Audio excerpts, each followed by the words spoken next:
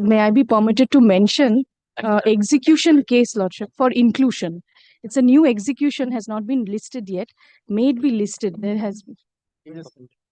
Lordship, there are two other execution cases where directions has been given for filing affidavits. However, the state of West Bengal, being the award debtor, has not yet filed their affidavits. However, liberty was granted. Liberty was granted for mentioning, Lordship. It was recorded in the order. May I be permitted to press for listing of the matters, Lordship? Give your slip. I am grateful. At the earliest date. Where my lords, I need to mention a matter. I'm Lordship, extremely- item number 245 of the monthly list, Lordship. If this could be taken up any day as What is it, madam? Lordship, the urgency is this, that the arbitrator has passed an order to against the appellant to deposit a sum of rupees 11 crores. And despite this, Lordship, a sum of 13 crores is the assets worth 13 crores already there with the special officer. Why should I interfere? Lordship, because it's an appeal against the order, Lordship, Appeal against the order? order of the tribunal, Lordship. Section The 37. tribunal is still going on, right? I mean, the award has been passed. Lordship, no, award has not been passed, Lordship. Then It's an order under section 31, Lordship. section 31, no urgency. May I be permitted to mention? 17, not 31. 17. Section 17 you would have filed before the arbitrator. What is your- 17 was already filed before the arbitrator. He has rejected our He has rejected. No urgency. We'll see. against that, Lordship. We'll see that. What is the stage of the arbitration? Lordship, the cross-examination of the witness is going on of the Respondent or of the respondent. respondent? Wait. May I be permitted to mention a matter, Malad? We seek to withdraw a section 34 application, Malad. The two matters, Malad, one is running in the list, another is not, Malad. Two matters published. The Yes. submission came in person, Yes. appearing in person only. Yes. So the matter is KP number 17. of You were 2000. appearing at 2 o'clock in the afternoon. Yes. So you asked me to come in the morning, sir. Yes. Apology. That's the time to mention. Yes. Yes. Sir. I'm extremely sorry for last days. Yes. Tell me what is it? The matter is KP number 17 of 2025. No copy of application has been served upon me, and the case has been filed here. The matter has been filed here, and I've been 34. I guess it's 34 because the award was passed. Since I haven't got the copy of the application, so I can't be sure of that. And means I've been following the cause list daily, and I've been appearing here since many months, and the matter is not coming up on the list. So it has been daily in the list 35, 37, 34 like that. Even You have to, sir, you have to find it out. You want us to do that exercise of yours? No, ma'am. Then? My lord, now What do you want? direction for the matter to be listed at the top. Either at the You don't top- even know when the matter has been filed. You don't know under which section the matter has been filed. What are you saying? There's no copy of the application being filed upon me. So you don't know anything. How can the matter be listed then? My lord, Either you know or you don't know. I don't know because no copy of the application has been served upon me. So you don't know whether the appeal has been filed or not. So first find out and then So mention. my name is coming up in the cause list daily. So I have to, Find out properly and then mention it. and on the last occasion also, my lord. No need to mention it like this. Sorry, just because you're a lawyer, I'm not going to give you any privilege. Item number 35. Sorry, sir. Do your homework, then come here. May I mention, my lord, an unnumbered section 34 against an MSME, my lord, council award. Now, my lord, the difficulty is we filed the section 34 within the extended period of 30 days. After filing, e-filing, my lord, and physical filing, it turns out there were certain illegible pages. So, my lord, during the vacation, we tried to replace the illegible pages. We were informed by the department that we need to refile this subsection 34. Now, the difficulty is that if we go to refile, then we have crossed the limitation of 120 days. So, my lord, we are seeking leave from your lordships to, my lord, make the corrections that are required, my lord, for removing the defects in the section 34. But I am carrying this e-filings, my lord, receipt of 25th September, which is within the Call 120. for the file, we'll see. Very well. Your Lordship, Grateful, my lord.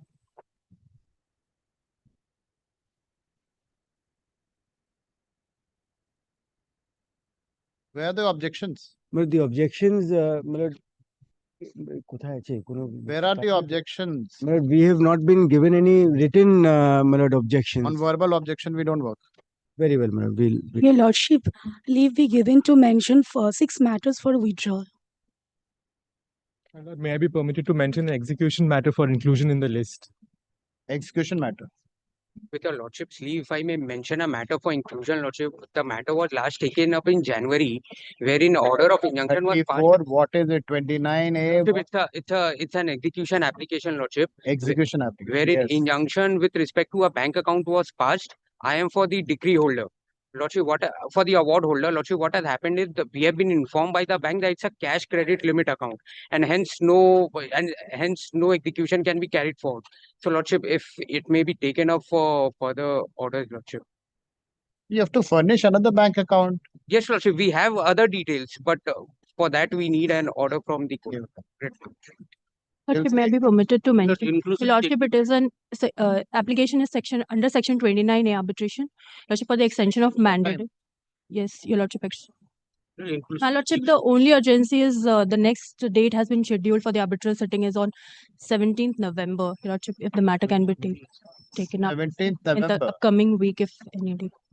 It must have expired. That's why you're moving an application on 29A. So Yes, what your is the lordship, next stand date with- of sitting? How can there be a next date of sitting? Are you filing It's it already before? pre- Madam, what are you saying? Either it has expired or it has not expired. It is Not expired on expired, then application. stands expired on October. No sitting after that. No. Why are you saying on the 17th November there's a sitting? Apologies, your lordship. Inclusion, execution. Kindly to mention one execution for inclusion in your list. Have your lordship's leave, your lordship, I'm mentioning 3 matters, execution matters for withdrawal. Much obliged, your lordship. Lordship can leave to mention a matter upon notice, praying for inclusion of an execution of an award. Grateful. Your Lordship, may I pertinent to mention EC 26 of 2024 for inclusion, upgradation of the matter, Execution. execution application. Why upgradation? Lordship, your Not right now. order has been passed on Not- August. We'll see. Let me handle. Yes, Mr. Sun. What are these? Okay. That's I've indicated, not the what's it. At the top note, it's indicated.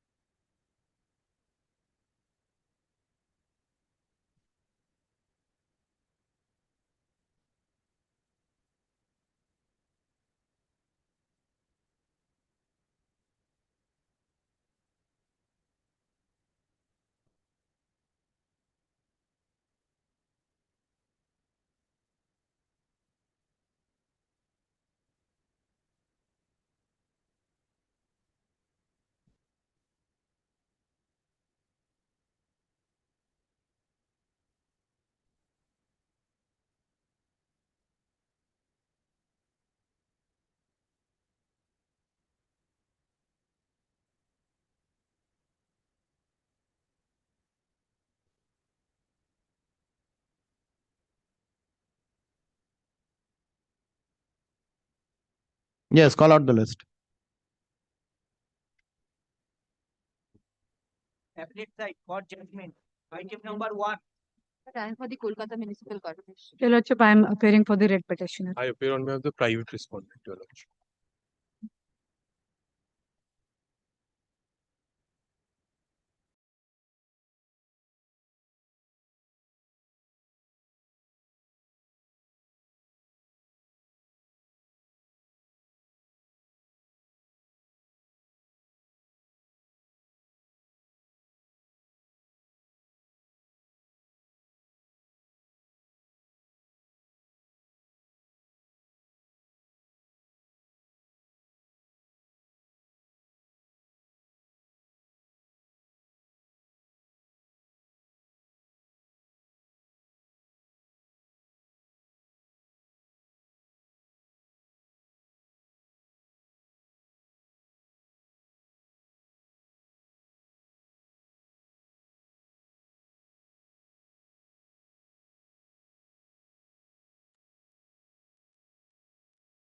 The writ petition is allowed to the extent indicated above.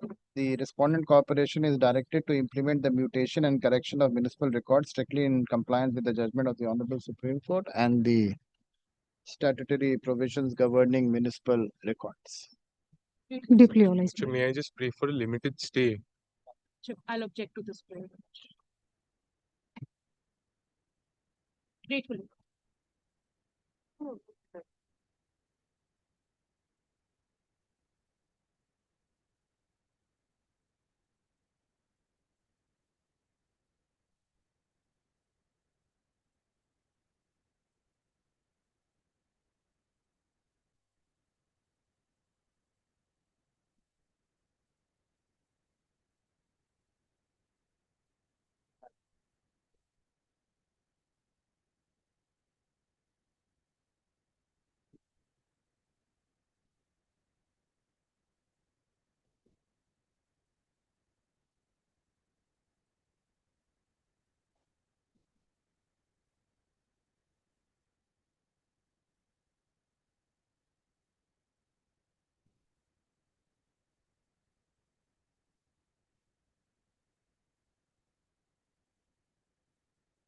check कर लो.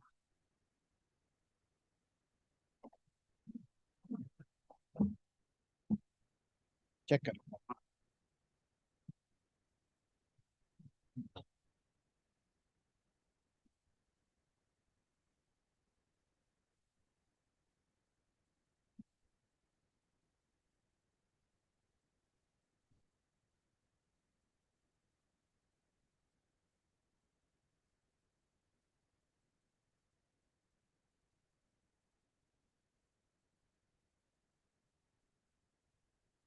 Follow the list. Inside matter, commercial division item number 1. Lordship, this matter has been settled between the parties. Lordship, the written instruction was given along with the mentioning slip.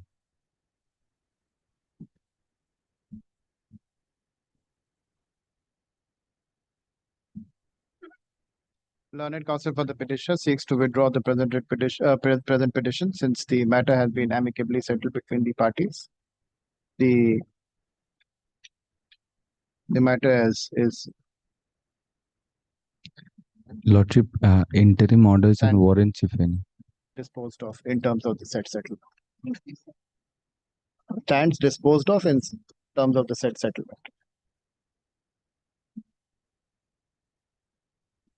Same. 1 to 6, huh? Lordship, 1, 2, 4, 5, 6 are my matters. 3 is somebody else.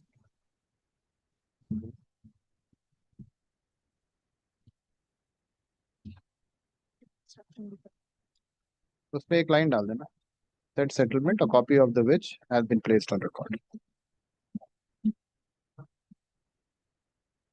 Which matter warrant?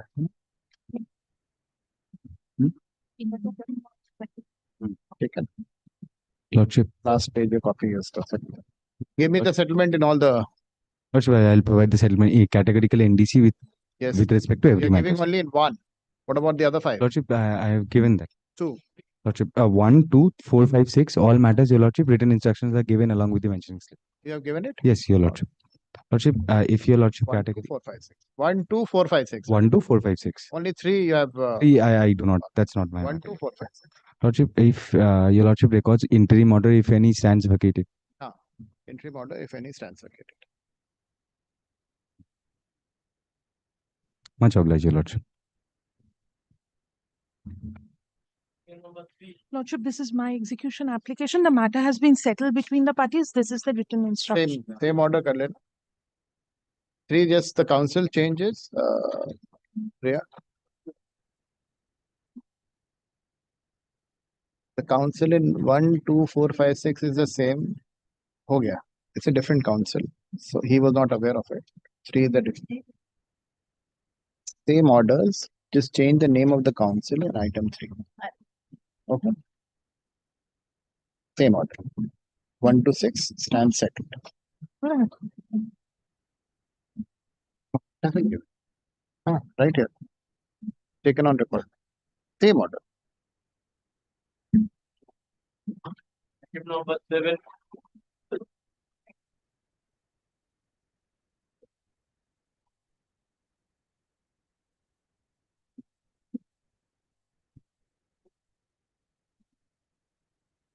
Yes. On the last occasion, there was a direction for inspection and submit report by the special officer. Yes. in respect of 78 Rafi Ahmed Kidwai Road, Kolkata 13. And supposed to be listed the matter on 3rd, but due to change of determination, matter has not been listed. There is extension of 4th is the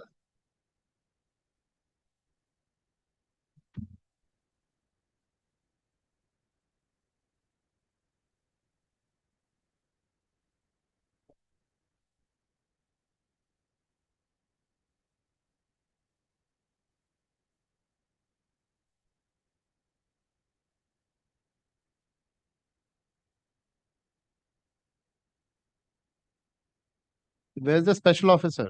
Has he filed a report? I think no. কোনো report file হয়েছে?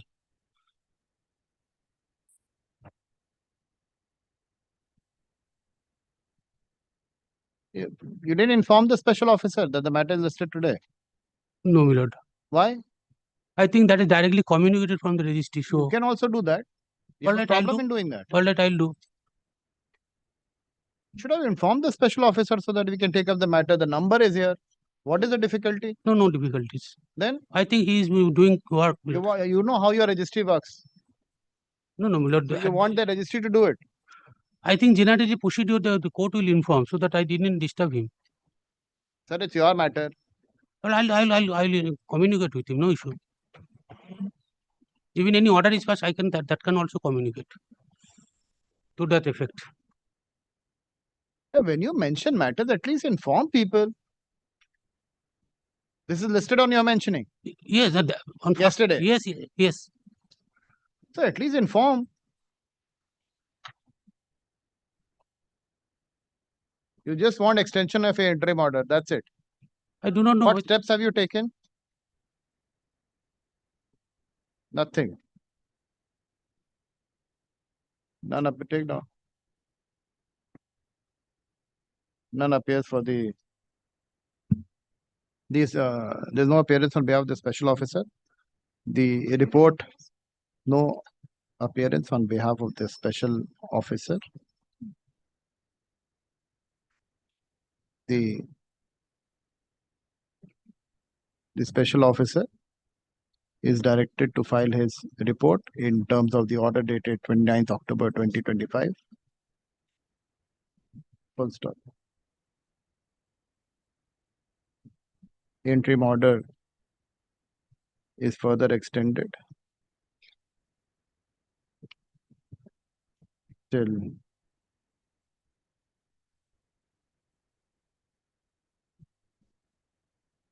5th December.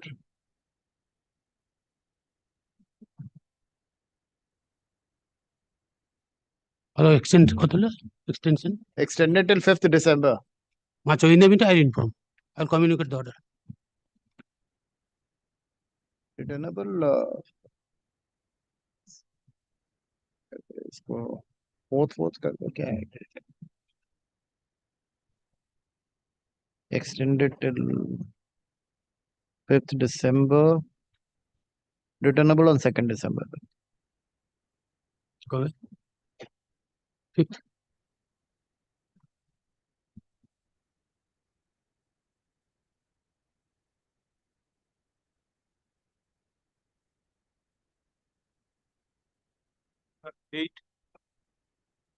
Your Lordship, I'm appearing for respondent number 1 and 2 in this matter. Yes. Lordship, this matter is kept for your hearing of extension, but the petitioner is not appearing for a long time. So kindly dismiss the matter, Your Lordship.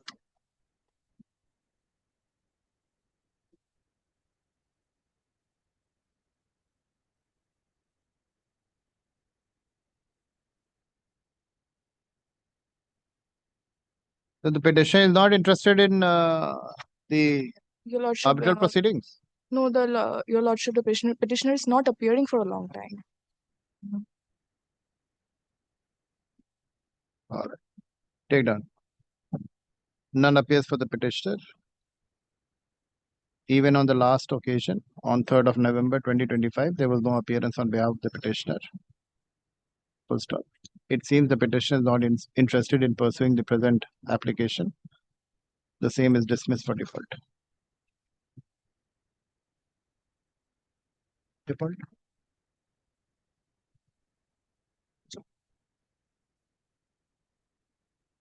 Item number 9. This is my application under 29A. Lordship had taken it up on Monday, where certain amendments were made in the application, which to which there was no supporting document. But I've taken instruction. Where it appears some amendments have been made with regard to extension of the mandate for 6 months. That in fact did not happen. It is a mistake which had crept in the draft. Whoever drafted it was under the impression that since the respondent is not appearing, it's a deemed extension and no formal order from the arbitrator is required. Well, that is a wrong reading which has been made. If your lordship could grant me leave, I'll correct it. My advocate on record will correct it by hand. But if that liberty could be granted to me, I'll come back to your lordship after correction. Which paragraph is it? Well, paragraph 19. That the entire paragraph 19. It's exactly the paragraph 20. 19, 20 as well as 23. These are and also the prayer. The date has been wrongly granted, my lord. The extension, my lord, what they have come up is after 3 years when it has been lapsed. After 3 years, you have come. But it lapsed on 28th February 2023. 28th February 2023. And whoever drafted it was under the impression that if we don't go by any impression, sir. No. Well, I'm not. Dismiss it on the ground that you're coming after so long. Well, that is a fact. But I am in fact coming after a long time. So I'm not giving you any liberty. But the argument was being advanced from the final arguments, and the respondent did not appear in the arbitration, did not file the statement of defense or any counterclaim. So my claim stands unopposed as on this date. That's okay. But why should I grant any extension to you? But because my claim for now it has not been adjudicated. Wrong amendments, wrong pleading. It is a wrong pleading. I'll admit I'm not going to allow this. I'm going to dismiss it on this ground. But will your lordship, in those circumstances, will your lordship grant me liberty to file afresh after I withdraw? No, not at all. Because the pleadings are incorrect. Pleadings are not correct at all. The dates are wrong, and it was whoever. This leads to perjury, sir. It is. It is a wrong. Making it so simple. No, I understand, and that's why Mistake done. Sorry, no problem. No, I apologize for this. I am taking the responsibility of this wrong drafting. I'll send the person to jail. Not wrong drafting. Misleading the court. But, I can't Who join has it. found the affidavit? Sir Rahul Gupta. How can he swear a wrong affidavit? But I do not know how this pleading could be made, because unless a formal extension is granted by the arbitrator. Why should I give you any liberty? That formal defects, if your lordship could kindly Not at consider. all. Sorry. Not at all. Give me the dates. Lord, on the last occasion, my lord, I have handed over a copy of the email, which is, my lord, dated 19th of February 2022, whereby, my lord, the arbitrator, my lord, had, my lord. Give me the dates. Lord, I tell my lord, the tribunal was constituted by an order of 15th December 2020. I had filed the petitioner had filed its statement of claim on 21st March. 11-6 order? I'm sorry, my lord. Yes, my lord, 11-6 order. Yes. Then the petitioner filed the statement of claim on 21st March 2021. Yes. And thereafter, my lord, sittings were held. On 13th June 2021, the matter was fixed as an ex parte matter because the respondent failed to file statement of defense. Yes. I'm sorry, my lord, not 13th, by an order of 19th. Hearing was held on 13th. Order was of 19th June 2021. Yes. The evidence was concluded on 1st July 2021. And the matter was kept for the final arguments commenced on 4th and 5th September 2021. Sorry, next date? 5th September 2021, the evidence was concluded. Yes. Thereafter, on 17th February 2023, the claimant filed an application. In between, my lord, on 19th February 2022, the arbitrator made the arbitration proceeding adjourned sine die since the claimant, my lord, did not participate. Wanted to proceed. My lord, that is there is a 19th February 2022. এখানে লেখাই নেই 23 করে 23 লেখা আছে 2023 Yes. And Milord, what they are saying, Milord, that in view of So Milord, after 19th of February 2022, nothing has happened. Nothing has happened. That's And then you are moving this application now. these are the facts. And I can't join issue on the whatever has transpired in this matter. Only thing which I can say is because apart from the wrong pleadings, well, the mandate has expired. But it is, the Lordship knows that even after expiry of the mandate, the parties are at liberty to approach this court for extension. Absolutely. These are my submissions, and I'll not say anything else. If your Lordship could grant me the liberty to withdraw this with the liberty to file afresh, that would protect the interest of my client. Anybody who sleeps over his right has no right to file any proceedings.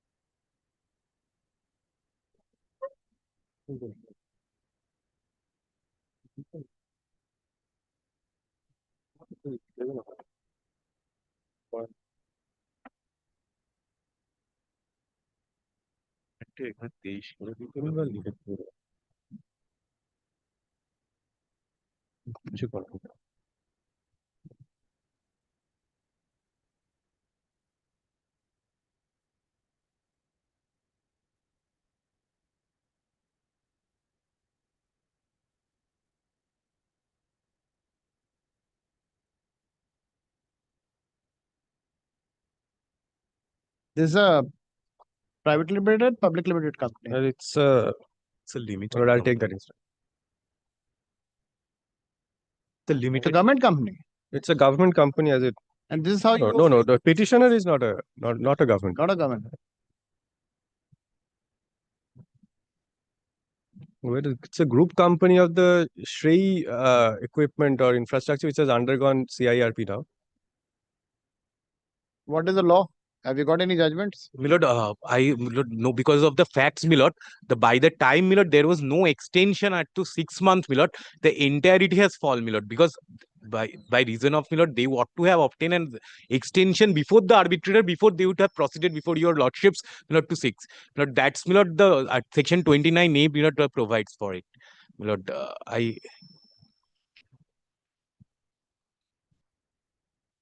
All right, take down. The petitioner has preferred the present application seeking extension of time for the conclusion of the arbitral proceedings and for publication of award for a further period of 6 months. Full stop.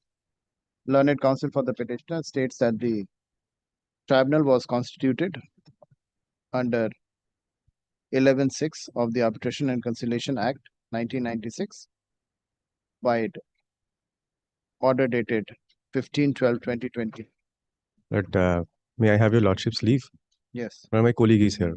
In AP number 73 of 2020. Full stop.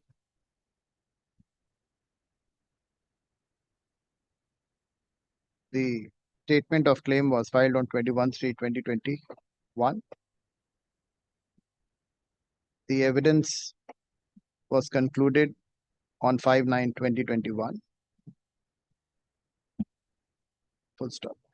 19/12/2022 was the last sitting. Milord, 19th February. 19-2. 2, not 2. 19-2, 2022 was the last sitting, and the matter was adjourned sine die by the sole arbitrator. Full stop. Since then, the petitioner had not taken any steps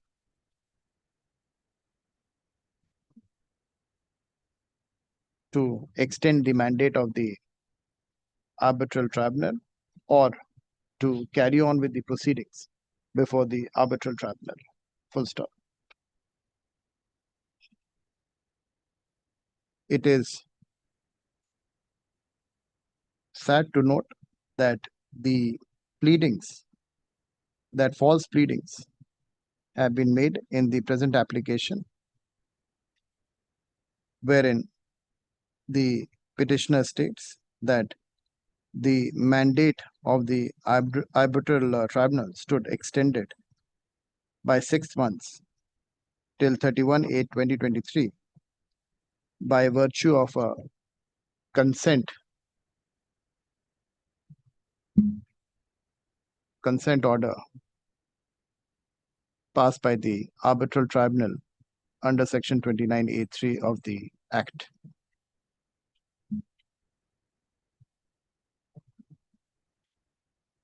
It is further pleaded in the application that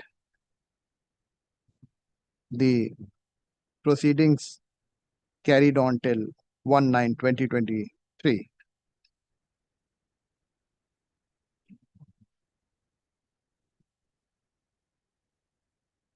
up to a period and 1/9/2023 and was extended up to a period of 6 months.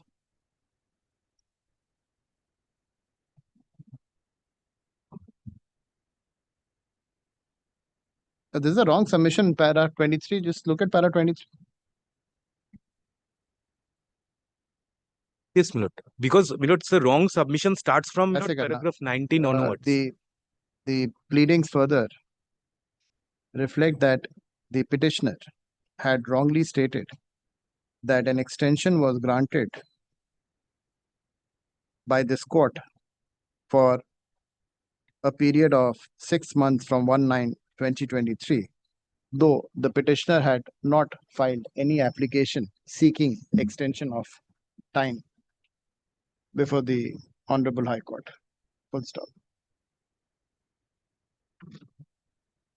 Learned counsel for the respondent has pointed out that the last proceedings were conducted on 19/2/2022 by the arbitral tribunal, and the matter was adjourned sine die, and that the petitioner had not taken any steps to get the mandate of the tribunal extended, neither did they participate before the arbitral tribunal. He further states that the averments made in the present application are absolutely incorrect, and the same is accepted by the counsel for the petitioner, who states that it was an inadvertent mistake made by the counsel who had drafted the present application. Full stop. Though the affidavit is sworn by Mr. Rahul Gupta and Rahul Gupta, who works for gain with the petitioner company and has wrongly stated the said facts before this court. Full stop. The present application has been filed without seeking extension of the mandate before the learned tribunal. The first mandate before the... What does the section say? Read it. It has to be before the arbitrator.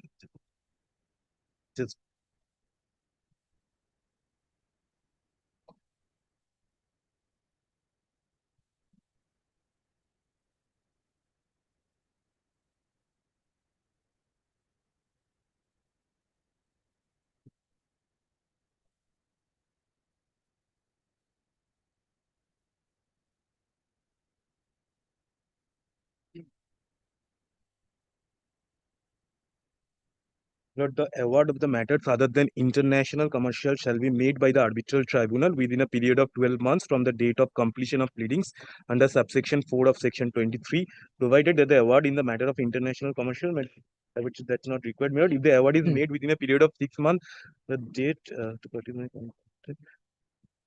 yes, my lord. Subparagraph 3, my lord, the parties may by consent extend the period specified in subsection 1 for making award for a further period of not exceeding 6 months from the date of completion, my lord. And if the award is not made in with the specified subsection 1 or extended period specified under subsection 3, the mandate of the arbitrator shall terminate unless the court has either with prior or after the expiry of the period so specified extend the period. क्या लिखा है था?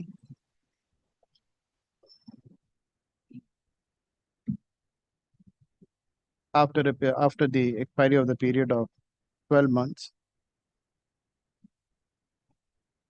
wherein the parties could have got the same extended for a further period of 6 months under section 29A3, full stop. The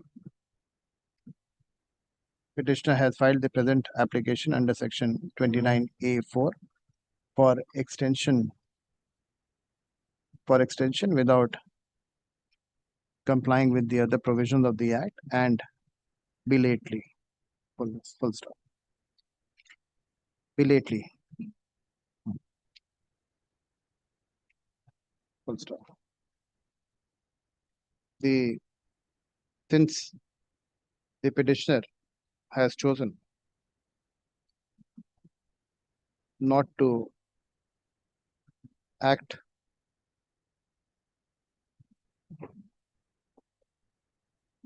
before the arbitral tribunal and has not sought any extension before the arbitral tribunal and has filed the present application after a period of 3 years. This 3 years with wrong averments, with false averments. This court is not inclined to extend the time period. The present application is dismissed.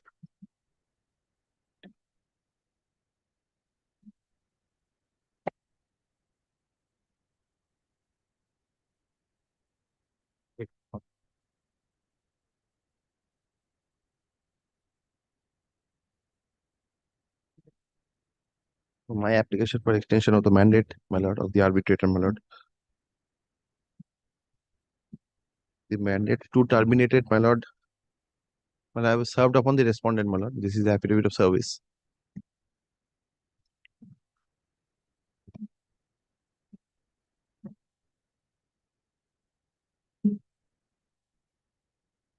The mandate to terminated, my lord, on 8th of June 2025, my lord. What had happened in this matter, my lord? Initially, an arbitrator was appointed, my lord, by an order dated, my lord, 30th of August 2022, my lord. Thereafter, my lord, the arbitrator was substituted. Just a minute, give the dates properly. Yes. My lord, kindly comes to page number 12. Page number 12, yes.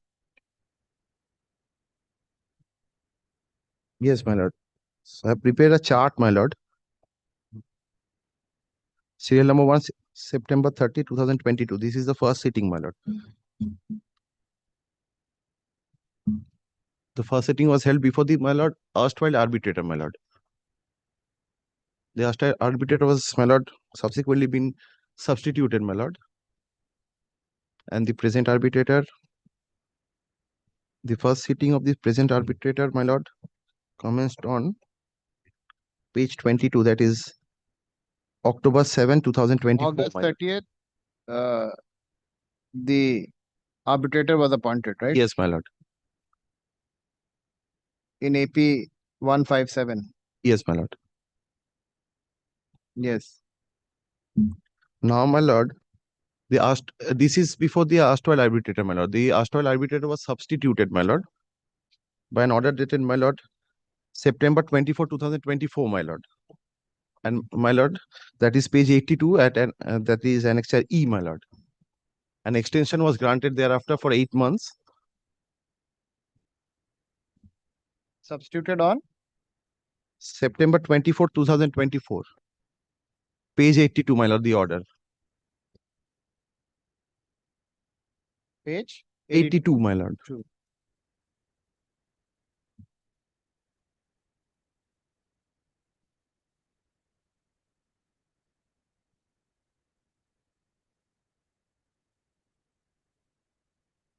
All right. Yes. Now, my lord, what has happened before the present arbitrator that I have mentioned in page number 22, paragraph number 57, my lord. There's a chart, my lord. Yes. Yes, my lord. The first sitting before the present arbitrator was held on October 7, 2024. But my lord, what has happened? The cause papers were still lying with the erstwhile arbitrator, and it took, my lord, from October 7 till November 21st. On November 21st, the erstwhile arbitrator handed over the cause paper to the present arbitrator, my lord. And my lord, before the erstwhile arbitrator, we have moved an application under section 17 of the Arbitration Act. It was, however, my lord, it transpired that the order was not passed by the erstwhile arbitrator in section 17 application. So, my lord, we have to again re-argue the matter before the present arbitrator, the section 17 application. Yes. So, I mentioned everything in the chart, my lord. Yes.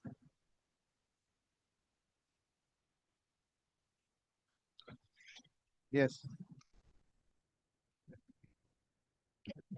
Now, my lord, if my lord kindly takes page number 24, serial number 7, my lord. Yes. January 28, 2025, 7th sitting was held. The section 17 application was disposed of.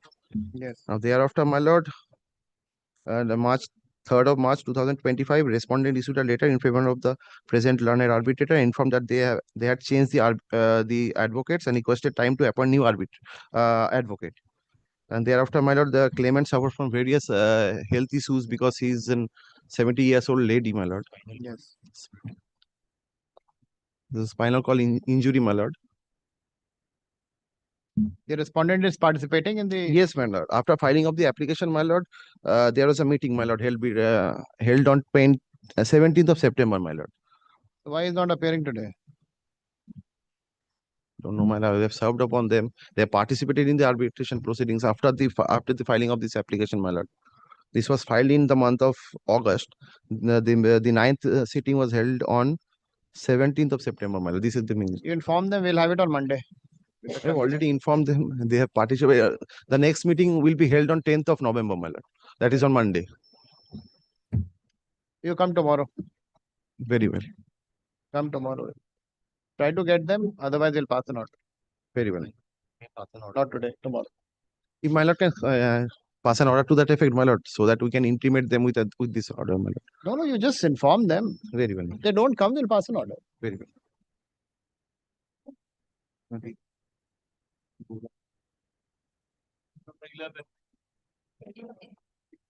But there's no order passed. Your Lordship, in this matter, I'm appearing for the petitioner. Yes. For the respondent, your lordship. Filed an application under section 29A of arbitration to extend. Any objection? No objection, your lordship. Lordship, the prayer is to extend the mandate for 24 months. 24 months.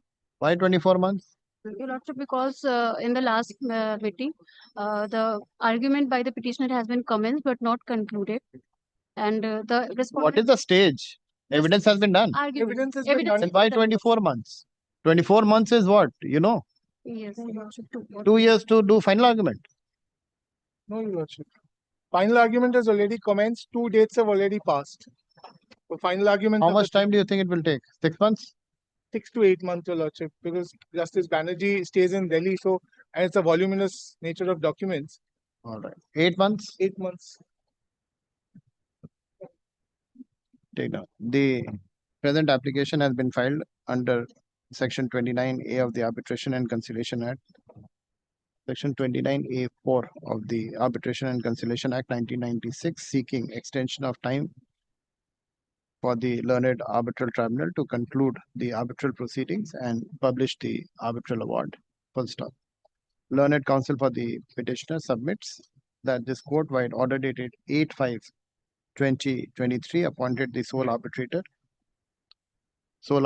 to adjudicate the dispute between the parties. Full stop. With the consent of the parties, the mandate of the arbitral tribunal was initially extended up to, what was it extended up to? 8 months. No, first one. Oh, first one was, my lord. Extended up to, where's the order?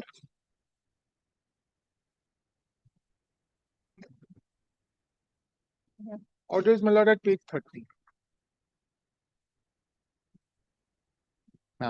Extended up to 4/2/2025.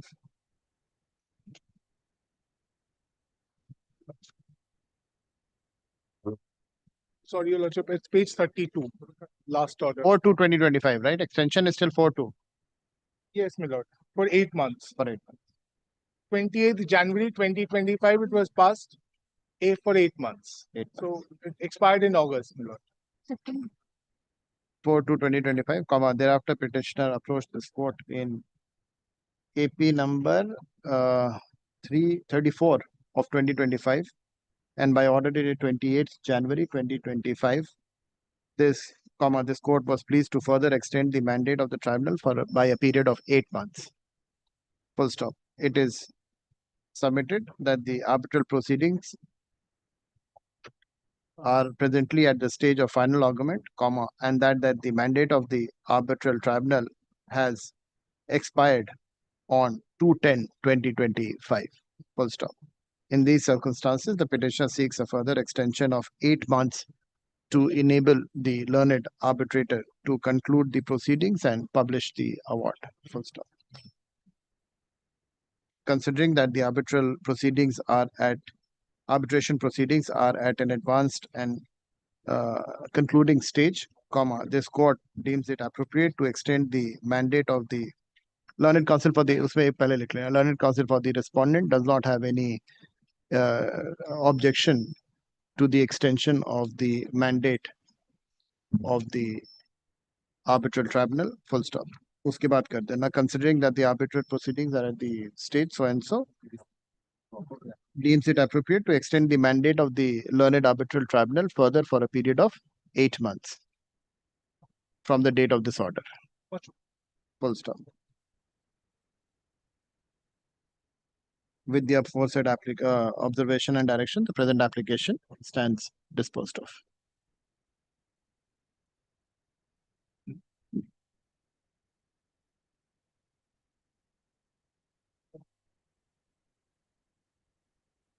Lordship, my application for under section 36(2) of the Arbitration and Conciliation Act, Lordship, stay of an award dated 25th January 2025, passed by Where have you mentioned that you have filed a 34 petition? Lordship that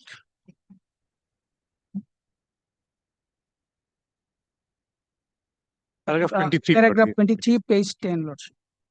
It is appearing in the monthly list note, item 139. Lordship, this is an unilateral appointment of the arbitrator. Financial note has not sought unconditional stay, which is not permissible. So if management secures the amount of about 30 lakhs which is due. Oh, you have only stated where's the application number, 34 petition number. Petition number is not mentioned, Lordship. Why you have not mentioned it? I apologize. That is the mistake, Lordship. But I have mentioned that, Lordship, we have preferred an application under section 34. That is mentioned. That's it. That's enough. No, Lordship, that's not enough, Lordship. We should have. Take down. The petitioner has preferred the present application under section 36(2) of the Arbitration and Conciliation Act 1996 for staying the operation of the ex parte award dated 25/1/2025 passed by the learned sole arbitrator. Full stop. Learned counsel for the petitioner submits that the petitioner has already challenged the award by filing a petition under section 34 of the Arbitration and Conciliation Act 1996. Full stop. However, the details of the same is not disclosed in the present petition. The petitioner is directed to file a supplementary affidavit disclosing the same.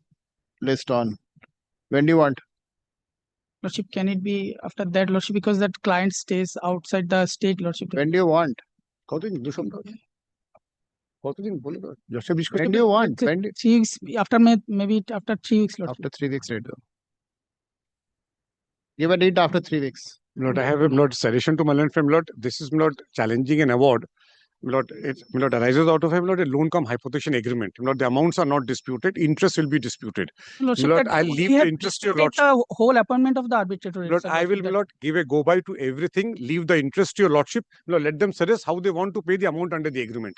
I will not enforce anything. Lord, I'm interested in the amount due under the agreement. No technicalities, no nothing. Interest, I leave it to your Lordship. See, I don't unilateral think I can appointment give of a an better- arbitrator, Lordship, we have objected Fine, to the let's- within let's 30 file. days of the So Lordship they will find the appointment. technicalities. Lord, Subsequently, the we have intent preferred is the not to pay. appropriate application before the arbitrator also. That has not been considered and the award has been passed ex parte, Lordship. What is the amount? So 30 About lakh, 30 lakhs. 30 lakhs, 25,000. And definitely to secure, Lord, if he wants to, Lord, fight. He has to secure He'll it. have to secure. Lord, it's, Mr. Sinha, I am very clear on that. yes, Lord, he has to secure. 100% with interest. You The secure appointment it. itself is a Lordship, illegal, Lordship. We'll hear the 34 then along with the 36 too. I'm not gonna pass. Lordship may kindly then, kindly, if Lordship may please to then kindly you hear file both your- the simultaneously. Both the- First you file. We'll see that. I'll Lordship. Thank you much. Just not a bit of digression, Lord. Your Lordship has been hearing number of section 29.5, Lord, and 29.4, Lord, for extension. And what the Lord, the request is that the arbitration is fixed on such and such date. Therefore, Lord, hear it immediately. Lord, the Act itself, Lord, takes care of that. Lord, section 29, subsection 4, Lord, it says that So, where an no. My only doubt was that for the extension of time, first thing is that they have to go before the tribunal under 29A3. yes, Where the tribunal can extend it. for whether the first after it, 6 no, months. that has yes, And that is a procedure which they have to do before they come to the court. yes, yes. Lord, So but I'm then saying, only Lord, once they have 29A4 they can file it before the court. yes, Lord, what I'm trying to do, Lord, once Lord, they file and the application is pending before my Lord, the mandate continues. So, Lord, this pressure, Lord, that it has to be heard tomorrow, mandate is expiring day after, Lord, that's not correct. But the Act itself says once, Lord, an application has been filed, the mandate shall continue till the disposal of the said application. Lord, 29, subsection 4, Lord, the last proviso. Provided also that the provided further that where an application under subsection 5 is pending, the mandate or the arbitration will continue till the disposal of the said application. So, Lord, one can file not and proceed with the arbitration. Yes, no, that is not something which is not new in this act, no, which was not there in under the old act.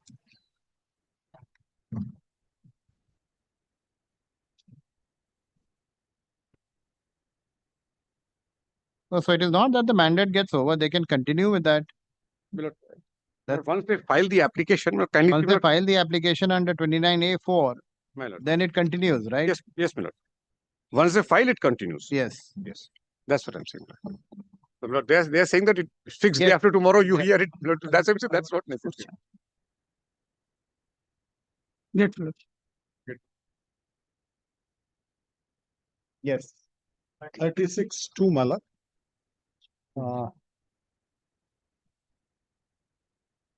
I appear on behalf of the Paragraph 6, Lordship. Paragraph 11, Lordship. I state that 34 is filed. Yes. It is heavily contested. It is argued for quite some time and then change of bank. So Lordship now will take up all the things together. They have a execution. I have a 34 and for the stay is this. Because they filed execution till that time I have not. Now Lordship, I'm a national insurance company. The claim against me is 1 crore 80 lakh. And Lordship, there is an order already passed in the matter in execution when I appeared in the matter. Lordship, there was an order to the extent that under the circumstances, the awardator shall ensure that at least a balance of 1.8 crore is maintained in any of its bank account. Because I have several bank accounts. So I have to only indicate in one bank account, I will keep 1 crore 80 lakh and then I will proceed. So Lordship, this order was passed. If my learned friend is not disputing with that order, the order was this you are aware of this. So if this order was passed in the execution when they had yes. not secured this amount, Not the secured. section I have to keep it in my account. That's the order. that was in the execution. Now, when they filed a 36-2, they will have to secure it with your lordship's code. This is also secure. This is not the security as This is contemplated also under attachment. 36-2. This is also an attachment. So, Lordship, in view of this order, this application can be disposed of.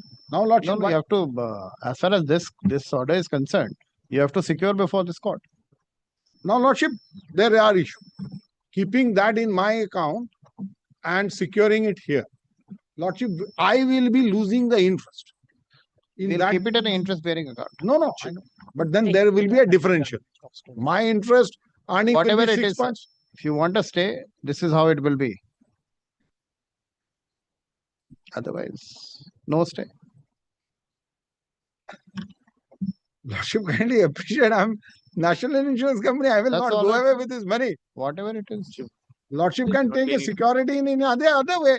Lordship can keep one of my asset, Lordship. No. All across the country, rather all across the Secure. globe, I have assets. The law is not different for a government Keep entity. the money in It's the not like- account. It will be an interest-bearing account. You'll earn the interest. Lordship. Lordship, That is how it is. I had this order with me. Then Lordship, I would have not come up with this application. You shouldn't have. Withdraw it. I have shown my bona fide. Withdraw it. Withdraw it. As it is, your bona fide is clear that you're keeping the money 1 point. Why are you moving this application? Why did you move But it? that's what, no, this order is there. You have no problem in securing them. Keep the money there. Withdraw this application. Lordship, then the security is there. Now the question That's is what I'm mode of saying. security. No, now we are talking about mode of security. Sir, as far as this order is concerned, here you have to deposit the money. I'll keep it in an interest-bearing account. Lordship, then kindly keep whatever it. it is. I tell you, Lordship, then Lordship, we have to see order 41 rule 3 in a money decree, because this, Whatever. You argue it.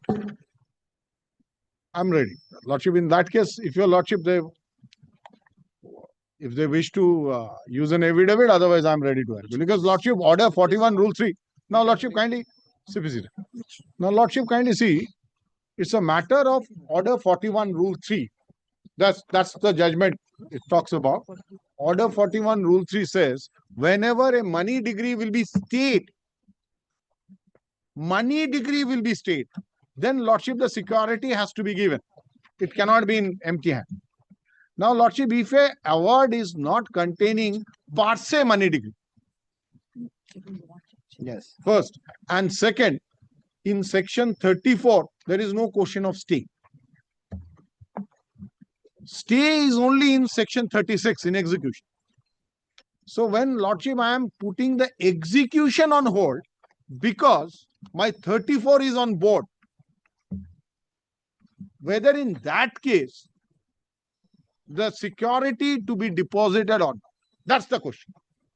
So far as maintaining a particular balance so that the decree or the award will not become a paper decree at the time of execution. That has to be protected. I am there with. Now the security part. Now, Lordship, we will read 36.2, the language. 36.2, Arbitration Act. Lordship, let's first read order 41. CPC है ना?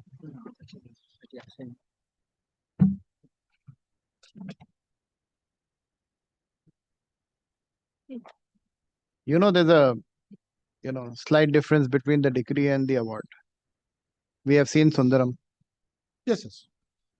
And Lordship, I am also aware of the fact that injuncting a injunction execution application is quite different that of the stay of the award. I would try to argue before your Lordship. Here I am asking him not to put the decree into execution because after the award has taken a shape of decree. So he is putting it into execution.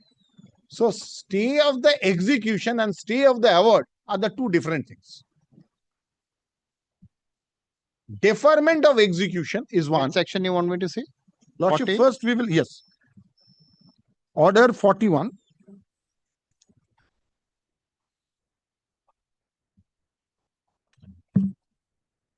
Rule 5 and Rule 6.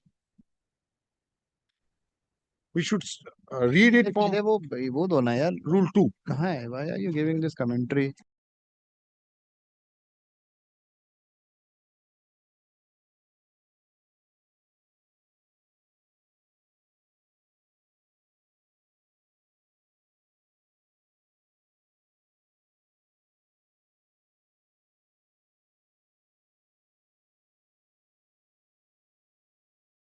allow me 2 days more time, I can come prepare with the judgments also. Today I can address up to you. Then Lordship kindly keep it on Monday. I will come back with the judgments.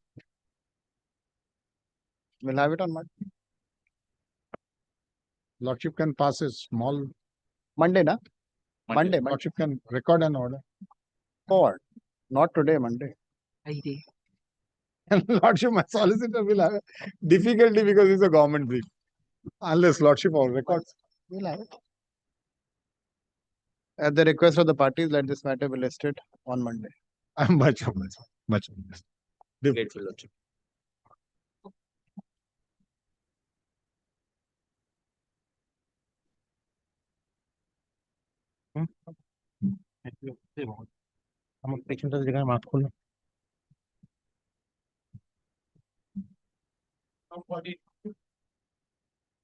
Wait, please, Your Lordship.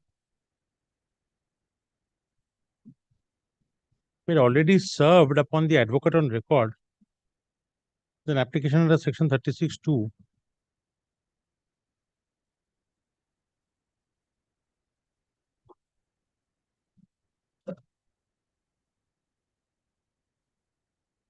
Yes. Page? This is an application under, kindly takes page 3. You've already paid the money. No, we have partially paid. We have challenged 2 portions of the award, my lord.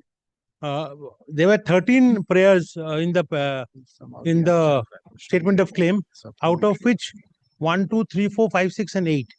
7 were allowed, so we have challenged only a portion of claim 5 and claim 8. So totaling amount is 15,16,693, and we have paid 56 lakhs odd already. Just can you repeat yourself? You have challenged partially. Partially of claim number 5 and partial claim number 5 and claim number 8, with the amount is 15,16,693. 16 lakhs? 15,16,693. Yes. And we have paid the rest of the awarded amount of rupees 56,81,709, which will appear in paragraph 3. Along with interest. Now we need to secure this money at 15,16,693 along with interest. So deposit this money also. We'll deposit along with the up-to-date interest with the registrar within 4 weeks, my lord. The government. So when did you file the 34? 34 was filed long back, my lord. Within time, just within time. A short 34, my lord, very short. A PV's price variation clause, the component was. Where have you mentioned AP number? AP number is not mentioned. You have to mention it, sir. Where's your 34 details? How do you file these applications without giving the details of your 34? Huh? Previously, the department used to take this. So this I'm not concerned about the department. I understand. I'm concerned about. I understand. I understand.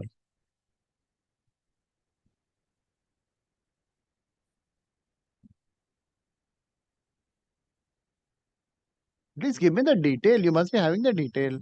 34 details.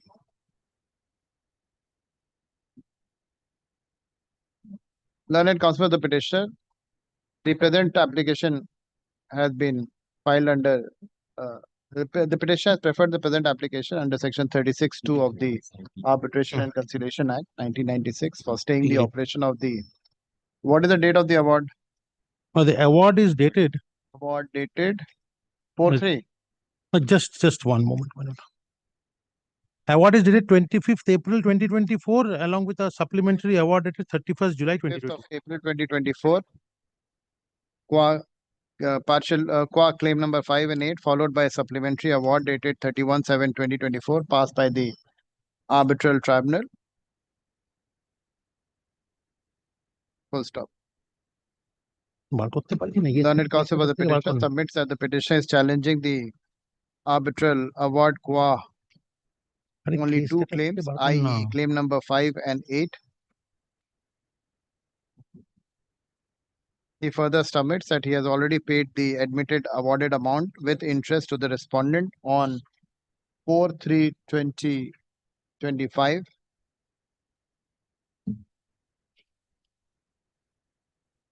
You cannot. In view of the same, learned counsel for the petitioner is praying for the stay of the impugned award during the pendency of AP number. Well, I'll just give my junior is finding out.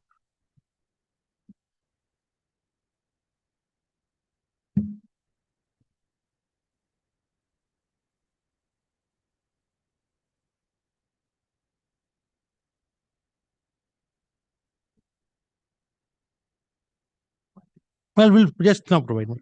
Learned counsel for the petitioner states that he shall file a supplementary affidavit disclosing the Supplementary Section 34 petition, the details of the Section 34 petition filed before this court. Let this matter be listed after 3 weeks.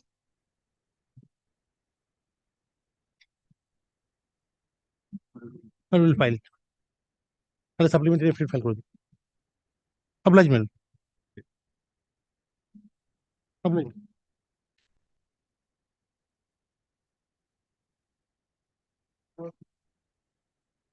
In item number 50, my lord, I beg to appear on behalf of the my lord, petitioner, my lord. In this my lord, section 34 application, my lord, I have challenged an award passed by my lord, the MSME council, my lord. As your lordship my lord knows that there is a requirement of 75% pre-deposit. But why not 100%? Why requirement of 75%? No, that is the my lord, statutory requirement of 75%. Now, my lord, I am my lord, Western Coalfield my lord, Limited. My lord, we are my lord, yet to file another application praying for my lord, exemption for depositing that amount on the ground. Show me the act, which section?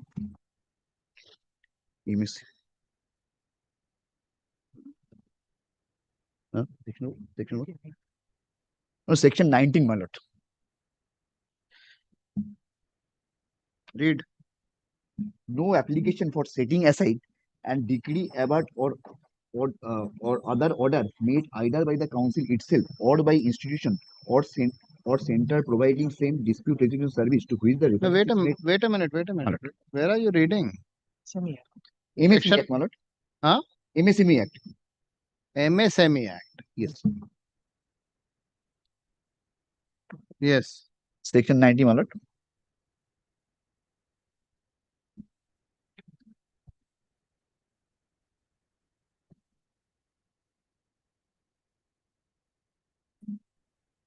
No application for setting aside any decree, award, or other order made either by the council itself or by any institution or center providing alternate dispute resolution service to which a reference is made by the council shall be entertained by any court unless applicant, not being a supplier has deposited with it 75% of the amount in terms of the decree, award, or as the case may be, the other order in manner directed by the court. Provided that pending disposal of the application to exercise the decree, award, or order, the court shall order that such percentage of an amount deposited shall be paid to the supplier as it considered reasonable under circumstances of the case, subject to condition as it deems necessary to impose, my lord. My lord, I will take out an application of 36(2) application, my lord, by next week, my lord. In that application, your lordship would decide as to whether, my lord, should I pay 75% or whether, my lord, I have been able to make out an.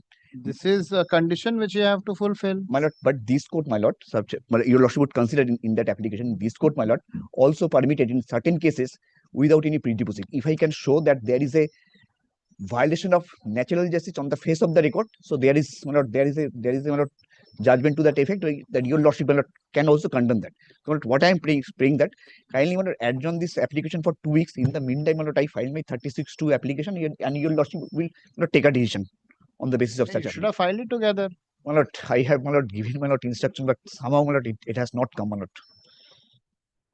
And my lord, another thing, my lord, my application is beyond 90 days, but within 120 days. I have given, my lord, the reasons for delay, my lord. That is okay. 34, no? 34. Learned counsel for the petitioner seeks an adjournment. On personal grounds, seeks an adjournment and praise for this matter to be listed after praise for this matter to be listed after 2 weeks. 2 weeks. After 2 weeks. Let this matter be listed after 4 weeks. Grateful, grateful.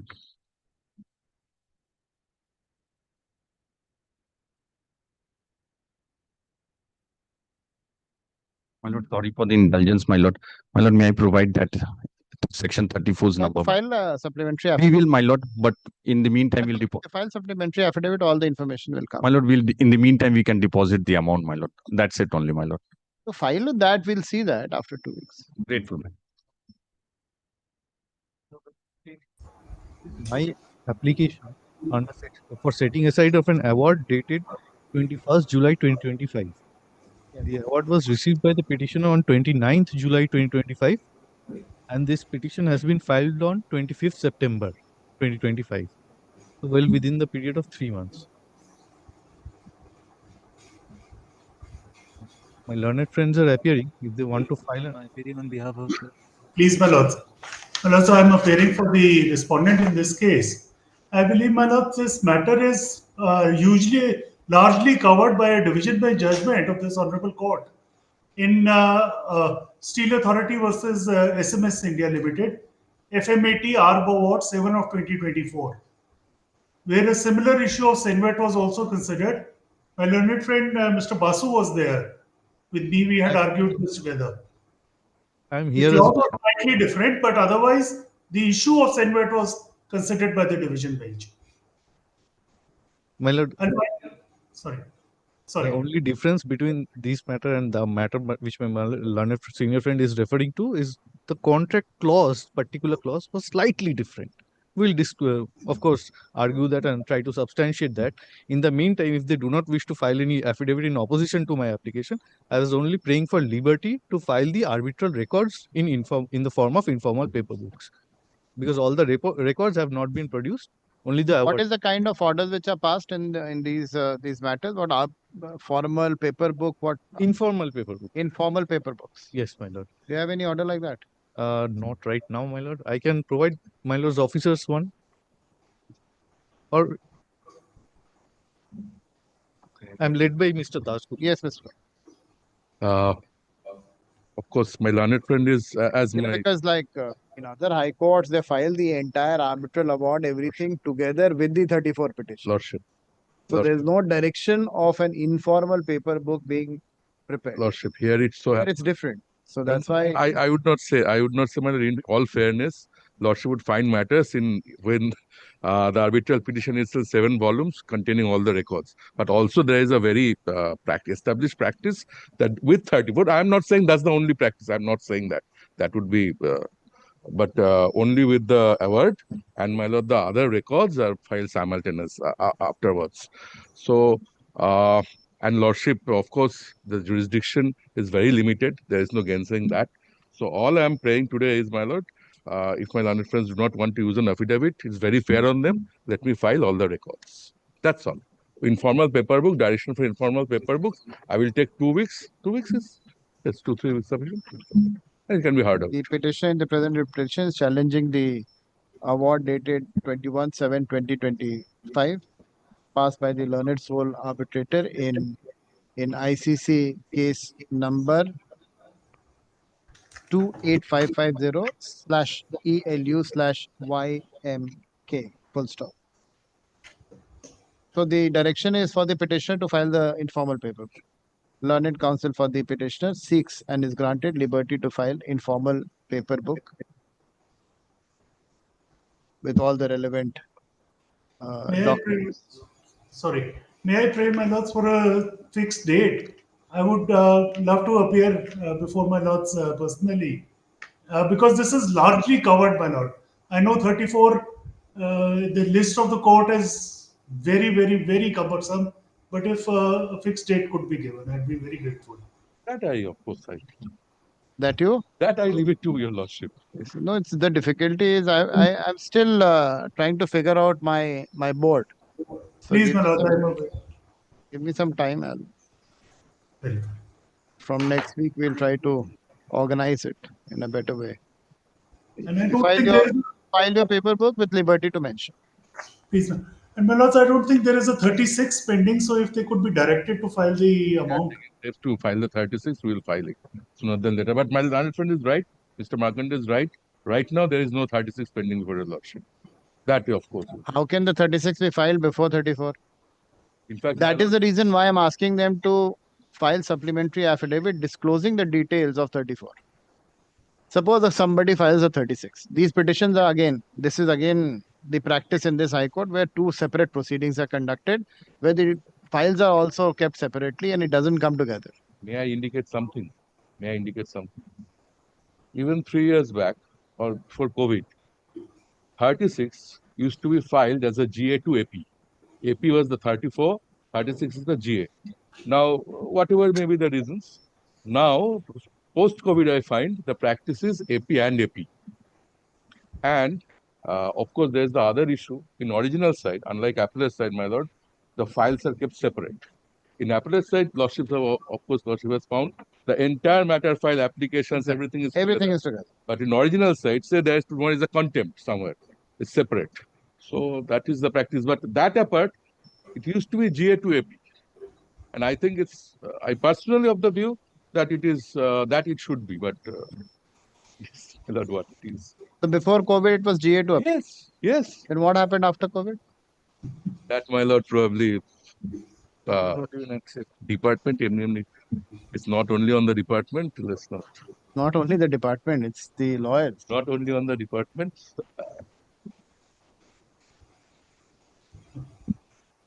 Learned counsel for the petitioner seeks and is granted liberty to file informal paper book with all the relevant documents, including the arbitral records, within a period of 3 weeks. Within a period of 3 weeks. Full stop. We accept notice on behalf of the respondent. Parties are at liberty to mention the matter. Highly obliged. Highly obliged. You mention after 3 weeks. We'll see. Highly obliged, friends. Highly. We'll try to take it up. Hopefully. Yeah.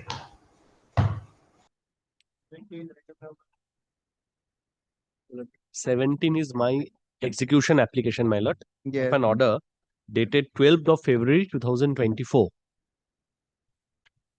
My lord, the award was passed by the MSME Council, your lordship.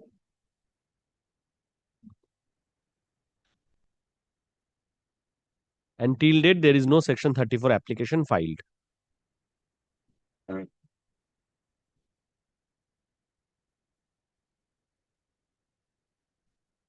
Respondent?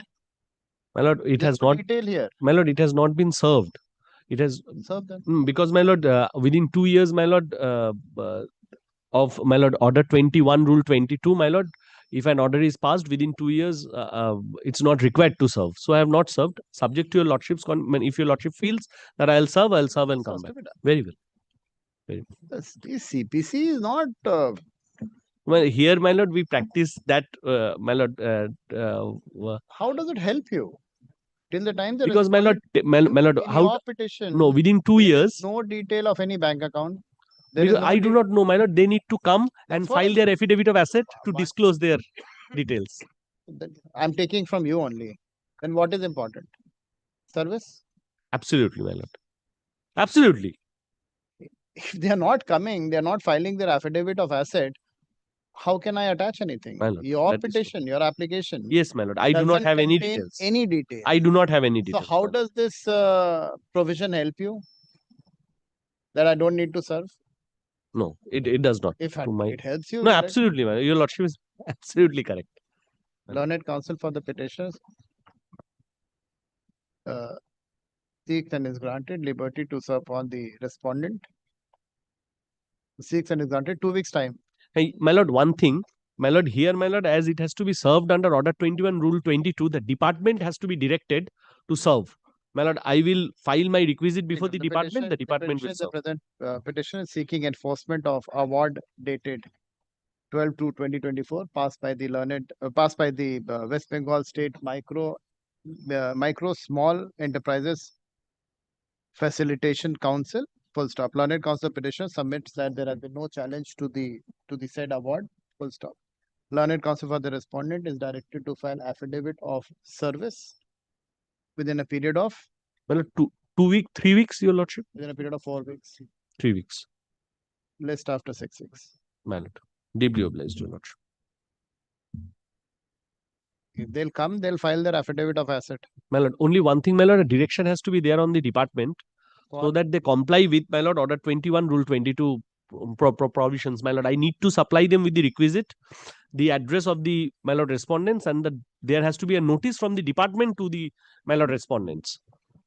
Show me an order like that. Within 2 years. Show me an order like that. My lord, I'm not carrying it, but There's no need for it. Very well, my lord. My lord, there are No need for it. my lord, your all lordship's officers, I think, have the orders.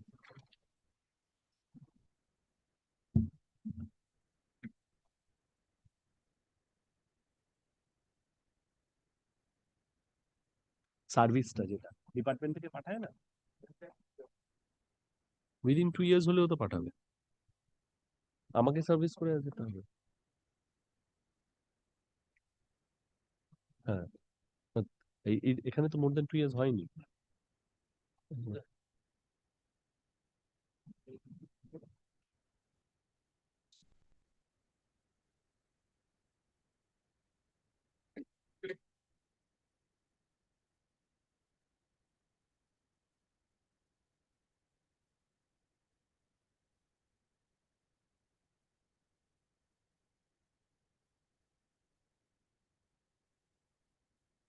All right. This is at least come armed with these orders, Yes, my lord. These are these are proceedings akin only to this court. Yes. So we have not seen this. I mean, I have not seen this. Very well, your lordship. Wait on. We'll serve No, and this will change.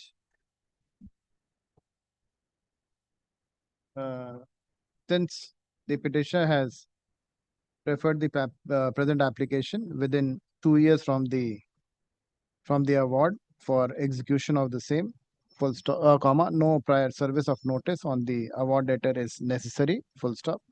The award debtor is directed to file his affidavit of asset within 4 weeks from the date with advance copy of the same to the learned advocate for the award holder, full stop. Keep it after 6 weeks. The matter shall be next taken up for hearing on after 6 weeks, give a date.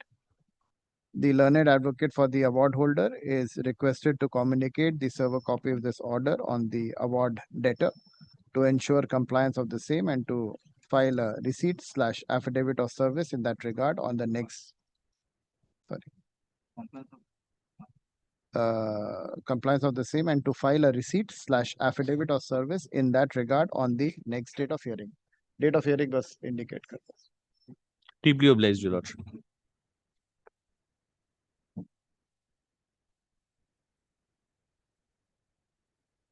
Lordship, for item number 18,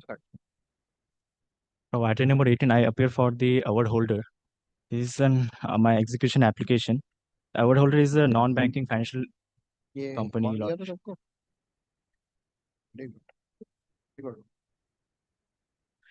The award dated is 20th February 2025. Your Lordship, we have filed the execution application within 2 years. Within 2 years. Same order. An additional prayer I would pray before Your Lordship in terms of prayer A, an injunction over the hypothecated asset.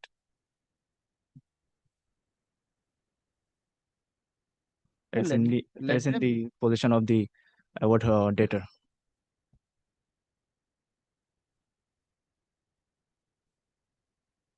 Where's your prayer A? Lordship, in the tabular statement. Page.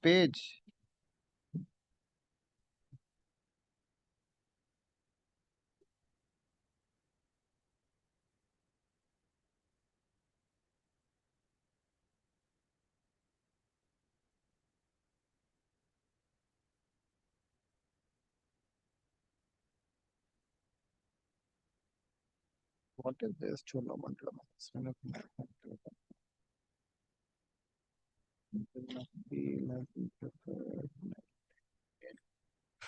Audit amount 10 lakhs. 25.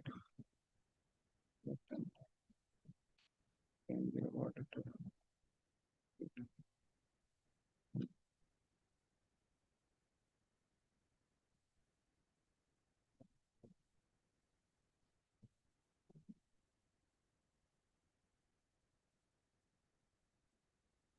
Nothing is here right now. You have not given any details. What are the details? Details of the asset. Yes. Details of the asset is at page number 3, Your Lordship.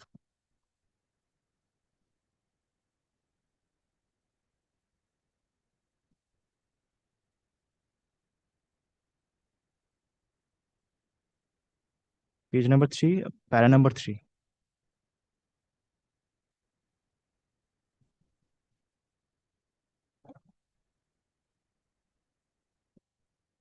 We will see where is it? It is in the possession of the award data, Your Lordship. Is in his where his where is he located? His registered address is at Alipurdwar.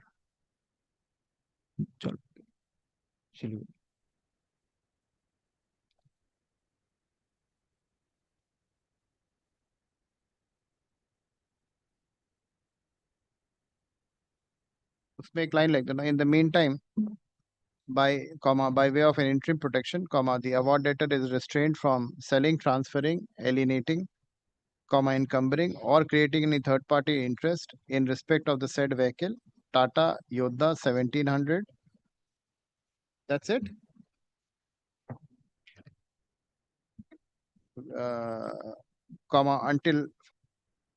Until further order of this court.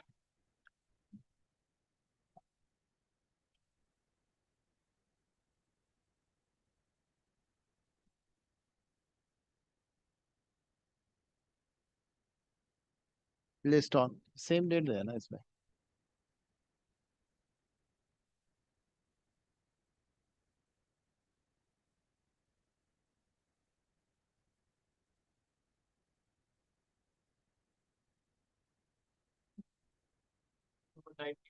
Lordship, item number 19, the award date is same. Only the asset details are different. इसमें वो सिर्फ change होगा. Last line जो है ना 19 है ये.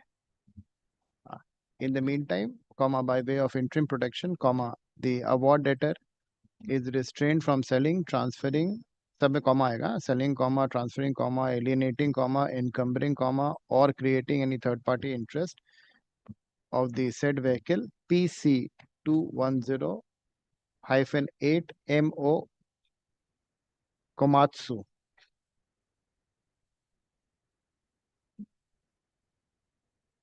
Yeah, I am para 3. Right here. Okay. Komatsu, until same further orders of this court.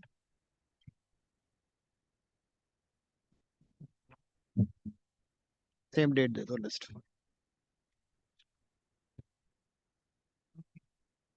Lordship, this same date of the award, 28 February 2025. The details of the asset is appearing at page number 3, para number 3.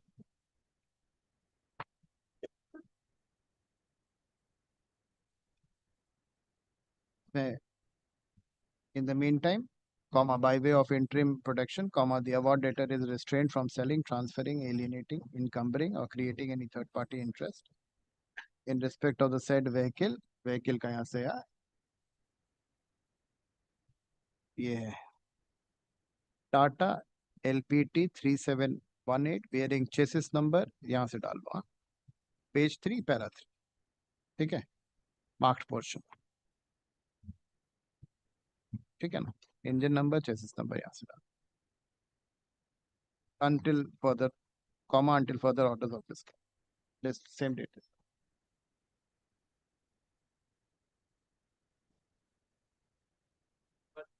Lordship, the award date is same, 28 February 2025. The asset details is appearing at page number 3, para number 3. Same होगा ये बस page number 3 para number 3 ये है detail 1 Tata Ultra 1918 HDS 20 feet. ठीक है?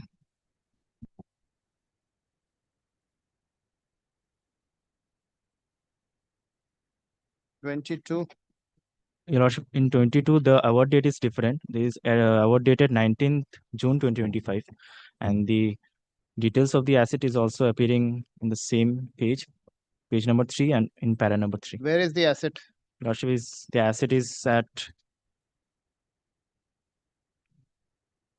Gangtok. Go to Gangtok. Not here. File your execution in Gangtok. You want me to dismiss it? I'll dismiss it. You want to withdraw it? Withdraw it. Lordship, in the meantime, the direction may be given to file their affidavit of asset if Affidavit of? asset. Affidavit of asset I can get it, but no interim order. Yes, Your Lordship. First part dismiss कर लेना वो जो without notice. बस that's it. Only the first portion. उसमें एक line लिख दो इसमें comma it is however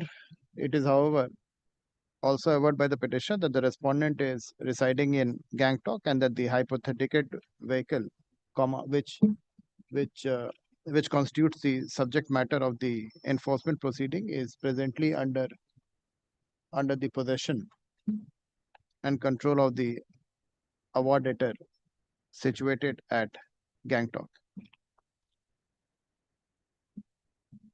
The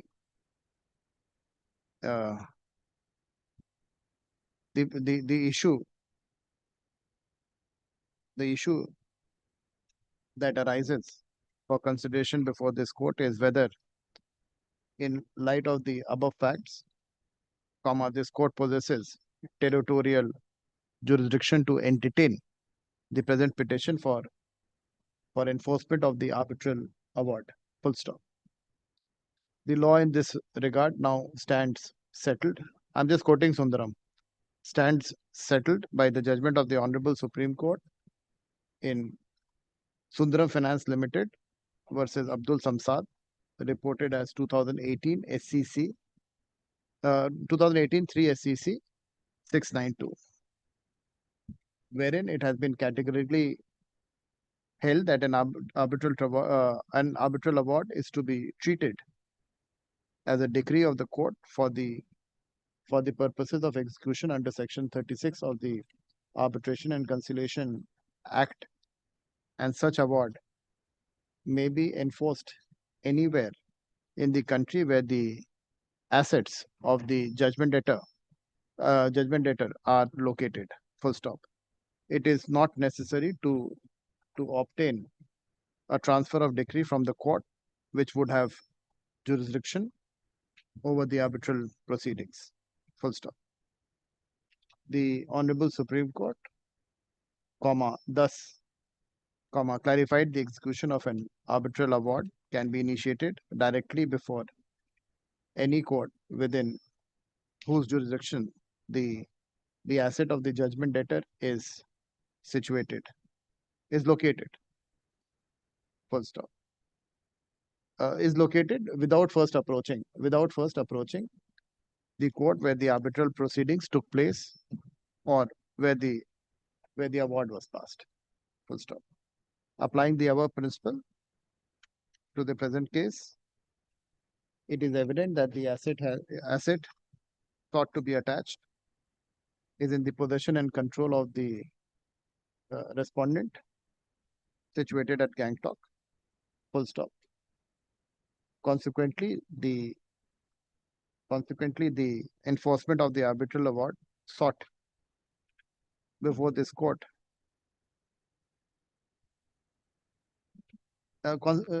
consequently, the enforcement of arbitral award shall be sought before the court, before the jurisdictional court at Gangtok, where the asset is located. Merely because the registered office of the petitioner is situated within the territorial jurisdiction of this court, or the arbitral proceedings were conducted here, comma, would not confer jurisdiction upon this court for the purpose of execution, comma, as execution is governed not by the situs of the arbitration, but by the location of the asset, by the location of the judgment debtor's assets. In view of the same, this court is not inclined to entertain this court is not inclined to pass any order for the interim protection of the interim protection. It is not inclined to pass any order for the interim protection of taking over the possession of the asset which is located in Gangtok. Full stop.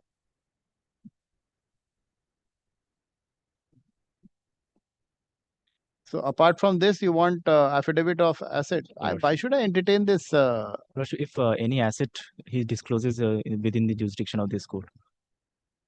This is what basically is just the vehicle which you generally want. I don't know, Your Lordship, if he has to multiplicity of proceedings. Lordship, I'm not aware of the fact whether he has already alienated or sold the asset. That's why. Application dismiss karo. According to the present, accordingly, the present application is dismissed for want of territorial.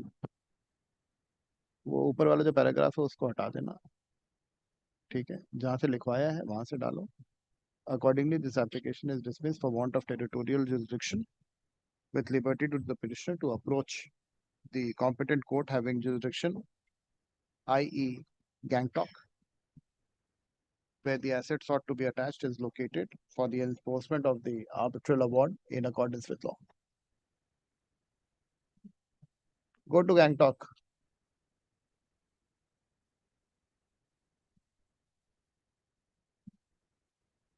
Application is disposed of.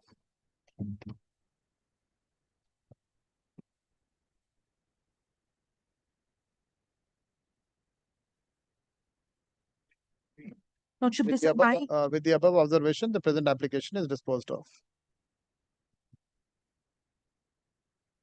क्या नाम है आपका?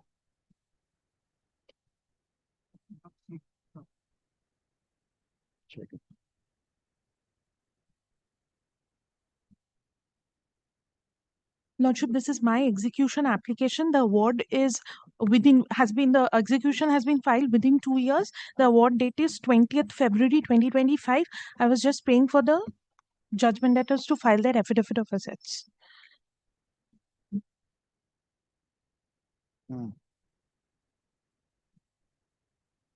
ये वाला order जो पहले वाला है ना वो डालना है इसको, ठीक है.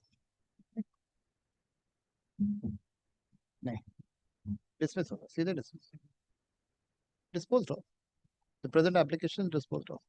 सिर्फ application नहीं करा, एक ही application है. That application is application is disposed of.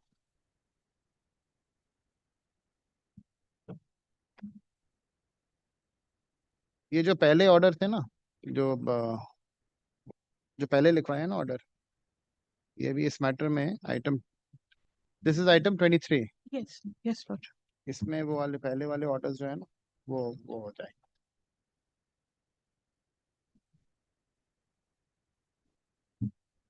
हाँ, इससे पहले 20 पर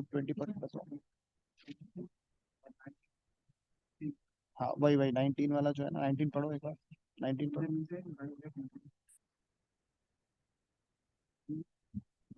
हाँ बस इसमें वही डाल, ठीक है. ऊपर वह पोर्शन आ जाएगा और इन द मीन टाइम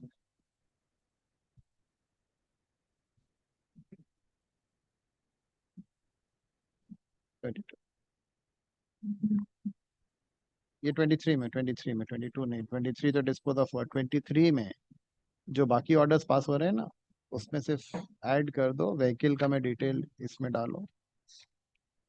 ये this is in para 3 page 3, same order. हाँ Hmm.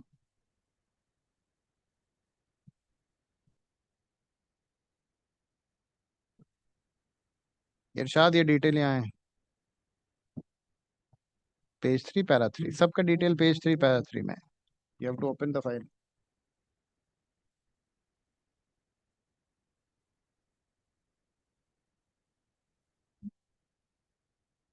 yes madam Lordship, this is also my execution application where the award is of 29th April 2025, filed within 2 years, praying for affidavit of assets to be filed. same order इसमें details यहाँ है page same page 3 para 3 Yes, Lordship.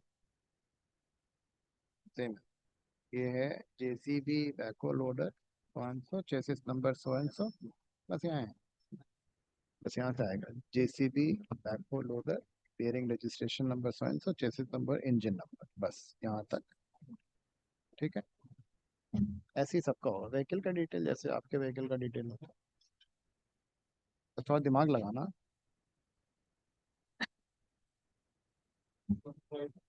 Lordship, item 25, the award is more than 2 years old.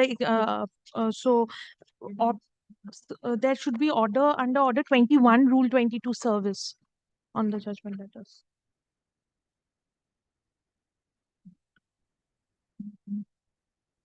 ये वाला है within 2 years तो ये over 2 years है ये just write down the execution case relates to an award dated 24th January 2022. 24th January 2022 the award full stop the execution case relates to an award dated आगे date आ गया full stop the award was for a sum of rupees Lordship, the award is for the sum of rupees, Lordship, 14 lakh 72,253. आ गया 253 along with interest No, Lordship, this is without interest. Along with interest and after adjusting the sale amount, it comes to 7 lakh 18,879. for a sum of 7 lakhs 18,879. 800 and 79. 879. 879 7 lakhs तो वो change हो जाएगा the execution case relates to an award dated so and so the award was for a sum of 7 lakhs 18,879 along with interest Along with interest. right Yes. the award holder comma represented the award holder the counsel for the award holder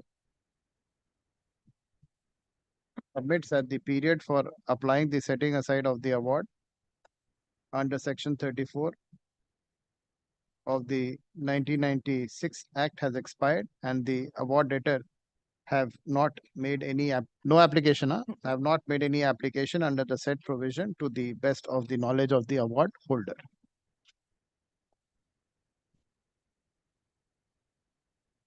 It is also submitted that the award holder is not aware of the assets of the award debtor.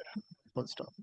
Since the award is more than 2 years old, the department is directed to issue a notice under Order 21, 22. Rule 22, Clause. subsection 1 of the Code of Civil Procedure, 1908. Let this matter appear after 10 weeks. The department is directed to file a report.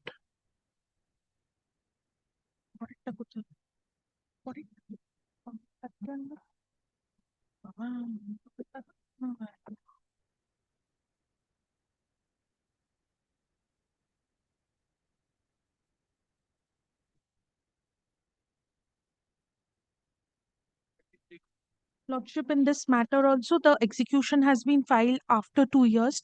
The award date is 24th January 2022.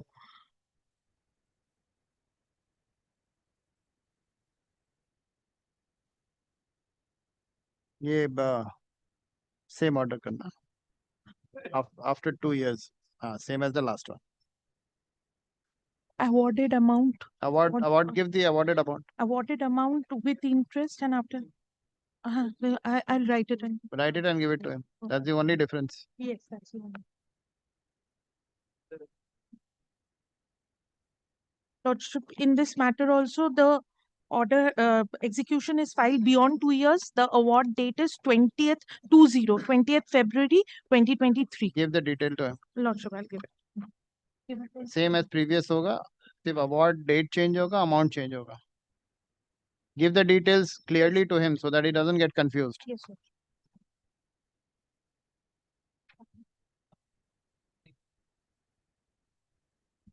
Give it properly with the item number, award amount, and the Award date. award date.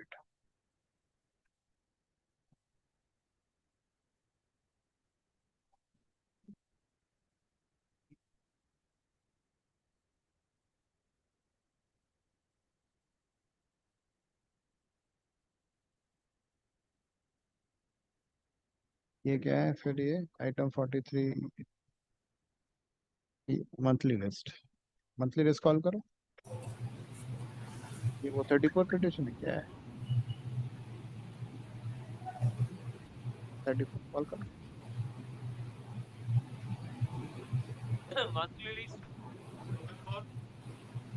Your Lordship, I am appearing for the monthly list, item number 43 for the petitioner. I am for the respondent, my lord. Your Lordship, if I may, Your Lordship, as per the last order, the respondent was supposed to file an affidavit which has not been done yet, Your Lordship. Let me see the file, sir. Just Lordship.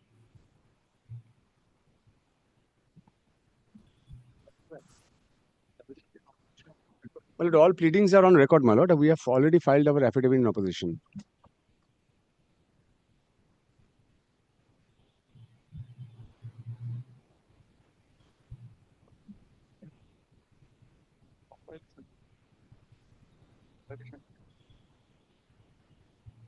My lord, we have also filed a convenience brief, a compilation of relevant documents and the depositions of witnesses.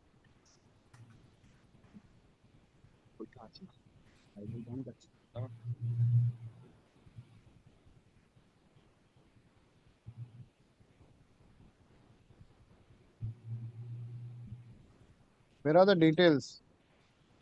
You have filed the affidavit? Yes, my lord. And we also have filed a compilation of documents, my lord. Yes, sir.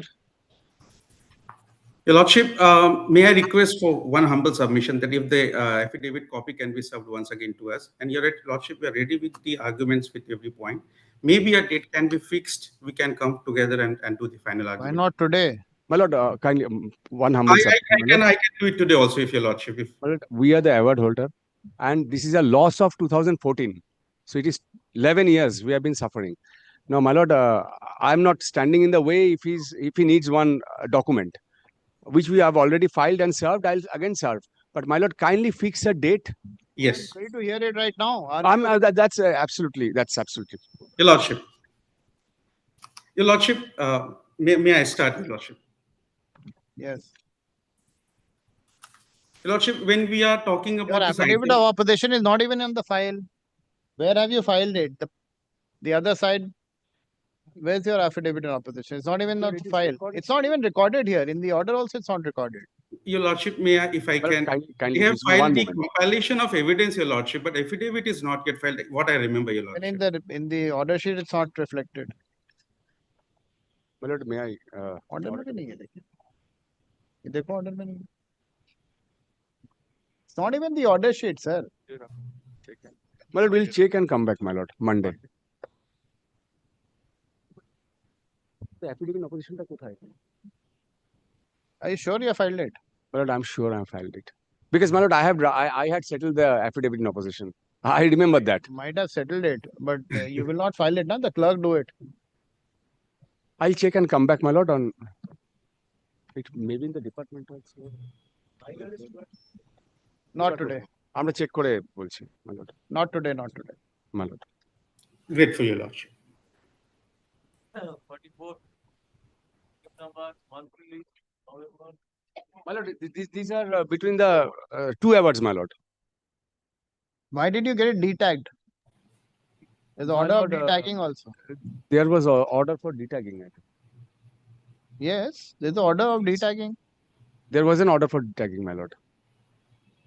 Here, witnesses are same, parties are same. Not today. So, We'll have it together only. My दोनों lord. साथ ही रखना.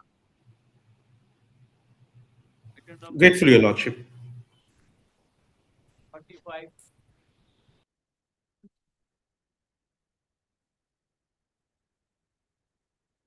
None for the parties in the interest of justice. You're there? 45, madam. 45. Yes. 45, in this item, I'm appearing on behalf of Union of India. The senior counsel, we are led by is out of station due to an emergency purpose. So I'm praying for a fortnight time in this matter. Proxy counsel so and so appears and states that the main arguing counsel is in personal difficulty. She prays for an adjournment. Let this matter be adjourned for 6 weeks. 6 weeks.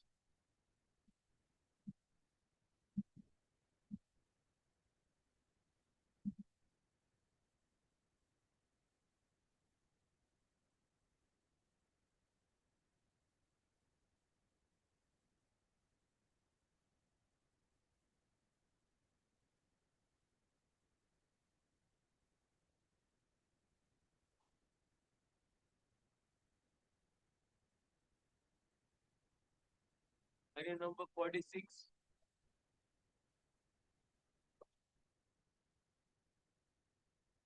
Yes, Mr. Sen. My section 34 application, my lord. My lord, I had filed an interim application also under the belief that we had filed the application with deficit court fees. But my lord, subsequently there is a coordinate bench judgment which says that 5,000 rupees court fees is not applicable. I have paid 187, that is sufficient. Handing over the. I thought they have come up with an application saying that they want to pay the deficit court. My lord, that was my application, but ultimately. Now she realizes that it's no longer deficit. It is exactly what I was telling my juniors yesterday. That is, they will come up and say that I am withdrawing the application. Because my lord, since there is a coordinate bench judgment, my lord, it is my duty to bring it to your lordship's notice. All right, so you withdraw the application. So I'm withdrawing this application. The petitioner seeks to withdraw the present application GA1, right? 1. GA1 of 2025. But there is another Same is issue. dismissed as withdrawn. Application. But only one other issue, my lord, which is pending. Isn't old 34, right? Old, it was renumbered as But the only problem is, my lord, your lordship sees the earlier orders. This application was filed in the original civil division. Then, by virtue of an order, they wanted to have it transferred. Why are we talking about this application now? Application is Not this, the original AP, original section 34. There, my lord, I think there is a last order that registrar will file a report, and we have taken an exception to that report. So that issue your lordship will keep for decision whether this application is at all maintainable, because it was filed in the original division. The matter being heard in the commercial division seeks to take an exception to the report filed by the. There is no question of transfer of this. The affidavit is taken on record. A copy of the affidavit shall be served to the petitioner. And all earlier orders, your lordship will see 2020 orders. These are all in the original division.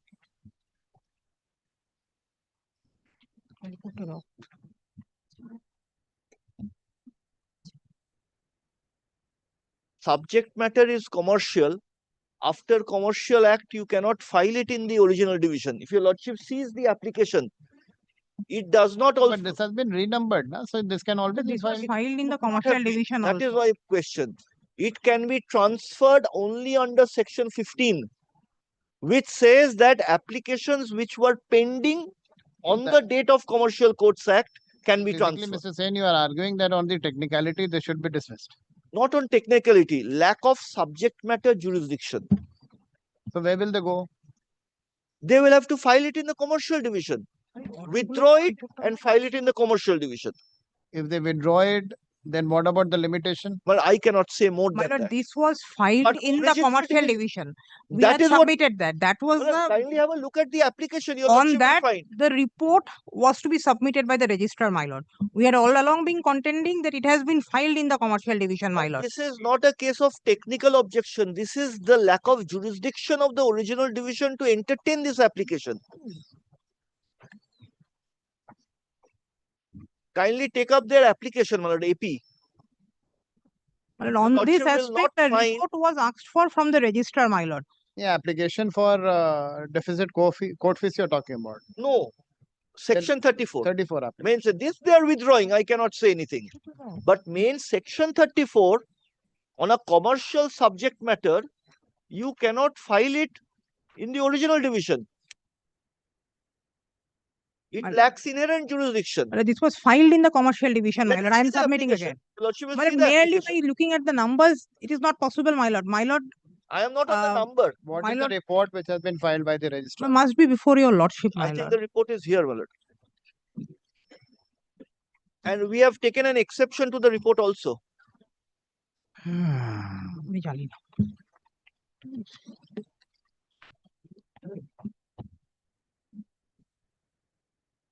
My lord, I believe the report says it was filed in the commercial division.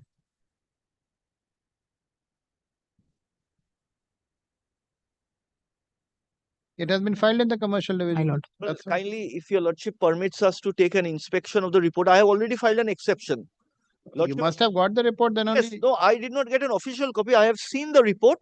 Based on that, my lord, we have taken an exception. As far as I will recollect, go on the report. yes, my lord, as far as I recollect, the report says that The report is very clear. I'll read it out to you. yes, The ledger book of the department concerned, it is found that the said matter has been filed in the commercial division. only There is no one, ambiguity. only one line is there. Obviously, they are saying on so and so, superintendent so and so submitted a No, note wherein I it appears from. But how could the department say After when? they have seen it, after presenting Form A attached with the above mentioned record and the ledger book Well, of the. I kindly take my exception affidavit. This has to be served on me. Yes, This it has is not served. been served. So that issue goes, no, Mr. Sen, then I have to go with this report of the department. No, but report must be in consonance with the petition. They are saying that it has been filed in the commercial division. That's what the report says. It cannot. It clearly says, Mr. Singh. I don't have a copy with me. But kindly see. You do an inspection then. Where's your exception to the report? What exception you have filed? What are you saying in your exception? September 2023. Affidavit of Shailesh Kumar on 6th of September 2023. 13th of September. I wanted a copy of it.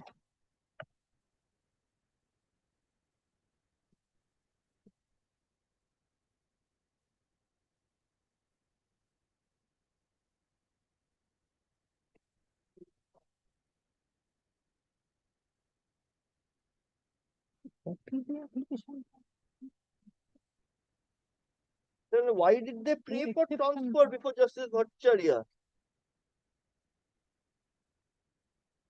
Then, my lord, kindly come to, if they had filed it in the commercial division, July 25, they prayed for transfer. Kindly see, my lord, my paragraph 5. My lord, would kindly allow me to file an affidavit to this exception. I don't have the exception টাই এখন নেই দাদা আমার কাছে কিছু নেই কাগজ এটা hearing করে এটা My lord, one humble prayer, my lord, kindly keeps it tomorrow, my lord, takes up the whole thing together, can decide this issue. Yes. আমাকে কিছু কাগজ দেয় না, আমি শুধু অ্যাপ্লিকেশনটা দিয়েছি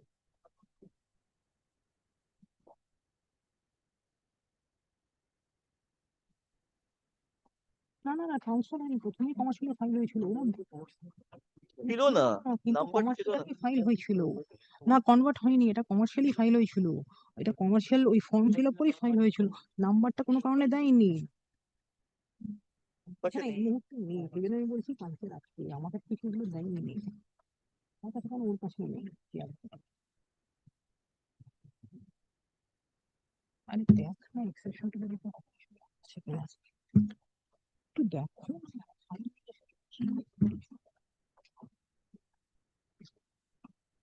না, আমাকে শুধু এই পিটিশনটা পাঠিয়েছে, আর কিছুই পাঠায়নি। Presentation form cannot determine where it is to be filed. That the department has done it wrongly if it has put it in the ledger in the commercial division. Then how come if they have filed it in the commercial division, it has appeared in the original division? Orders have been passed in the original division. Department cannot take this stand. And your lordship will see the pleading. Where is the pleading of the commercial subject matter? I am not on the form or technicality. The substance of the pleading. Mr. What a But a right, a valuable right has accrued. I can't let go of that right. This is when you don't want to argue the matter on merit. When do you want? Tomorrow, my learned friend wants to answer this. Tomorrow is Friday, Monday. Yes, next Monday. Monday, my lord. Only on this restricted issue, my lord. I will allow this. I will go by the report. I will not deal with your objections at all, and I'll hear the matter and decide it. Commercial, non-commercial, original side. GA dismiss. Dismiss. Let this matter, the Yes, that request is of the dismissed, parties, sir. let this matter be listed on Monday.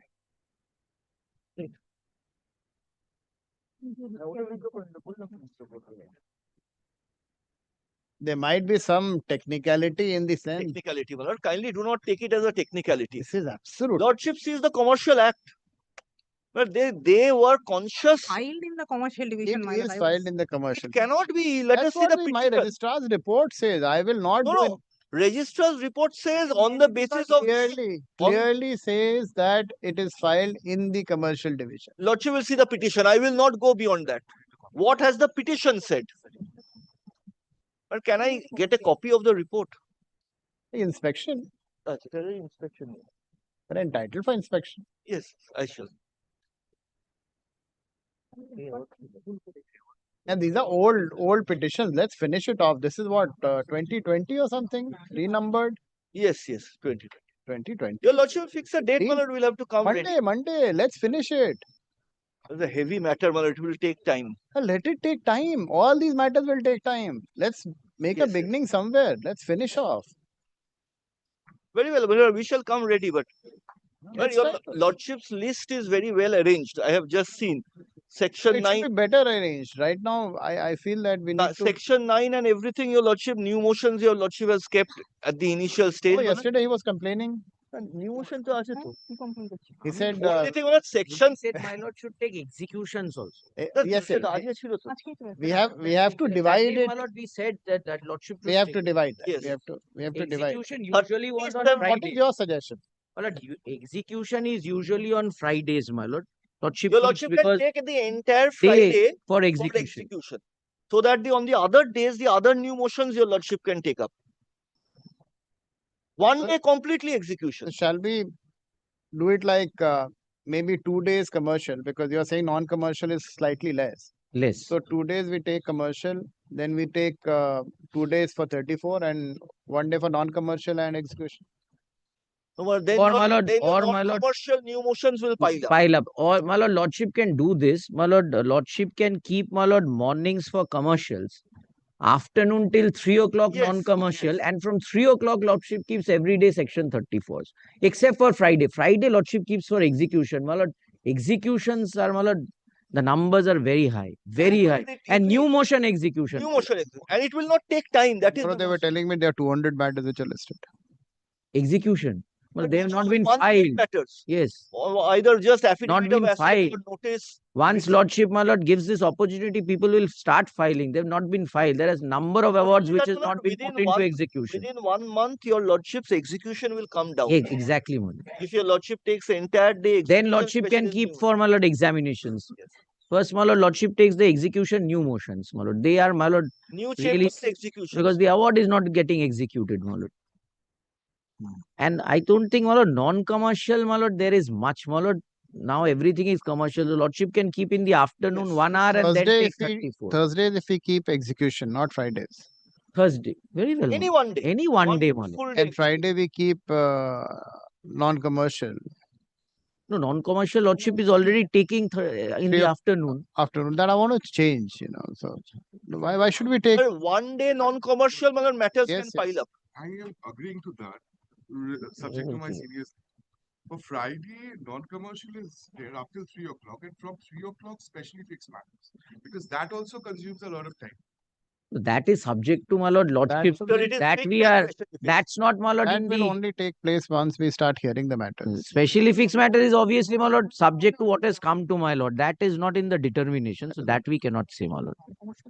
And my lord, one That's what part my lord is doing. 37 appeal, which are being filed as an appeal from the order of the arbitrators, those matters also your lordship will Lordship take up. can divide that, my lord, from 3 o'clock days 34s and 37 appeals. Lordship can divide that. So that also, my lord. Otherwise, kindly give preference as your lordship has been doing to the new motion matters. Let the new motions come down. Oh, every day this will pile up. My lord. Every day it will. Other matters So will we have then go to the back. 34s backstage. also, no? We have Yes, yes. What is 34s your lordship will keep a time. I'm Not saying, my lord, 3 o'clock. one day. 3 o'clock, my lord, every day lordship can keep, my lord. That I think would be, my lord, for my lord to easier for If disposal. I keep at 3 o'clock 34, it will not move ahead. 3 o'clock. 3 o'clock. 3 o'clock, my lord. I'm saying from 3 o'clock. My lord, 2 to 3 lordship takes non-commercial. And my lord, from 3 lordship say takes, my lord, 34 and some days 37 appeals.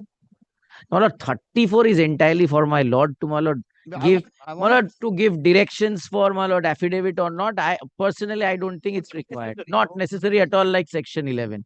So, my lord, the approach is, my lord, so it can be disposed of.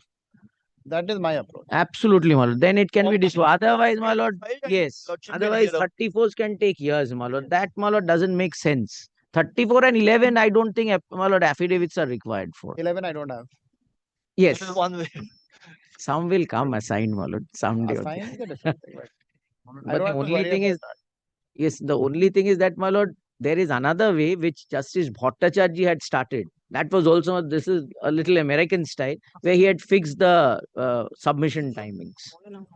That Yes, is for also 34. lordship, yes, for a 34. 34. 34 and 37, which was really very effective, my lord. I shall. But that is something lordship can do. All right. Next. My lord, this is my application. I am the decree holder, my lord, who has filed an execution. Thereafter, they came up and filed a section 36(2). My lord, they have, my lord, secured the, my lord, arbitral award amount and principal amount as directed by the court. Now, this is my application for, my lord, release of that amount by, my lord, giving a bank guarantee or a cash guarantee, whatever lordship suggests, which is permissible now, my lord. So, this is that application, my lord.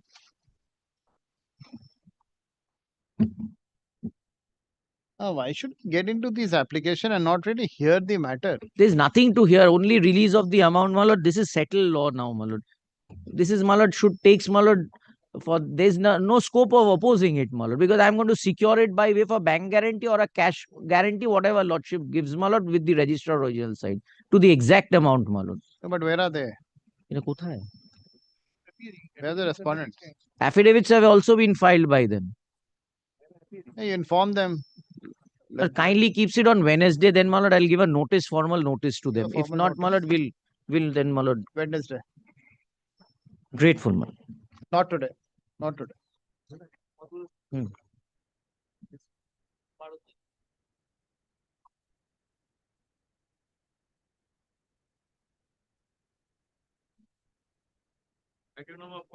48, my lord, IPF for the petition, my lord, we are in some difficulty. Mr. Milord Saurabh Mukherjee, that is appearing in this matter, my lord. My lord, may I just indicate, my lord, due to his bereavement is in his family, my lord, is not available till 17th. Yes. My lord, Mr. Jishnu Shah, my lord, who is leading both of us, lord, he is not from 15 to 19th, he is not available. Lord, I was humbly praying, lordship keeps it in the last week of November, my lord, This way, none of the matters will be heard. No, my lord. Exactly, my lord. I'm suffering Lordship from will keep a- 2011.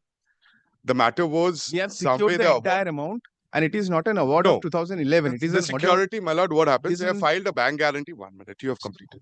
They filed a bank guarantee. Whenever I file an application for release of the bank guarantee, they object to it vehemently. I will not, that is their prerogative. But whenever I try Award to is push off which year? 2022. But this was a dispute which was referred in the year 2011. There was a change of arbitrator in the year 2014. From 2014 till 2019, the arguments were concluded. From 19, then there was this COVID declaration. From COVID, the award was finally passed in the year 2022, March 22nd. My lord, it is a very nominal account, and I am a MSME. I am suffering since 2011. And most importantly, the director of the company who is representing Mr. Suresh Grover, he has to come down from Delhi. Hey, that doesn't matter. He's almost 70, my lord, and he's suffering in this. Hey, that doesn't matter.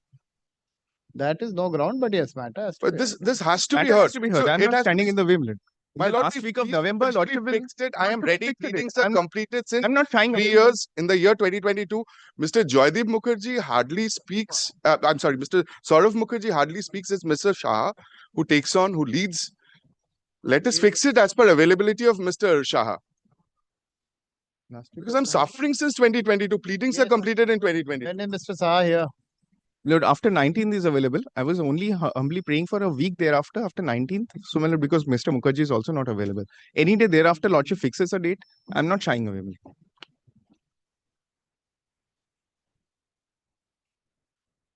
Keep it after 2 weeks, not after 2 weeks. Lord, 3 weeks Not- kindly. My lord, after the 2 old weeks, matter, we have to especially just fix time. Well, Lordship will fix it. I'm not. My lord, be standing. pleased to fix a time to hear this matter. I was We are humbly praying prepared. if it could be on in the last week of November. Any date Lordship fixes the matter, my lord, I'm not shying. My lord, be pleased to fix a time in this matter.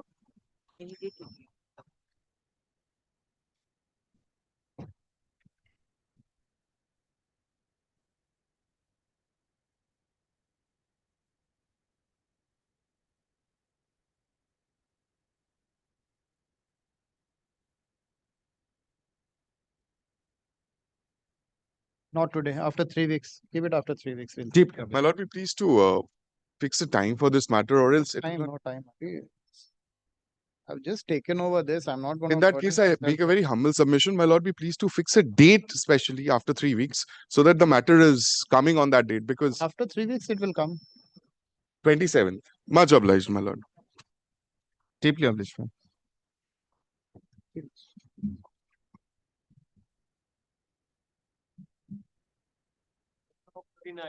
Lord, the respondent, my lord. Here for the Your Lordship, this is my application under section 34. I beg to appear. You were virtually, Your here. Lordship. What happened? Where did you go? No, Your Lordship, I have just come for the same matter, the proceedings which is going on before the learned Alipur Commercial Court. I apologize, Your Lordship. You were here in the morning. I saw you. Mr. Yes, Your Ban- Lordship. For the same matter, I am here before the learned Alipur Commercial Court. Your Lordship knows the suit is pending. So just on account of that, I apologize, Your Lordship. Your Lordship, today I am just going for a limited adjournment. Mr. Shuddhaswatta Banerjee is appearing in this matter. He's leading me. Your Lordship, this matter was Tell all your substantially seniors that heard by matter will Her be Ladyship heard. Justice. Nobody is coming. My lord, the matter was Your Lordship lastly will just taken. kindly fix a date and time for this. Yes, It was Date and lastly time taken. can't Because be this was fixed. already Sir, if I substantially start heard, Your fixing Lordship. date and time, then nothing will move. Yes. It was lastly taken up on 25th of August. Mr. Banerjee had opened his arguments. He couldn't conclude. And considering the situation Next and week? circumstance, he will have to yes, start my lord. again. Next week. Not My lord, today. they Keep My it lord, there is another section 34 preferred by my like client. them. all together, right? They are listed together. They're not appearing in the list together, Not my lord. appearing This in- is only my learned friend section 34 that is This is listed. my section My 34. section 34. It is not. Their section 34 is APCOM 275 of 2022. That is my lord. Listed together. My lord, They're- praying that it be listed together, if it can be tagged, then it's convenient to hear it. Just take APCOM? down APCOM 275 of 2022, my lord. 2020. 2022. 2022. 75. Oh, Just take 2025. down. This item 49, right? Learned counsel for the respondent states that she has also preferred a 34 petition, i.e. APCOM 275 of 2024. Let both these matters be tagged together. List on. Give after 2 weeks. Give a date after 2 weeks. Grateful, my lord. Grateful to Your Lordship. Grateful, man. 25 or 24. 24 would have become 24.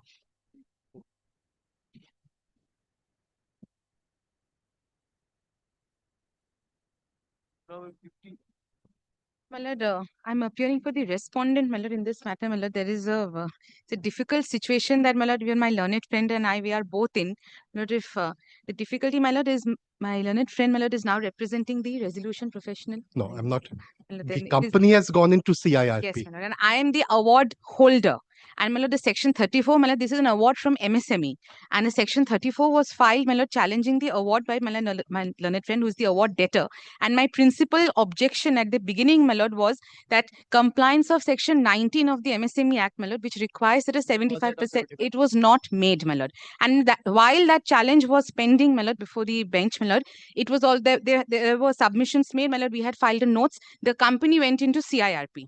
Accordingly, my lord, this honorable court had become functus officio. Now, my lord, I preferred a claim before the RP, and my claim has been admitted, but with a rider that, my lord, it depends on the outcome of what the section 34 application will be. So, my lord, I am in a complete fix. I have an award in my favor. I cannot execute it, my lord, because of the moratorium. And, my lord, unless the section 34 is heard out, my claim is only admitted in part.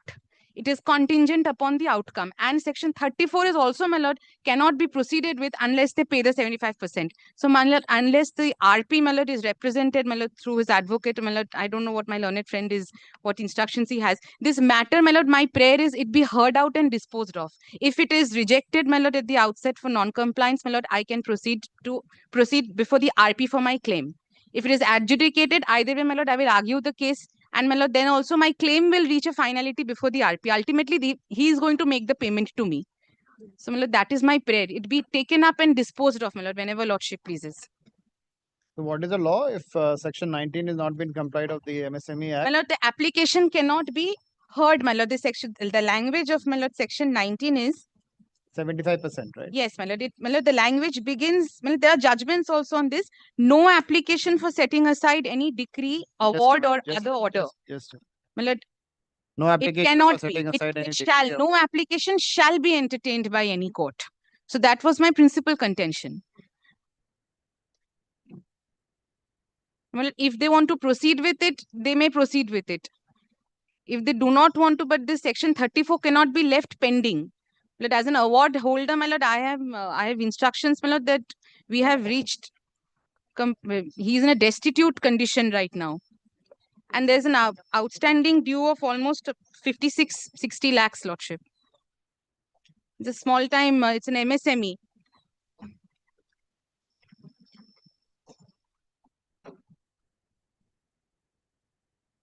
Yes. I was representing the company when the company was still alive. Yes. Today it is in CIRP. Today, as my learned friend has rightly pointed out, if there has to be any representation on behalf of the company, it has to be necessarily through the interim resolution professional or the resolution professional. But why should we entertain this application at all, 34 application, if you have not complied with section 19? That, my lord, is a point of law, my lord, which perhaps there may be arguable Let's point. decide on that and dismiss it. May I do this, my lord? Kindly give me a little bit of time so I can. What does the law say, madam? If you are arguing that point, if they have not complied with the provision of section Cannot 19, be entertained. My lord, the law, cannot be what is the law? My lord, the law says, my lord, the application will remain stillborn. My lord, there are judgments on that effect. It is very clear. And Supreme Court has, my lord, also honorable. We can dismiss it on that ground. Yes, my lord, it can be dismissed. Then you have, If they do not, it cannot be entertained. My lord, the language is very clear. judgment. My lord, I can give it, my lord, I can bring it, my lord, at my lord, 2 o'clock, my lord, I can get it, my lord. But I'll have to print it, my lord. I have it in a different. Kindly give me a week's time. I will inform the company. Let the resolution professional decide what he wants to. Because today, technically, my lord, I'm not authorized. But what can the resolution professional do? He'll appoint a lawyer. He's right to that extent that till the time this 34 is not decided, he can do nothing. He can't disburse the money in a favor. My lord, if the company decides, my lord, right now, my lord, under IBC, the RP is in complete control of the company. My lord, if the company decides, rather through the RP, if he decides to proceed with this claim, then he will have to, my lord, make that deposit and argue it out, my lord, before your lordship. My lord, let the RP come, my lord. I agree with my lord friend. So he will inform the RP. I will. My lord, only prayer, my lord, if it can be taken up, my lord, at the earliest, my lord. We've been waiting for more than a year, my lord, lordship. I'm taking it up today. Yes, Let's finish it. Let him intimate the RP, my lord. He may come back on any day, lordship. Okay, all of you are in a hurry, but nobody wants to argue.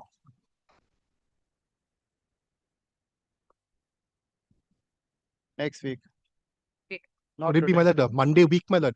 Not this Monday, the following Monday, subject to your lordship's convenience. Not today. Grateful. At the request of the parties, let this matter be listed next to next Monday. I'm most grateful. The record kar do. Learned counsel for the petitioner states that the company has gone into liquidation. My lord, insolvency. Insolvency. He prays for time to take instruction. If they have complied with the provision of Section 19 under the Micro, Small and Medium Enterprise Development Act 2006 by depositing the 75% of the awarded amount. Full stop. Let this matter be listed on next to next Monday. Grateful.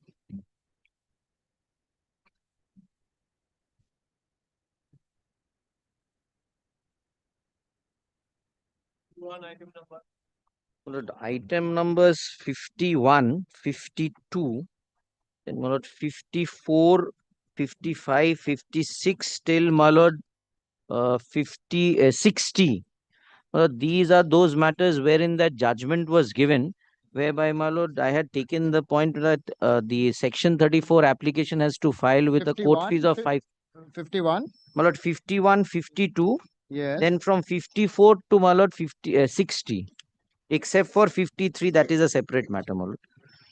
Now, these are the matters, my lord, wherein that judgment was passed, whereby, my lord, although the statute says that, my lord, 5,000 rupees should be the court fee for filing a section 34 application. That has been done away with by some judgment, I believe. No, that has not been done away with. Now they are filing with 5,000 rupees. But, my lord, that deficit court fees, lordships did not allow. What was being filed that couldn't have been, that has not been allowed. So now it is filed with 5,000 rupees only. It should have started from 2002. But it started in 2025 once, my lord, I pointed it out. Now, my lord, these are section 34 applications. So, my lord, they have to be heard out, not mine. I am the respondent that I had taken the point. If the petitioners do the matter, my lord, I am ready to do. Yes, madam. Whenever they want to fix Item it, even. 54, my lordship. 54 first. Let's talk about 51. Who's there in 51? 51 is not appearing. But lordship can keep these matters on a date. I'll give a specific notice because why they are not appearing? I don't know. These are section 34s filed by them. I'll start dismissing in default. I can give them a notice, lordship. Today is the third day I am sitting. Now these appearing for days in and day out. Not before the previous her ladyship also. These were adjourned, my lord. They have never appeared filing a section 34. It can be dismissed in default. Yes, of course, my lord, of course. And I have not prayed for even affidavits because I want to argue it out. I don't want to file an affidavit, my lord. Unnecessarily wasting court's time, my lord.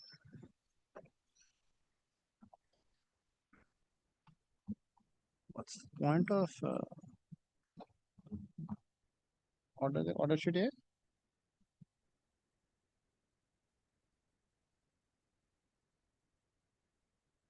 Only three, my lord, applications the petitioner had argued, 56, 57 and 58. 58, 59. These were argued by them. And 60. But thereafter, again, my lord, I find they're not there. It has to be re-argued before, my lord, in fact.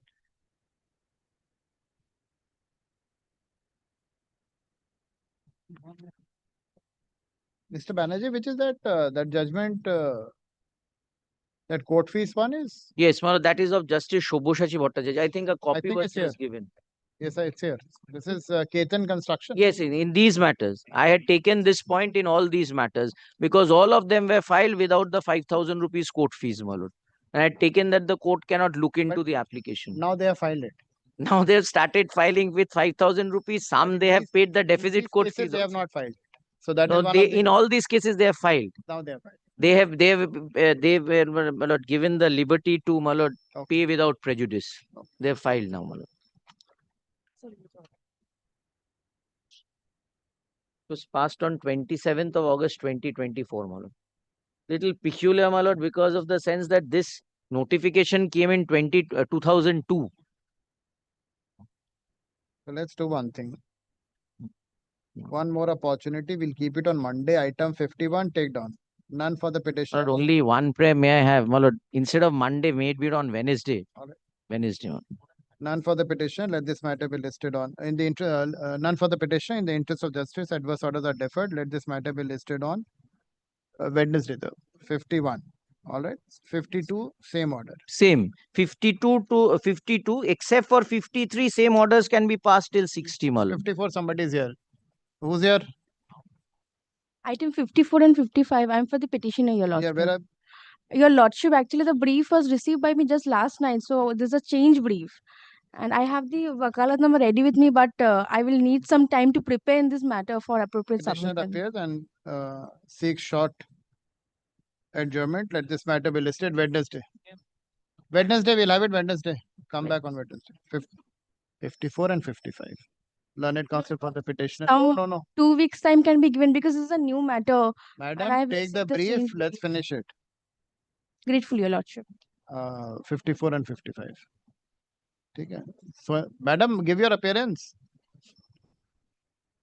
Miss So-and-so appears and prays for a short adjournment. Let this matter be listed on Wednesday. 54 and 55. 56. 56 to 60, identical. Same point, same matter. Call out the matters. 56, none for the petitioner. In the interest of justice, adverse orders are deferred. List on Wednesday. Okay? 57, same order. None for the petitioner. 58, same order. 59, same order. 60, same order. None for the petitioner. In the interest of justice, adverse orders are Grateful. deferred. List on Wednesday. 53 ta kintu is different, huh? 53 ta.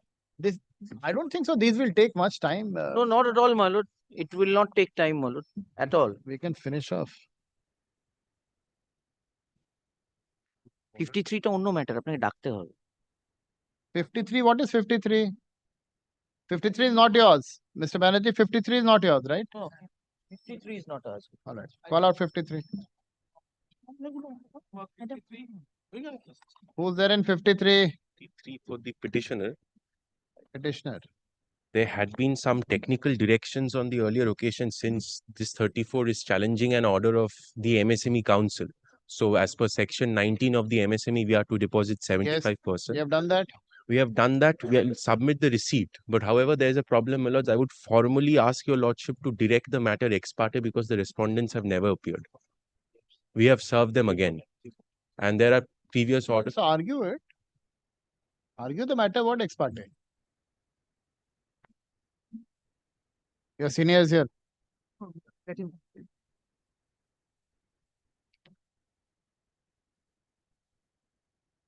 This essentially is a matter of section 34 arising out of an But have you MSME. served them? He's appearing, not sir. appearing. Nobody has appeared, my lords, but on the last occasion in the order, there has been a indication that there are certain names of advocates for the respondents who are appearing. But that is, I think, my lords, by mistake because of the 7-8 matters that your lordship just heard. It has gone down wrongly. Have you filed the particulars of the detail? Details of the payment made My lords, as per the direction? because this is the detail. We were supposed to file it in court as per the direction. Give. Right, though?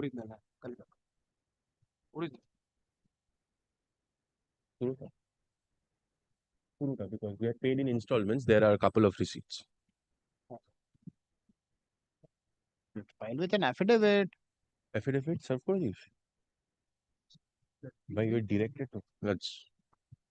May I have your lordship kindly by me led by Mr. Lord, we had complied with the direction of deposit of 75% because it's an MSME award. We have deposited with the registrar. Says the proof with the particulars of payment of the pre-deposit shall be filed before this court. Yes, my lord. That has been handed over, my lord.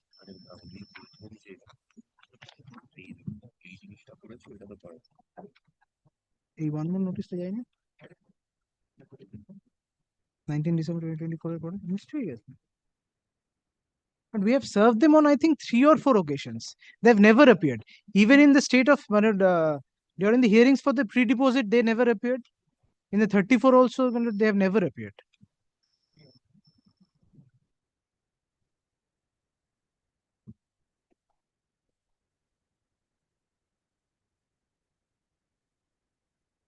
My lord, one thing, my lord, if your lordship kindly takes a look at Hear the it ex parte, let's finish.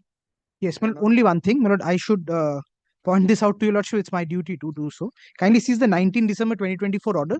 I don't think we have complied with the last service direction, though they have been served on 3 prior occasions. But I am not finding anything with regard to this direction. So, my lord, as a last opportunity, your lordship would kindly direct us to serve, my lord, then keeps it on a particular day. If they do not come, my lord, we shall. Otherwise, it will not be right on my part to, my lord, proceed with it. Learned counsel for the petitioner states that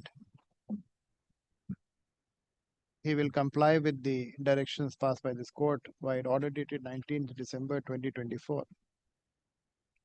He seeks and is granted 2 weeks time to comply with the directions passed by this court while it's order dated 19th December 2024.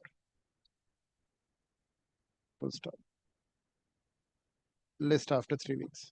My lord, would it be your lordship's pleasure to kindly indicate a date because they're not appearing? We shall indicate accordingly and after 3 weeks, give a date after 3 weeks and file this with an affidavit.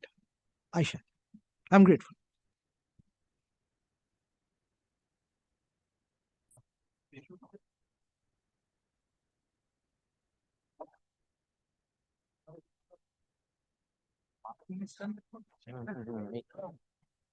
Sixty, 61, 62, 60.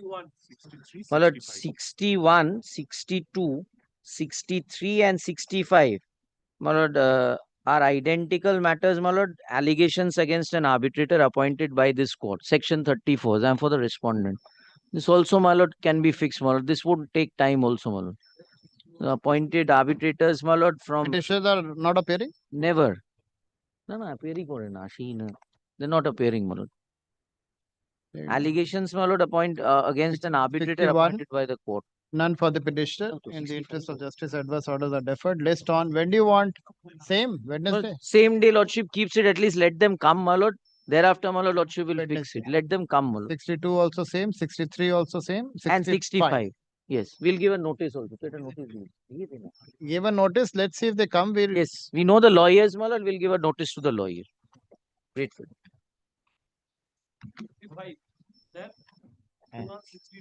63, 65. 64 is left.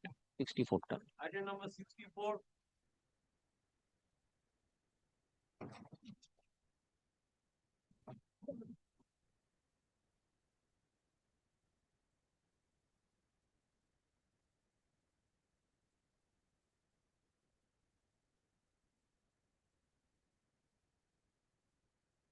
None for the petitioner.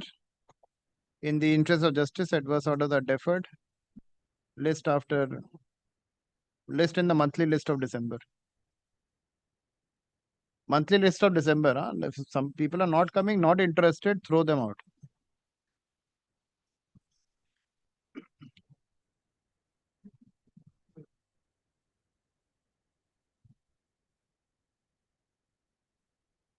But I'll start dismissing in default, Mr. Banerjee, if people don't come.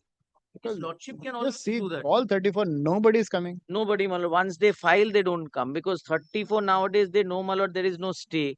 So, my lord, either they have to hear it, my lord, make an argument, Correct. or, my lord, it goes. Correct. So, lordship, my lord, will dismiss. There is no 36-2. There is no 36-2 in either of these matters, my lord. None of them have a 36-2, my lord. No stay. They just file it and forget it. Yes, yes. Item number 66. I am for the petitioner, my lord. 66, 67, same. They appeared, my lord. Direction was given to file the affidavit in September 2024. Neither they filed their oppositions nor they accommodated. Today, this is an award passed by the arbitrator. First of all, a document relied upon before the date of the agreement. Maybe between the same parties. Hear it ex parte. Yes, my lord. Today, handicap brief. Tomorrow, kindly place it tomorrow. I'm ready. Otherwise, my handicap brief. I can't. I'm ready, my lord. But the brief is not ready. My lord, second point, my lord, the agreement has. But the brief is not ready. Huh? How are you ready then, sir? My lord, very sorry. Without the brief. My lord, very sorry. All right, which date is the tomorrow? Which date is the agreement? Tomorrow. Take two. One is December. Yes. 21st. Which date? 21st December. 21st December. All right. Another is the same identical matter, two different agreement, no 21 notice. A notice has been given by the lawyer. This one notice covered two. First time heard. Section 7 says each and every arbitration, each and every day. Have you And served the respondent? I've served. They taken direction for filing affidavit. September 2024. But they did not file their affidavit, nor they asked for any accommodations. And no 21. In the witness, they already admitted that the notice in respect of 21 is concerned, pleading for one and one claim for another. Admitted. And what is the claim? More than the claim in the pleading. Well, they filed their claim before the arbitrator after the date of limitations.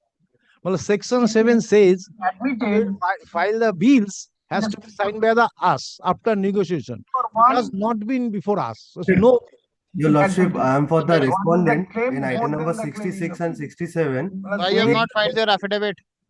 Yes, Your Lordship, the affidavit has not yet been signed yet since authorized signature 24 September. signed the affidavit. By the us after negotiation. It has not been Don't before come with a brief. Your Would Lordship, you like to hear your own voice? kindly gives us 66 and 67. Why you have not filed their affidavit? Yes, Your Lordship, the affidavit has not yet been signed yet. Echo क्यों कर रहा है ये? Echo दे. Echo क्यों? Yes, Your Lordship. Hey, shut down one of your system, please, sir. Yes, Your Lordship. Apologies, Your Lordship. One of our affidavit of opposition has not yet been filed since the person who needs to file the affidavit in opposition. Sir, when will you file it? Sir, kindly gives us 2 days time. We will file it. Kindly gives us 2 days time. Take down. This court-wide order dated 2nd September 2024 had given a direction to the award holder to file affidavit in opposition. Full stop. Since then, the award holder has not filed his affidavit in opposition. Full stop. He seeks and is granted one last opportunity to file his affidavit in opposition. Reply to the same, if any, within. He is granted two weeks time to file his affidavit in opposition. Reply to the same, if any, within 1 week thereafter. List in December. List in the monthly list of December. Yes. Grateful, Your Lordship. One thing, I crave leave to produce the arbitrator brief of documents. It's voluminous. I have not been annexed with it, but I'm crave leave to produce this at the time of reply. File your informal. I'll reply. Honest, reply has been given along with the reply. But that has been prepared by them. Sir, you file your informal paper book. In your Grateful, Your Lordship. 66 and 67. The reply I will add. Monthly list of December. Reply. Monthly list. Give this. Item number 68 and 69 are my section 34 applications.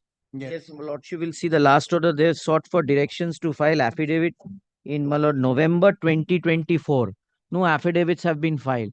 34, no affidavits are required. Kindly fixes it up, my Lord. My section 34 application.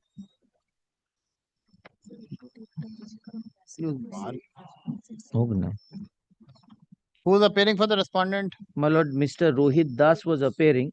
They've sought directions to file affidavit on 4th of November 2024.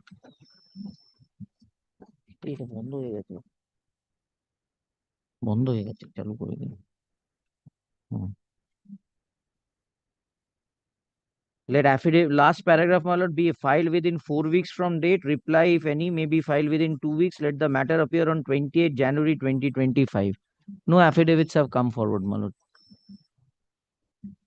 Kindly fixes it, my Lord. My Lord, let us, my Lord, do the matter, my Lord. Learned senior counsel for the petitioner states that this court-wide order dated 4th November 2024 had given direction to the respondent to file their affidavit in opposition.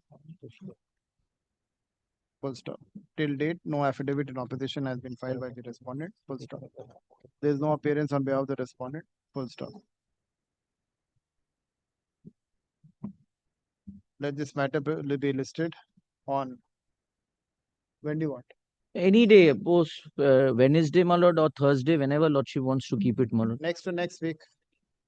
Thursday, Lordship keeps it, my lord. Thursday.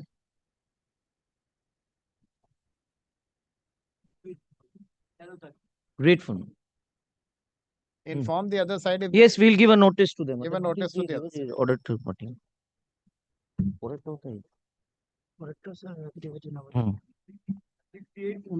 No, 69 Lordship has to give an order. My lord, this order was passed on 6 November 2024.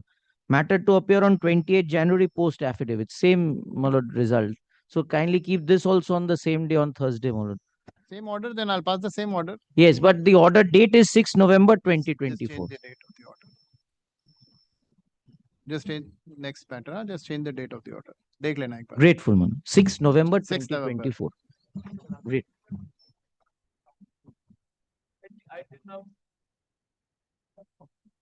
After lunch.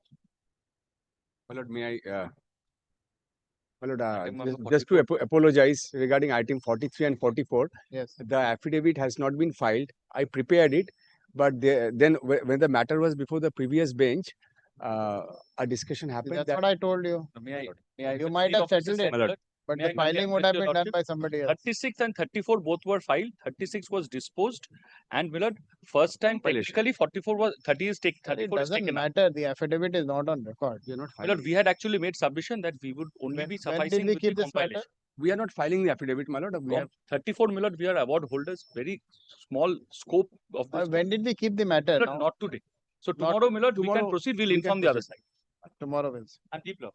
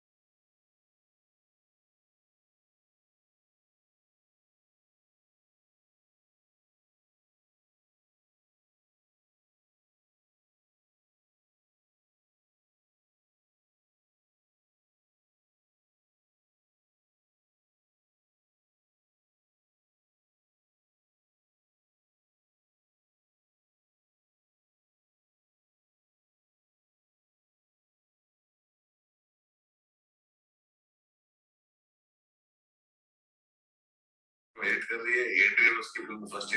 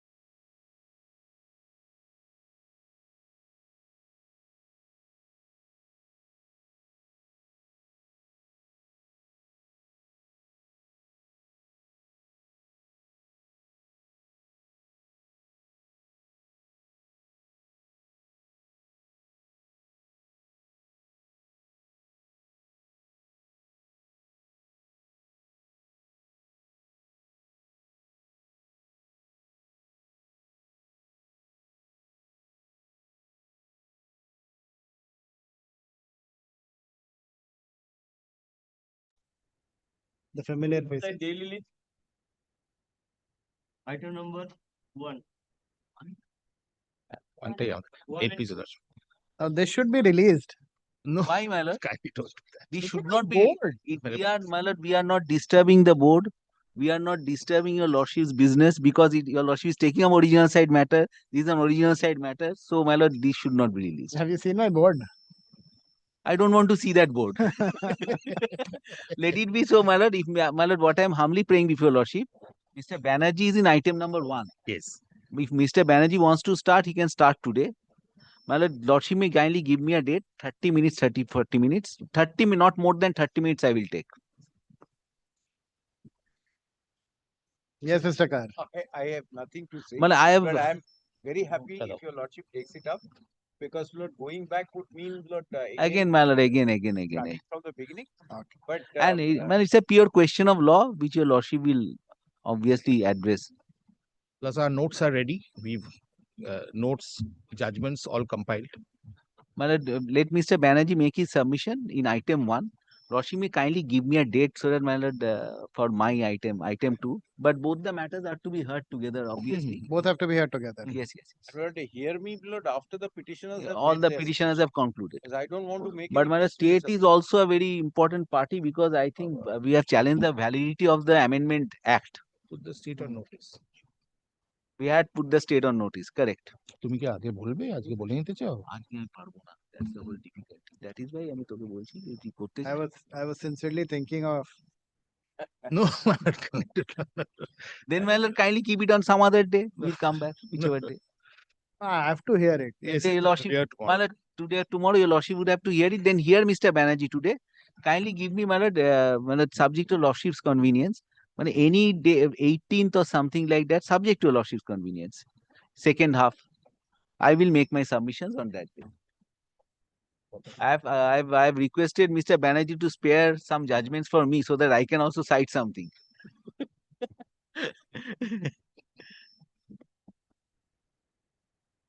All right, let's start then. Yes, your lordship will kindly allow me to make submissions on the next Yes. next day. Lordship will, I will make it a humble time. Yes, it will take some time. So, my lord, would it be But convenient don't to do it up on the 18th, because then it doesn't remain fresh in my then, memory. my lord, on Let's- Monday? let's do Monday it I like can that. come back. Finish it off. Finish Once we are starting, then let's Yes, finish it off. Then there's Monday no I can. point But litigating it. Monday I can come back. Tomorrow I can come back. No, tomorrow you leave it. Tomorrow. Tomorrow is Friday. Tomorrow's Friday. Tomorrow Yes, is Friday. Monday I can come back and do the matter. Monday. Then it will be fresh. Monday again we'll have it then in the second half. Right. Then we'll wrap it up. Wrap it up. Yes, my lord. Because I was not expecting a roaster.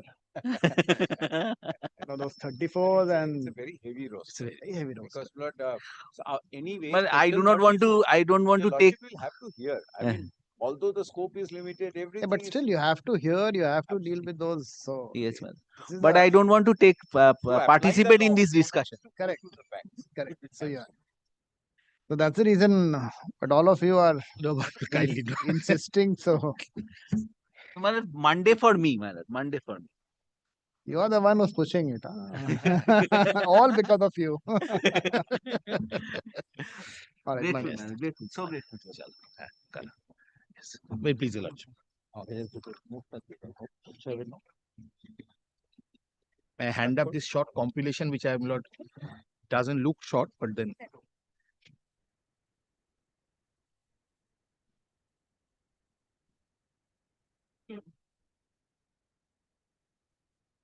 So we'll Operation start. note of impact.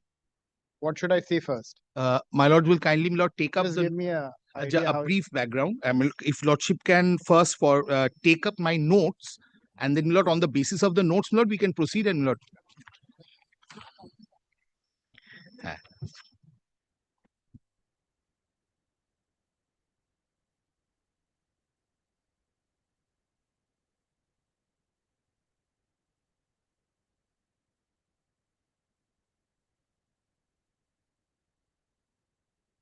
My Lord, the facts of the case, my Lord, very brief facts of the case relevant for the purpose of the constitutional challenge is at page 5, my Lord, of the notes. If your Lordship kindly takes up, my Lord.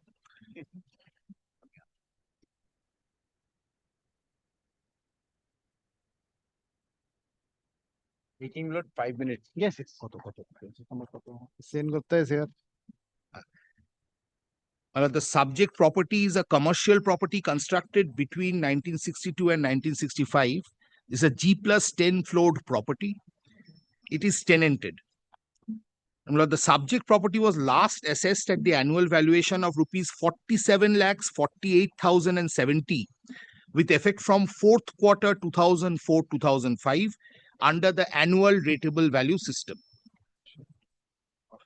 In January 2024, the KMC, under cover of a memo, sent 13 several notices of retrospective assessment under the ARV system starting from 1st quarter 2005-2006 and ending on 3rd quarter 2016-2017.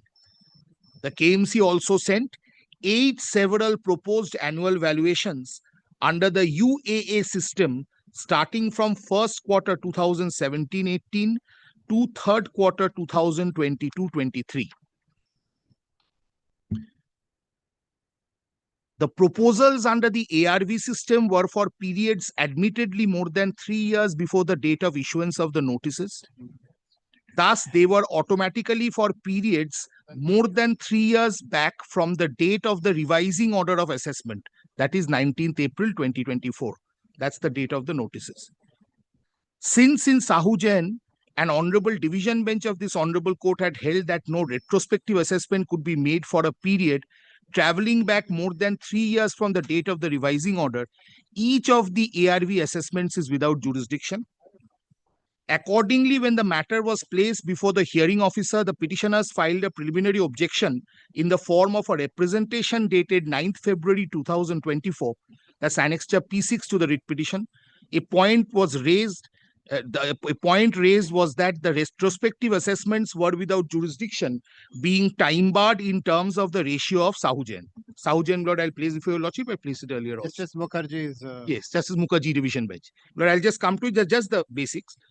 Now, Lord, the Kolkata Municipal Corporation submitted a reply before the hearing officer dated 5th of April 2024, justifying the impugned retrospective proposals by taking recourse to section 232B, the proviso to section 180 subsection 2, both coming into effect from 8th of June 2023 under the KMC Amendment Act 2022, and section 182 subsection A having come into effect from 1st May 2007 by the KMC Amendment Act 2006.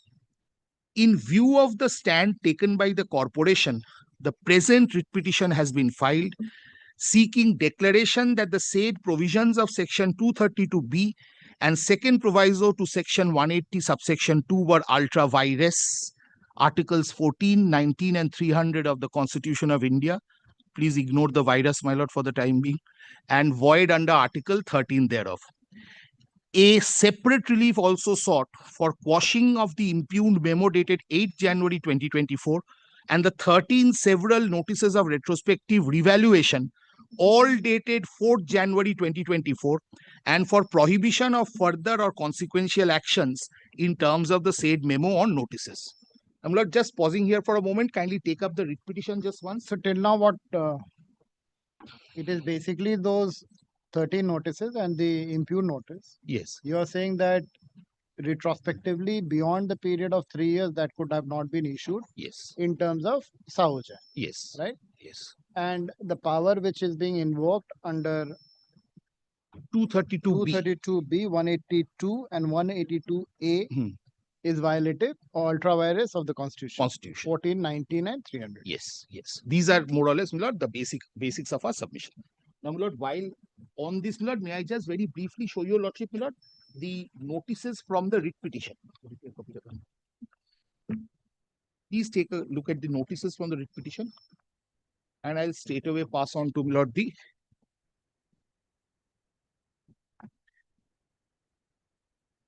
it is indisputable, or it has not been disputed also by the corporation, and is in fact indisputable that the last annual valuation, my lord, was 47 lakhs. This is, my lord, my note at page 5, facts of the case, Roman 3. The last annual valuation previous to these set of notices was rupees 47,48,070 with effect from fourth quarter 2004-2005 under the annual rateable value system. Now, my lord, this was continuing all throughout, my lord, and we were making payment of taxes in terms of this valuation. Subsequently, if my lords are pleased to consider, these are the notices, my lord, that have come to us. Please come to page 62 of the writ petition.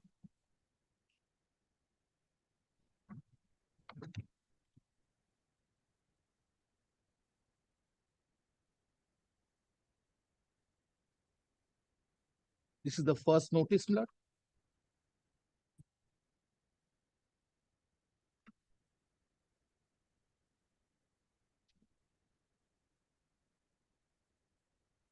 They are in reverse order of chronology, the way they have been sent. I'm so sorry. My lord, kindly sees page 62.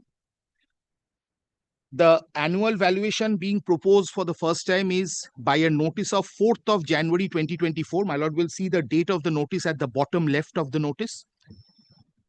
Now, proposed annual valuation, which was 47,48,070 with effect from fourth quarter 2004-5, proposed annual valuation is now 1,95,62,530 with effect from first quarter 2016. My lord will see 20161 means 2016/1, which means 2016 is the year and the figure after that is the quarter. So it's first quarter 2016. Now, if your lordship kindly sees,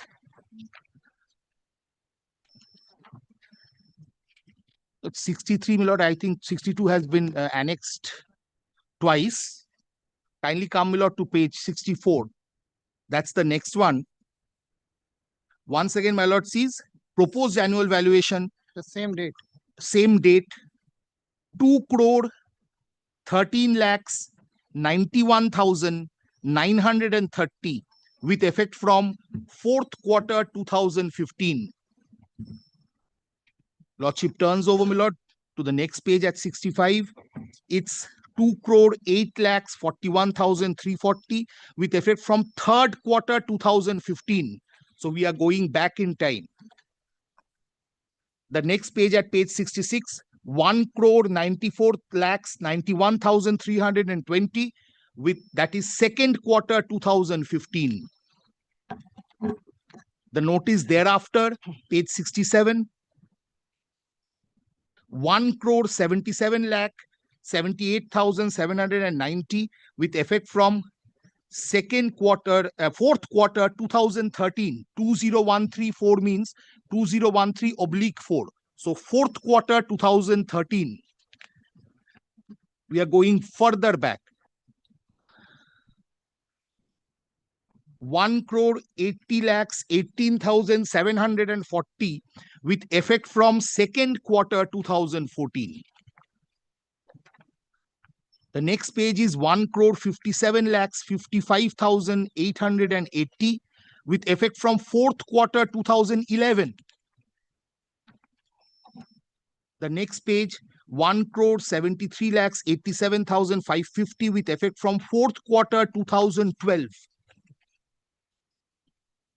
All issued on the same date. All issued on the same date, 4th January 2024. I'm just showing your lordship, lord, for the progression back in point of time. The next one at page 71 is 2009. 2009, fourth quarter 2009. Page 72. Second quarter 2011. Page 73. First quarter 2005. Now we have come into the 5 zone. 5 8. I'm so sorry, that's 8. That will not be 5, Lord. I beg your lordship's pardon. That will be 2008 because the annual value was already fixed up to fourth quarter 2004-5. Now, Lord, kindly comes to 74. It's second quarter 2008. 75, it's third quarter 2016. That's one period before the ARV comes in. So these are the bunch of notices under the annual rateable value method. ARV comes in 2000. For ARV comes with effect from 1st April 2017. Sorry, UAA. ARV is in vogue from the very beginning. Sorry, UAA. UAA comes into vogue on 1st April 2017.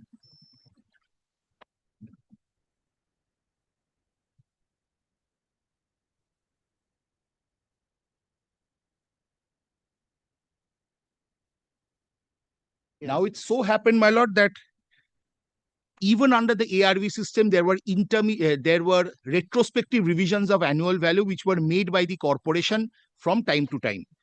That provision, the proviso which enabled it, came under challenge in a writ petition filed before this honorable court. The honorable single judge did not grant orders on the constitutionality. Matter was carried to a division bench. The honorable division bench, and I placed that judgment earlier also, by a considered judgment, held that under the ARV, you can only go back 3 years from the date of the revising order, not beyond that. And that's a limitation which it read into the KMC Act 1980 after borrowing from Section 573 of the Act, which lays down a limitation period for suits to be filed, for municipality to file suits to recover arrears. So that limitation was borrowed and it was read into that at any time provision in order to make it workable. Otherwise, it would have been unlimited in point of time and it would have fallen foul of Article 14. Now, my lord, kindly take up Sahu Jain just once. We won't bother your lordship too much with Sahu Jain. Kindly come to my lord compilation before your lordship. Sahu Jain appears at page 30 of the compilation.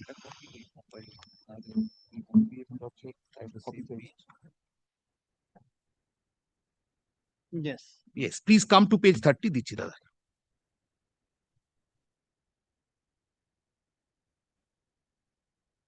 Until date, this is a good law. Until this date, this is good law. My lord will find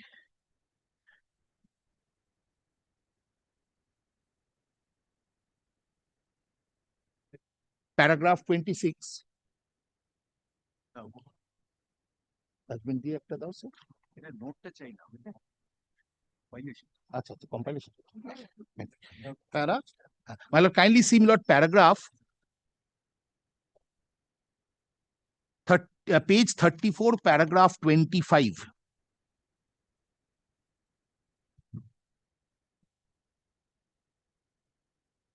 And before, after that, I'll place another para, but 25, my lord, at page 34 of the compilation, page 5, internal page 5 of the copy of the judgment. Lord, may I place my paragraph 24? Yes. 25, I'm sorry. The power conferred on the municipal commissioner to revise the annual valuation of land or building under section 179(2) second proviso was indeed unlimited in point of time and very wide in its amplitude. Any piece of legislation where unguided or uncanalized power is given to an authority to that extent invalid. Therefore, the power conferred on the commissioner, in my opinion, is indeed so unlimited that it falls foul of Article 14 of the Constitution of India. Division bench is holding this, but not striking down that provision, but reading it down. That's the next paragraph, 26. However, in the Supreme Court cases discussed by me above, similar powers were conferred on the authority. In the case of New Delhi Municipal Committee, the Life Insurance Corporation of India reported in AIR 1977 Supreme Court 2134. Similar power was conferred on the Municipal Committee under the Punjab Municipal Act to amend the assessment list. In all these matters, including the municipal matter, the Supreme Court did not declare the provisions as ultra vires, but tried to read down the rigors of the provision by implying words into the offending provision so as to make a provision reasonable. It implied the words within the reasonable time after the phrase at any time to make the section workable. Now, my lord, para 27, we adopt the same procedure. The commissioner can only have the power to revise valuation within a reasonable period of time. In the case of Santosh Kumar Shivgonda Patil versus Balasaheb Tukaram Chevrolet reported in 2009 SCC 352, the Supreme Court computed reasonable time in the subject act to be 3 years. In section 573 of the Kolkata Municipal Corporation Act 1980, the corporation has the power to recover any sum by initiating a proceeding within 3 years from the date such sum became due and payable. Therefore, on a proper interpretation of the proviso and upon reading it down to save it from unconstitutionality, the period for which the valuation of a property can be raised must not be more than 3 years before the date of the revising order. Those circumstances, appeal partly allowed, matter remanded. Now, my lord, against this, a special leave petition was filed. That's at page, the special leave petition filed, my lord, was dismissed. The order is at page 35A.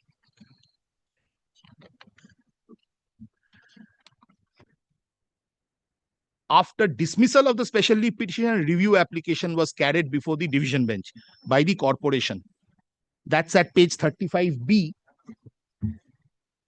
Review application dismissed. That's at page 35C. Application for condonation allowed, but the review dismissed. That's at 35C.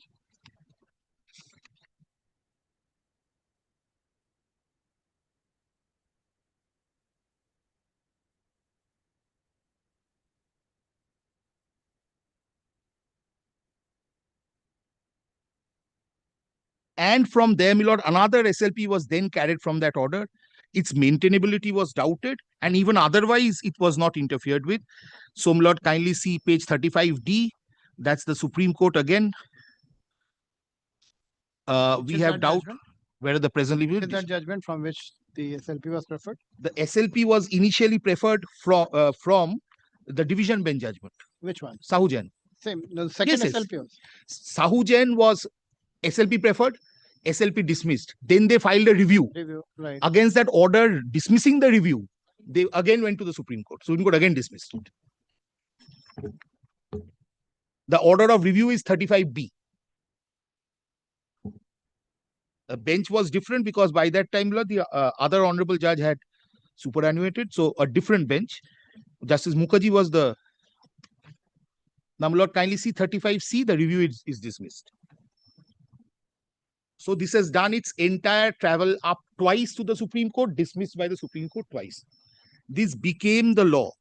And for the ARV system was the law until the ARV system was subsumed by the UAA system. Here, my lord, kindly take a look, my lords, at page at the Act.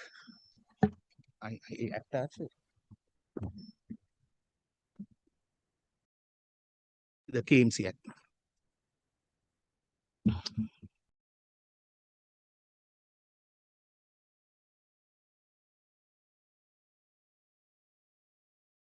(32) capital A first. It's an old act. I don't know if they have. Yeah, 232A. This one might have 232A, but this it is here. A is there, but B won't be there. It's here. It's here. A is there, look. There, yes. Please see 232A. Now, my lord, there's a history of the ARV system, which I will just sum up in about 1 minute. The ARV system was originally in vogue from 1980 when the Act had come in. Yes. Act came into force on 4th January 1984. From that onwards, ARV system was the only system. In 2006, there was a host of amendments carried out in the KMC Act in anticipation of the UAA system.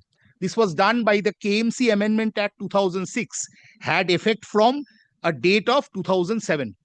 Host of amendments into the machinery provisions of the Act relating to ARV in anticipation of UAA. Yes. However, even after the statute was amended, it was found that the UAA could not be brought in at that point of time. Enough data was not there, enough infrastructure was not there for the UAA to be calculated across the city. Therefore, my lord, in the year 2012 or 2011 rather, 232A was brought in. Please see 232A. Certain provisions applicable 232A, my lord, of the Act. Yes,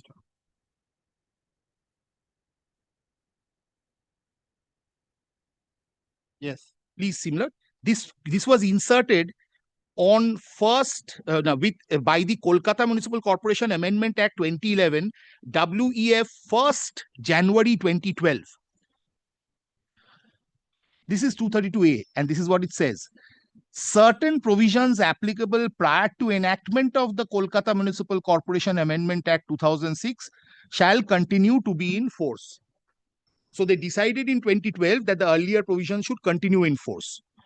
Notwithstanding anything contained in this act, the provisions of section 171, subsection 1 of section 174, sections 175, 179, 180, 182A, 184, 185, 186, 189, 190, 191, 193, 197, 215, 217 and 221A, which were in force immediately prior to the commencement of the Kolkata Municipal Corporation Amendment Act 2006, shall continue to be in force until final publication of the scheme under subsection 1 of section 174 of this act as amended by the KMC Act 2006. That means preparatory work started, ARV was reverted to. Statute first took out ARV, but because of the preparatory work, ARV was reverted to, ARV continued, and it was stated all these provisions of ARV would continue until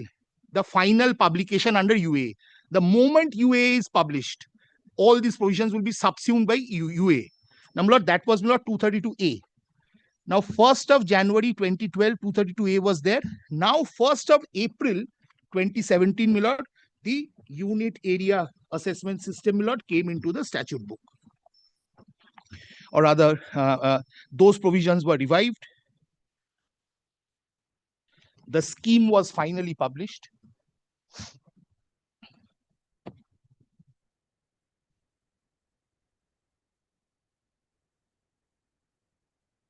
Please have a look at the scheme, my lord.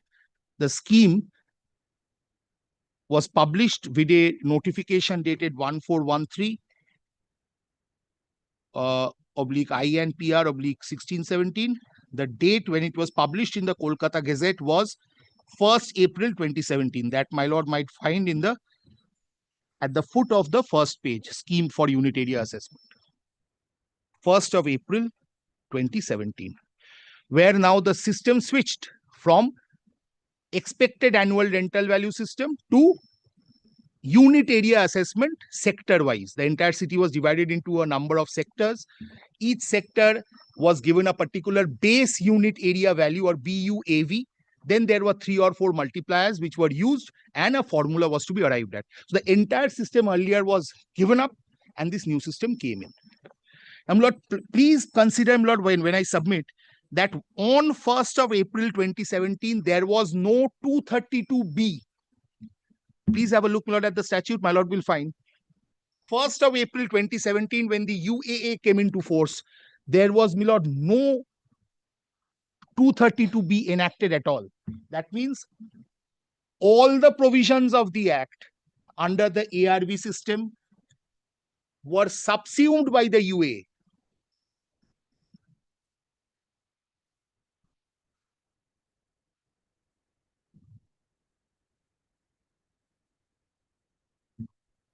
Yes. There are 2 corollaries to this. Number 1, the last date when the ARV system was in force was 31st of March 2017.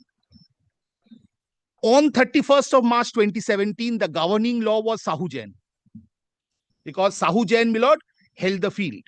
So any ARV valuation that was to be made could be made under the ARV regime maximum for a period of 3 years prior to 31st of March 2017.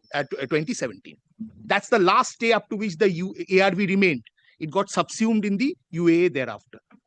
So there was a time limit now which automatically attaches itself, though not in the statute by the Honorable Division Bench's judgment, and subsequently not interfered with twice by the Honorable Supreme Court. That now becomes the law. Now, what does the corporation do next, or what does the legislature do next? Legislature, in the year 2023, comes up with an amendment with effect from 8 June 2023. That's 232B. Please have a look at 232B. This is by the KMC Amendment Act 2022, and this has come into effect from 8th of June 2023. Clearly, 6 years after the ARV has been subsumed by the UA. It came into effect in on 8th of June 2023. Yes. Now, my lord kindly sees What are the provisions of 232B? Side by side, Lord, before I take your lordship into 232B, there were certain other amendments by that same act. The second amendment was section 180. Kindly have a look at section 180, subsection 2, which was for intermediate revaluation. 180 subsection 2.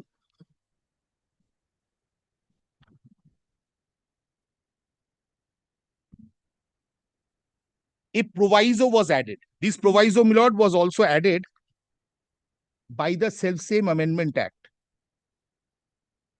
Please have a look at the proviso after Roman 9, subsection 2, Roman 9. Earlier, there was no retrospectivity given under 180. 180 means intermediate revaluation.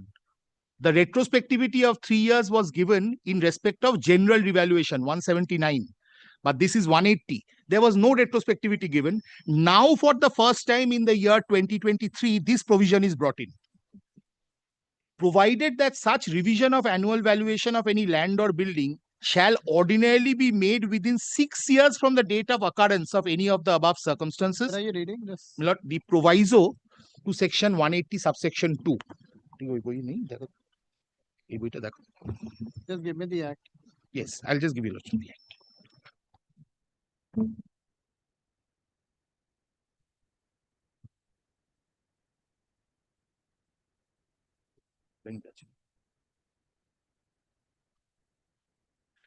May I give you lordship this only that may have some underlinings? Yeah, it was not. This was not here in this. Yes, that's not there. No? In the old one, it's just only 232A was there.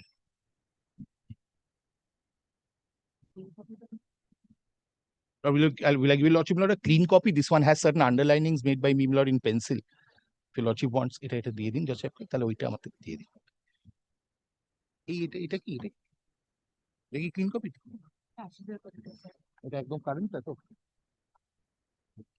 it's not there. Yes. This one is the cleaner copy, but the other one has pencil markings. Provided that any such revision of annual valuation of any land or building shall This is 180 subsection 2. Please have a look at the proviso. Provided that such revision of annual value of any land or building, which was to be made within the 6-year period of general revaluation. My lord, for 180, my lord, your lordship will have to come once to 179. This is periodic assessment of 6 years. 179. Please have a look at 179 just once, my lord. Periodic assessment. Yes. So after every 6 years, the corporation used to make a general revaluation. Now that is catered to by 179. Now under 180, my lord, was intermediate revaluation. That's revision of assessment in between two general revaluations. That was, my lord, 189. 180 subsection 2.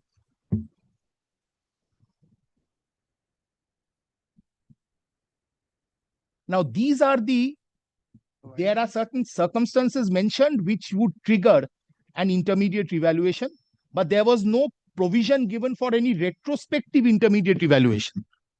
Please have a look at 180 subsection.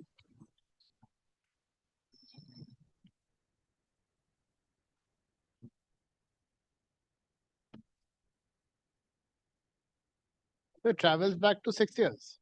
My lords, What does it say? this says even in an intermediate revaluation scenario, earlier was 179 is general revaluation. There the proviso was at any time. That the Supreme Court has read down, as the division bench has read down as 3 years. Now this brings in, provided that such revision of annual valuation, that's interim revision of any land or building, shall ordinarily be made within 6 years from the date of occurrence of any of the above circumstances. So gives it a 6 years, ordinary 6 years travel back time. But you read further. But if such period shall not apply where the owner or person liable to pay property tax fails to submit return under 182 or suppresses occurrence of any of these circumstances. Then it becomes open-ended. So if there's suppression, then they can go beyond. That has been considered in the Income Tax Act, considered in one of the judgments used in Shahujan, said even if there's a question of any suppression, you say that there's suppression. First, I'll show that there's no suppression. Even if there's a question of any suppression, you can't keep it open-ended forever. Can't keep it open-ended forever. Escaped income, any other revenue which has pecuniary consequences, you can't keep it open-ended forever. there are judgments to that effect also. One has to bring it to a terminus. Here, 180 subsection 2 did not have any retrospectivity at all, even under the entire ARV system. To my understanding, I'm not sure about the KMC Act, but the Delhi Municipal Corporation Act is paramateria to this. So when there is a suppression of act under the UA, it can travel back to whatever period it is. Under the UA. Here, there's a specific power under section 192 for the municipal commissioner to travel, to reopen any assessment if there's a fraud or undervaluation or the like. But traveling back for an unlimited period is something, my lord, with great respect, which may not be there in revenue law. There has to be, especially when the courts have held that there's a power, because in one of the judgments in Sahu Jain, this very question was raised. One of the judgments relied upon in Sahu Jain, this very question was raised.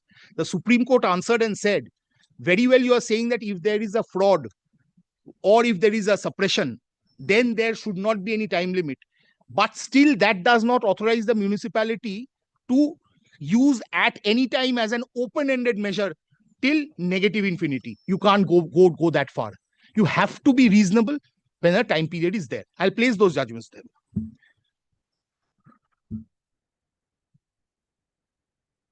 So this is 180 subsection 2. There's another thing which 232B now does. Kindly comes to 232B. Now again after 232A.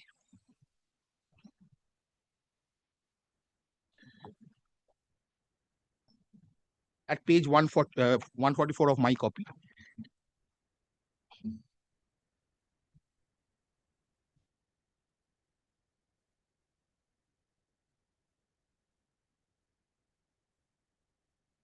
Yes. Please again, Lord, recall that the last date up to which the ARV was valid was 31st of March 2017. Yes. After that, there is clear space between that and this provision being brought into the statute book, about 6 years of gap. Now, this comes in. Certain provisions applicable prior to publication of the scheme shall continue to be in force, which means certain provisions of the ARV system would continue to be in force. Yes. There are 3 points in which this offends. Number one, this really undoes the entire UAA concept. You have come from a rental concept into a UAA concept. You have allowed that UAA concept to remain on board for 6 years. Now, after 6 years, the terminal valuation under the ARV concept was the valuation as operating on 31st of March 2017. That has subsequently been subsumed into the UAA valuation. A capping of 20% is given on that, on the increase of tax under the UAA regime. It continues that way.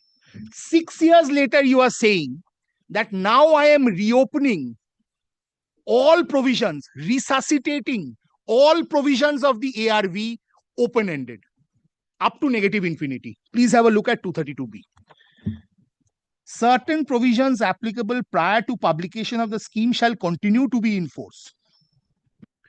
Please see, notwithstanding anything contained in this act, the provision of subsections 1, 2, 3, 4, 8 and 9 of section 171, subsection 1 of section 174 and sections 175, 179, 180, 182A and 185, which were in force prior to the commencement of the Kolkata Municipal Corporation Amendment Act 2006 and subsection 3 of section 174 shall continue to be enforceable in respect of any action as to be taken. That means future action as to be taken for the purpose of assessment of annual valuation and levying of property tax or any step relating thereto for any period prior to publication or enforcement of the scheme under subsection 1 of section 174, read with clause A of subsection 2 of section 179 of this act as amended by the Kolkata Municipal Corporation Amendment Act 2006. In short, what they mean to say is that by introduction of this 232B, the provisions relating to ARV system would revive, and even after traveling into UAA after 1st April 2017, the corporation can now make retrospective ARV regime valuations for any period.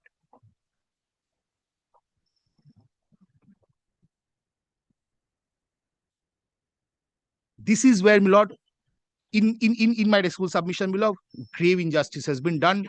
The ARV itself was a package. The UAA was a separate package. The modalities of both these two assessments are poles apart. And there was a cutoff line, 1st April 2017, where ARV was put to rest and UAA was brought in. After that, there have been assessments under UAA, revisions of assessments under UAA, and it will continue as such. Once the SAF form is filed, there'll be a valuation of your land and building. On the basis of that, there'll be tax at the rate of 20% of the annual value. After a period of 5 years, there'll be 3 years, there'll be 5% increase, and it will go on like this. It will no longer be rent oriented. Now, my lord, after coming in the year 2023, what they are doing has frightening consequences. Any period prior to the 31st March 2017 deadline, they can make a retrospective assessment. They can push up their annual valuation under ARV, serve supplementary rate bills from that time onwards till today, issue a demand on the basis of that, and take coercive steps if the demand is not met. Number one. Number two, second effect. The entry level valuation of the ARV gets also increased. Of the UAA gets increased. Please kindly consider this also. Let us say that my valuation on 31st March 2017 was 45 lakhs. That's the last ARV valuation of mine on which I've been paying taxes. Come 1st April 2017, there'll be a new valuation under UAA. And I get a capping of 20% of taxes above the payment that I have made under ARV when I switch into UAA. Now, because of this machination, retrospectively, because there are upward revisions for 5, 6, 7 retrospective periods, my last valuation on 31st of March 2017 is no longer 45 lakhs. It retrospectively, after 6 years of the system, becomes 2 crores. And therefore, the capping which I had enjoyed, that on 45 lakhs, for the first 5 years, I would only pay 20% more under the UAA regime. The capping cost calculations also go haywire. Now I am supposed to get a capping on 20% of 2 crores. Capping is an incentive. But it's given under the statute. I'll show you, Lordship, the regulation. It's not by way of an executive scheme or a policy. It's by statute. What I mean to say is, my lord, retrospectively today, the annual valuations which have been set to rest by the statute, the system which has been set to rest by the statute is now revived. Revived at a point of time saying prospectively, that means the word they use is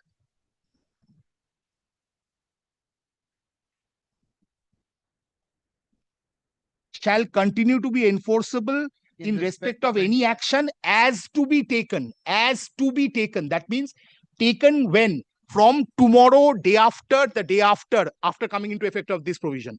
As to be taken in respect of annual valuations prior to the publication of the scheme. That means under ARV.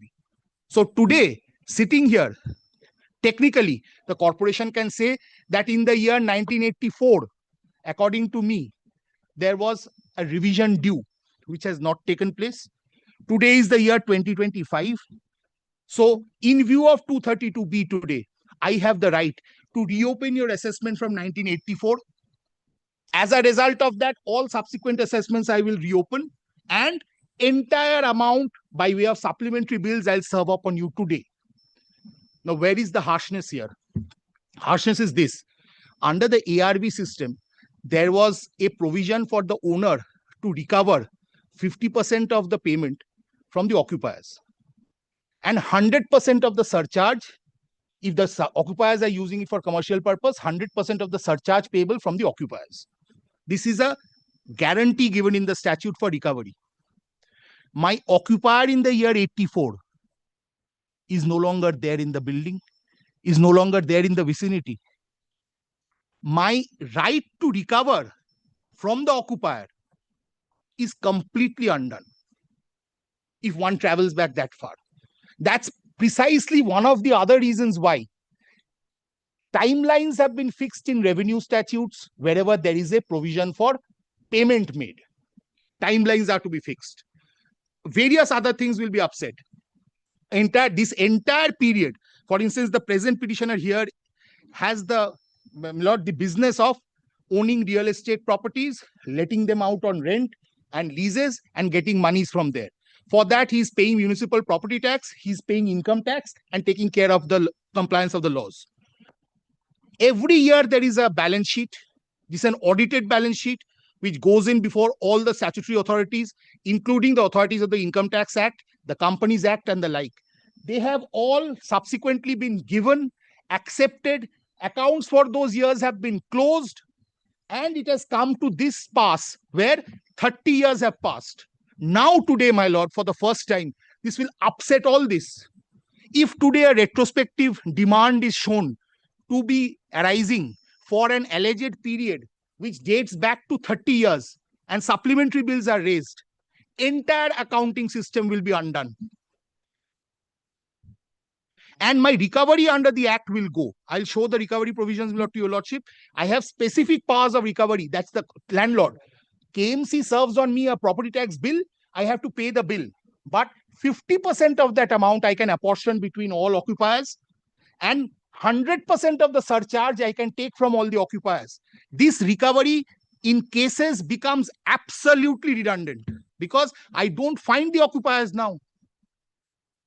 Third, they say that it is on the question of fraud and suppression, but there was no mandatory duty cast on any of the parties to file a return under section 182. That was not a mandatory duty. Please have a look at section 182.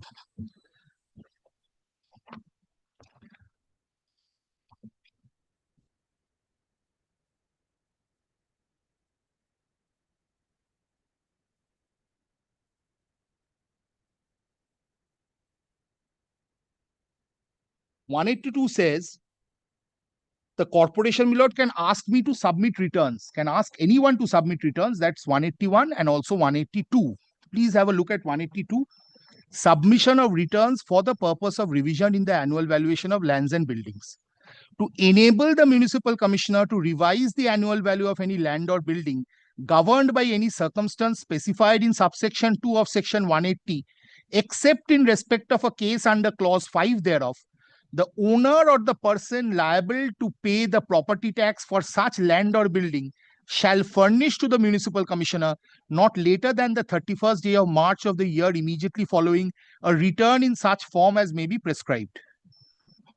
Provided that where the owner or the person primarily liable or the person liable to pay the property tax fails to submit the return in the prescribed form, then notwithstanding anything contained in this chapter, the municipal commissioner may revise the annual value upon service of notice under section 184, and such revision shall take effect in accordance with subsection 3 of section 180. Now, my lord, this filing of return under 182, in case any taxable event happens in the interregnum, is a requirement but not a mandatory one. How can I say that it's not a mandatory one? My lords are aware, my lord, it's now settled that for a provision to be mandatory, one of the tests is that in the schedule of the Act, if the non-compliance is made an offense, then it will be mandatory. If similar provisions, a non-compliance is not made an offense, then it may not be mandatory. Lord, please have a look at the schedule of the KMC Act.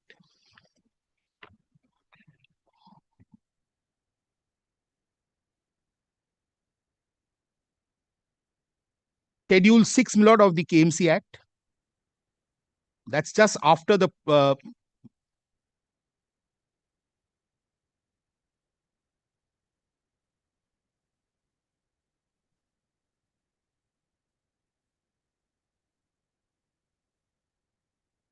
Schedule 6, if my lord has come.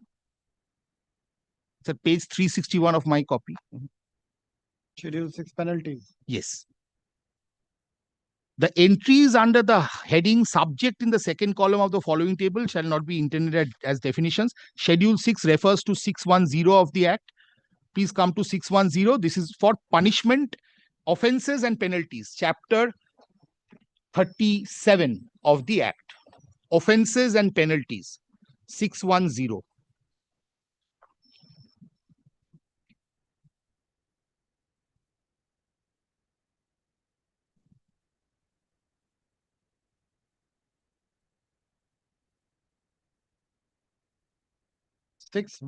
Yes, 610.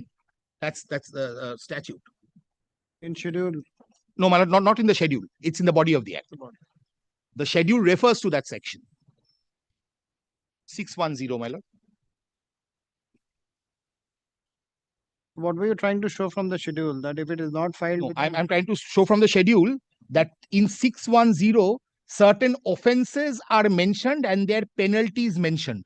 That's the statutory provision. So if you're trying to show section 181 that they should have filed it, that is one of it. No, 182. 182. Yes, kindly see 182 in schedule 6. That's not there. That's not there. That means that's not an offense. Non-filing is not an offense. Non-grant of mutation, for instance, my lord, is an offense. Section 183, obligation to give notice of transfer of title, that's an offense. Fine or imprisonment is 50 rupees and the like. 182 is not there in the schedule. Which means section 182, filing of section 182 was directory, it was never mandatory. Because the corporation itself causes periodic inspections from where it can get this information. Corporation's inspection books are prepared on the basis of that information. And 610, what are you showing? 610, my lord, is the provision which stipulates the offences and penalties. Only that has a substantive provision. The schedule contains, my lord, the section and the type of punishment. So, my lord, my reciprocal submission is now come to the proviso of section 182, 180 subsection 2, which I was showing your lordship. 180 subsection 2.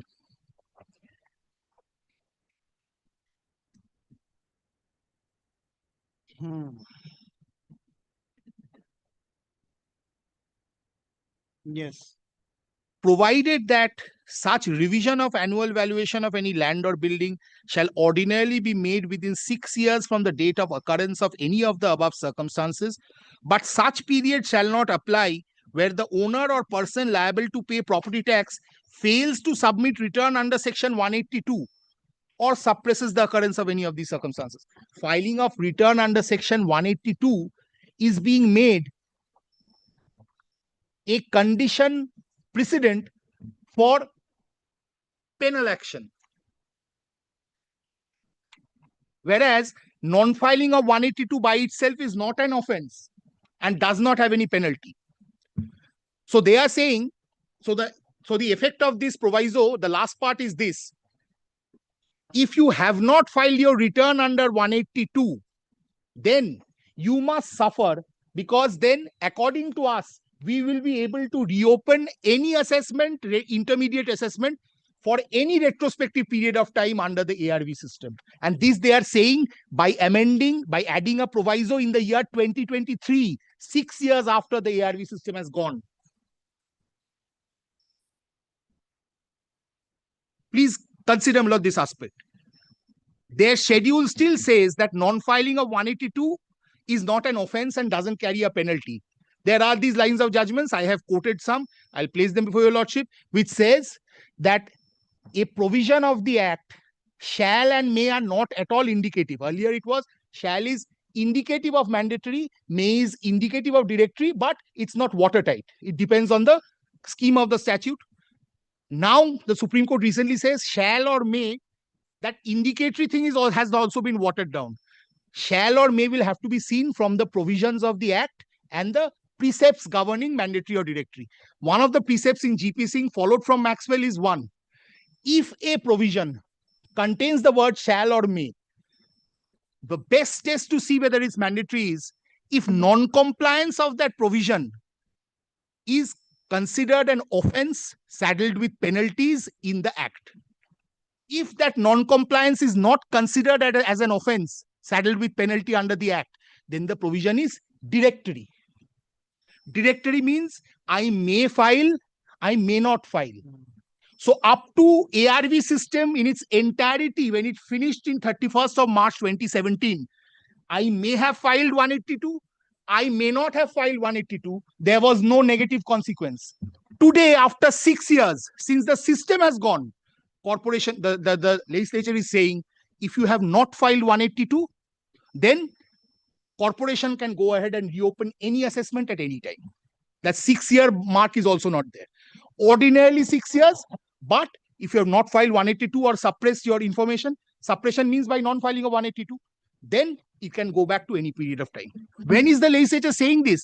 Not in the Parent Act, during the period ARV was in vogue. After a 6-year gap from ARV getting extinguished, the legislature is now bringing in, by making a directory provision liable for penalty, penal action. Why do I say penalty?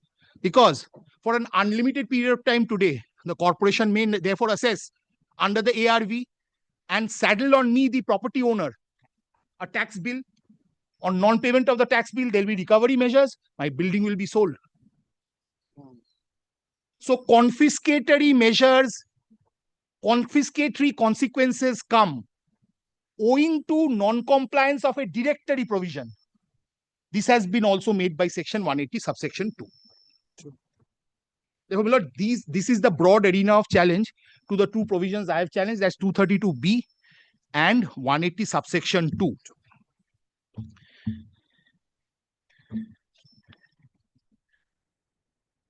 Now, my lord, kindly comes to the notes. I'll just finish up in a few minutes. And the judgments, my lord, then we can go into.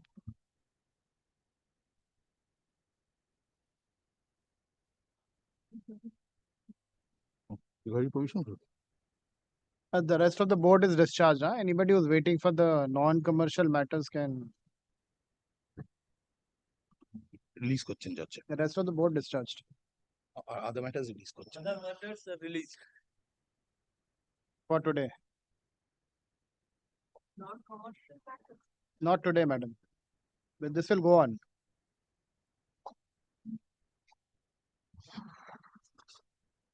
Lord, before taking lordship here, may I just have 1 minute of your lordship trying to see the recovery measures just once.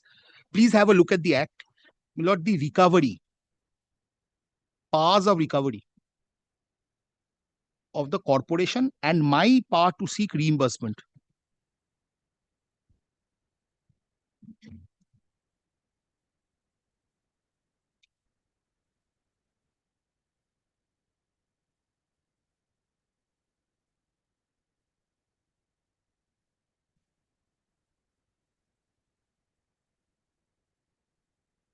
Please have a look at section 194 and 195 for the first part of my submission. These are all powers of recovery of the landowner as well. 194 of the Act, please, Miller. Yes. Apportionment of liability for property tax on land or building when the premises assessed are let or sublet. If the annual valuation of any land or building exceeds the amount calculated on the basis of the rent of such land or building payable to the person upon whom the property tax on such land or building is leviable under section 193, such person shall be entitled to receive from his tenant the difference between the amount of property tax on such land or building and the amount which would be leviable if the property tax on such land or building were calculated on the basis of the rent payable to him. So from every occupier below me, I can recover the difference. 195. On the failure to recover any sum due on account of property tax or any lands or buildings, the municipal commissioner shall, notwithstanding attachment of rent. I will not take you lordship into 195. That's for the municipal recovery. Now come to 180. Kindly come to me, Lord. 194 subsection 2. I'm so sorry. 194 subsection 2.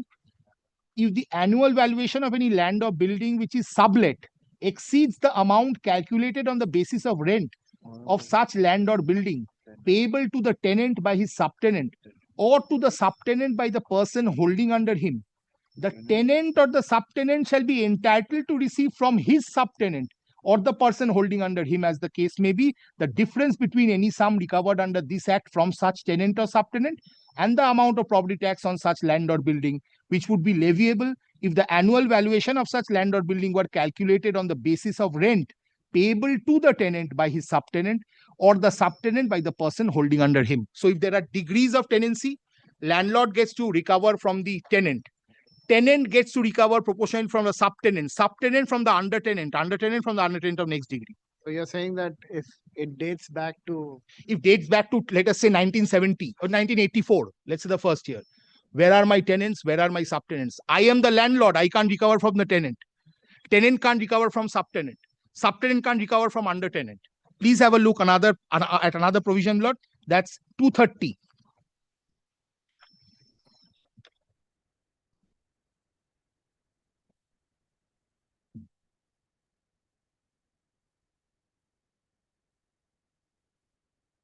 That's another specific power for me to recover because I am the person primarily liable. Please come to 230. All this is completely undone today. Apportionment of property tax by the person primarily liable to pay. Primarily liable means owner. Now, plot kindly sees. Save as otherwise provided in this act, the person primarily liable to pay the property tax in respect of any land or building may recover. Now, my lord A. If there be but one occupier of the land or building, from such occupier half of the rate so paid, and may, if there be more than one occupier, recover from each occupier half of such sum as bears to the entire amount of rate so paid by the owner, the same proportion as the value of the portion of the land or building in the occupation of such occupier bears to the entire value of such land or building. Pausing here for a moment. If there are more than one occupiers, my lord, I'll be entitled to receive 50% by apportioning that 50% amongst the tenants in proportion to the area that they occupy, qua the entire area of the building, value-wise. Now, my lord, kindly see.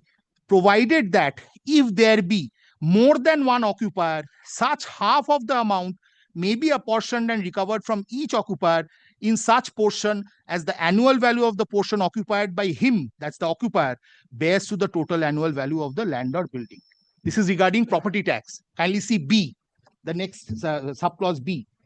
The entire amount of the surcharge, I mean entitled to recover, entire amount of surcharge on the property tax on any land or building from the occupier of such land or building who uses it for commercial or non-residential purposes, provided that if there is more than one such occupier, the amount of surcharge on the property tax may be apportioned, recovered from the occupiers.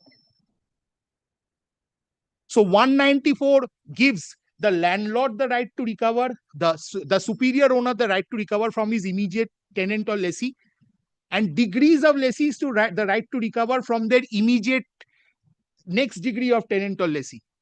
230 gives the specific right of a landlord, of an owner, to recover the 50% of the entire amount charged from him and entirety of the surcharge charged from him by distributing that liability amongst the occupiers pro rata in accordance with the value of their occupancies. For a property which I hold in 2025, if an assessment today by taking recourse to 180 subsection 2 proviso is made with effect from retrospective effect from 1985, and this entire that assessment would entail supplementary or differential bills being added and presented to me today, 194 and 232 for me are gone. 230, my lord, for me are gone. I can't recover. And that's not because of my fault. My lord, I didn't commit any mistake.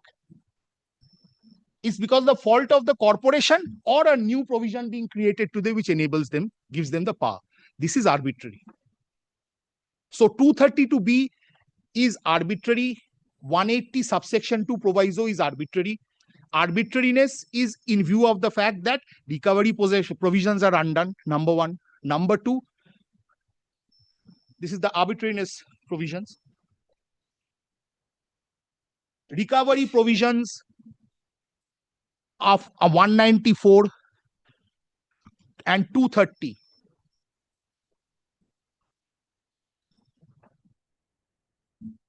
are imperiled or rendered OSHO.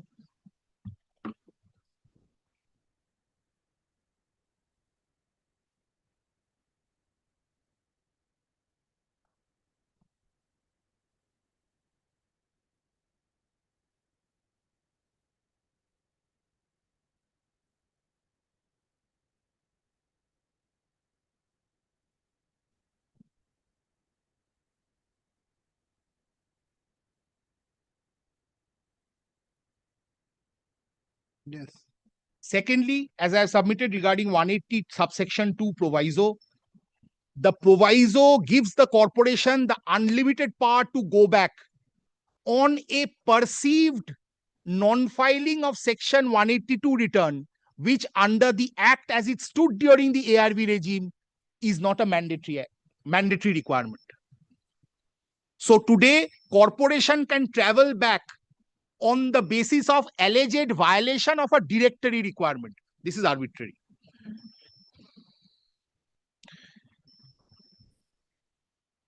Corporation can travel back to any period of time for an intermediate revaluation under section 180 subsection 2 on the ground of non-filing of return under 182, which under the act was at all material times directory.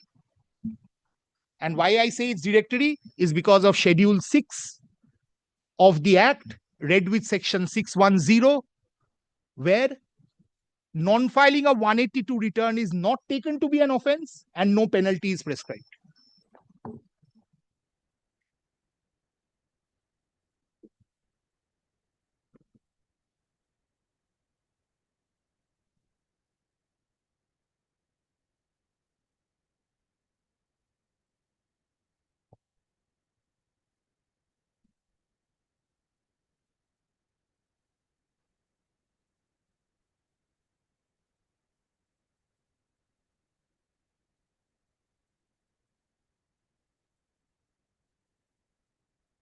Yes.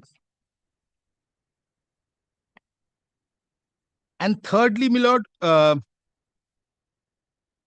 it's arbitrary because it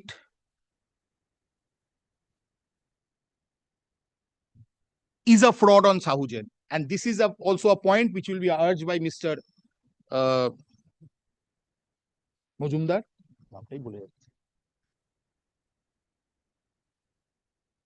The legislature has enacted the provisions of section 232B and the provisions of section of the proviso to section 180 subsection 2 for the purpose of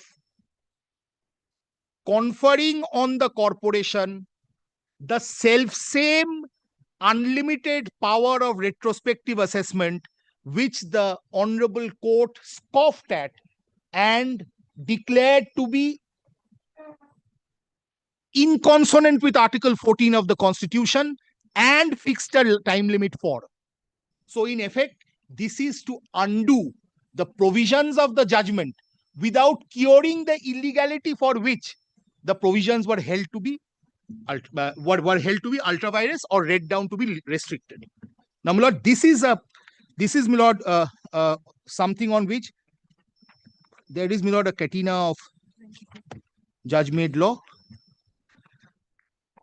Please come, my lord, to page 22 of my notes. They insert provisions of the judgments. So this part of the argument is... This part of the argument is complete. I have completed my argument regarding the 180 subsection 2 and 232 and 232B regarding the vices of the provision. Now, my lord, I will just take your lordship into the judgments regarding. First, I'll come to the last of the 3 points which I have given. That's the legislature enacting something to undo the effect of a statute. Thereafter, my lord, I shall come into arbitrariness and how a fiscal statute can be considered arbitrary, and then I'll conclude. Yes. Let's kindly come, my lord, to page 22, my lord, of the notes that I have prepared. I have, my lord, covered a catena of decisions. In fact, all the decisions, my lord, which are there on this field, I have been requested by Mr. Obrotosh Mojumdar not to cite. কোনটা বলছিল? I think State of Gujarat versus Patil Raghavnath Nanda. That's two. Huh? কোনটা দেখো? Because that will be Mr. S.R. Bhagwat. So I am not citing S.R. Bhagwat for the time being. That's Roman 10. But before that, kindly come to page 22. Just the basic provisions of, or the proposition of law, my lord, from these judgments.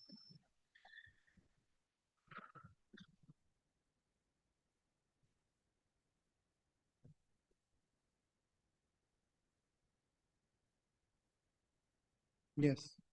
Please come, my lord, to the first proposition. In fact, it's the same proposition in different language. I'll give you, lordship, 2 or 3, and then the remaining will be same. If the retrospective feature of a fiscal law is arbitrary and burdensome, the statute will not be sustained. The longest period of retroactivity yet sustained has been 3 years.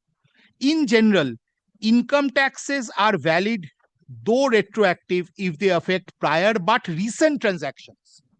Prior but recent transactions. So Sutherland on statutes and statutory constructions, this has been cited with approval by the Honorable Supreme Court in Rai Ramakrishna versus the State of Bihar. That's 1963 SCC Online, Supreme Court, page 31, paragraph 16. I'll just first go through them, my lord, and then, lord, instead of taking your lordship into every judgment, I'll just go through the basic and then I'll come to the relevant ones. Then, my lord, Roman 2. If a law passed by a legislature is struck down by the courts as being invalid for one infirmity or another, it would be competent for the appropriate legislature to cure the said infirmity and pass a validating law so as to make the provisions of the said earlier law effective from the date when it was passed. Cure the infirmity from 232B. Now, Roman 3A. Validation of a law so declared illegal by the court may be done only if the grounds of illegality or invalidity are capable of being removed or are in fact removed and the tax thus made legal. However, even with legislative competence, and this is where, my lord, I am placing much reliance, even with legislative competence, it is not sufficient to declare merely that the decision of the court shall not bind, for that is tantamount to reversing a judicial decision which the legislature does not have power to do. A court's decision must always bind unless the conditions on which the case is based are so fundamentally altered that the decision could not have been given the altered circumstances. This is Prithvi Cotton Mills again. Now, Lord, Roman 4. It is not open to the legislature to say that a judgment of the court properly constituted and rendered in exercise of its powers in a matter be brought before it shall be deemed to be ineffective and the interpretation of the law shall be otherwise than as declared by the court. 5. A provision that attempts to make a direct inroad into the judicial powers is unlawful. Now, kindly see page 23, clause 5. No legislature in this country has the power to ask the instrumentalities of the state to disobey or disregard the decisions given by the courts. 6. When the effect of a statutory provision is to overrule the decision of the High Court and not to change the law retrospectively, the legislature has no power to enact such a provision. Next, Roman 7. These are all culled out from those judgments. I'll show the paragraphs subsequently. Roman 7. Collection held to be invalid and directed to be refunded under High Court judgments in the previous proceeding was sought to be validated without indicating how the legislature has remedied the want of services as pointed out by the High Court. The amending act to that effect is bad. Finding of the High Court in regard to want of services could not have been either ignored or reversed by the legislature while validating the earlier collection because it has no power to reverse the finding of a court. It is also settled principles in law that when invalidity of collection of levy is pointed out by the court based on non-existence of certain necessary facts, it is not open to the legislature to merely controvert that finding of the court and validate such collection by proceeding on the basis that such finding of the court is incorrect. This is regarding collection. Same applies to assessment as well. Court has said, don't go back 3 years, considering everything. Legislature is saying, here is my new provision 232B injected into the act after 6 years of the coming into effect of the UAA, by which now I can go back retrospectively to whatever time I want. This is direct, my lord, affront on the decision, the impact of the decision. Now, my lord, the next one. A validating law is upheld first by finding out whether the legislature possesses competence over the subject matter, and secondly, whether by validation the legislature has removed the defect which the courts had found in the previous law. The previous law as it stood at any time that had the defect of continuity till negative infinity. That was never removed. Same provision brought in. A validating act may even make ineffective judgments and orders of competent courts provided it by retrospective legislation removes the cause of invalidity or the basis that led to those decisions. The test of judging the validity of an amending and validating act is whether the legislature enacting the validating act has competence over the subject matter, whether by validation the said legislature has removed the defect which the court had found in the previous laws, and whether the validating law is consistent with the provisions of Part 3 of the Constitution. In our case, my lord, defect not removed, provision brought back. Roman 10, a binding judicial pronouncement. Oh, this is my lord for Mr. Obrotosh Mojumdar, my lord. Now, my lord, kindly come to Roman 11 for the timing. 10 kindly consider it to be cited, but Mr. Mojumdar will cite it in greater detail and with greater finesse. My lord, 11, page 27. Yes. It is no doubt true that the state has enormous power in the matter of legislation and in enacting fiscal laws.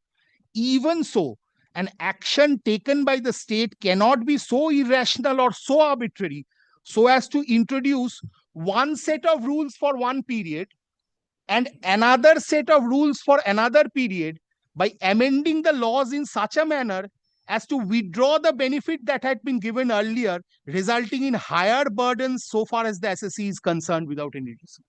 Pat on the point. The same regime of the ARV Act, of the KMC Act qua ARV, which has traveled its entire course and has found its fruition or its culmination on 31st of March 2017, entering into the realm of UAA and dying its natural death. So now there are two set of rules. For one set of rules for those persons for whom payments have been made up to that point of time, and they have sold off their houses in Calcutta and left on 31st of March 2017. A different set of rules for those persons whose houses in Calcutta still remain, but the circumstances prior to 31st of March are similar to all, but he gets a different set of rules, where now this can be opened up for any point of time retrospectively. So for the same paradigm, for the same set of individuals, for the same set of citizens, by taking advantage of the enormous latitude given for enacting fiscal laws, the legislature cannot be so irrational or so arbitrary so as to introduce one set of rules for one period and another set of rules for another period by amending the laws in such a manner so as to withdraw the benefit that had been given, resulting in higher burden. The benefit under the Act is withdrawn. The benefit of recovery is withdrawn. The result is higher burden on me. Today, I have no occupier of the year 1984 to go back to. Today, I have no occupier of the year 2004 to go back to. I am in 2025. My accounts are closed. Where do I go to recover? Now, Lord, kindly see, Lord, Roman 12. A law cannot be held to be unreasonable merely because it acts retrospectivity. Unreasonability must lie in some other additional factors. The retrospective operation of a fiscal statute would have to be found to be unduly oppressive and confiscatory, as I was telling your lordship, before it can be held to be so unreasonable as to violate constitutional norms. The factors which are generally considered relevant in answering these questions are A, the context on which the retrospectivity was contemplated, B, the period of such retrospectivity, C, the degree of an unforeseen or unforeseeable financial burden imposed for the past period. Please have a look at this. My lord kindly considers your lordship as a property owner in Calcutta. sitting today in the year 2025, suddenly looking down the barrel of a multi-crore demand raised with retrospective effect from an unlimited period on the corporation's alleged assertion that your lordship had not filed the return properly. Its instances are ought to be given, my lord, to persons, to other persons. I give it to your lordship as your lordship because my lord does not originally hail from West Bengal. Please consider, my lord, consider the predicament. Statute gives me right to recover entirety of the amount. They take away the entire right and now say, and what will be their jurisdictional fact be? It's very easy. You have suppressed something. What have you suppressed? In the year 1974, there was someone by the name of Ram Sharan who used to give your father 40,000 rupees rent that you have suppressed. How can I prove to the negative today, my lord? I'm asking myself the question. Ram Sharan is dead and gone, if any. My father is dead and gone. The papers are dead and gone. Today, how will I be able to prove the adjudicatory fact necessary for relief? I won't. Therefore, I'll be a sitting duck, to use that expression loosely. Today, whatever they say is a fraud, which is antiquated to 20 or 25 or 30 years ago, will have to be taken to be cast in gold because the corporation is saying it. And it will be impossible for me to rebut. That's precisely why. Which is the year they have traveled back the farthest? 2007. 7. 7. I'm in 25.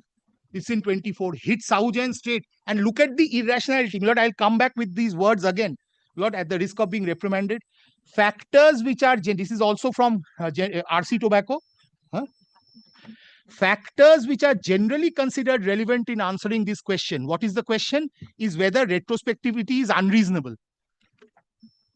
R. A. The context on which the retrospectivity was contemplated. B.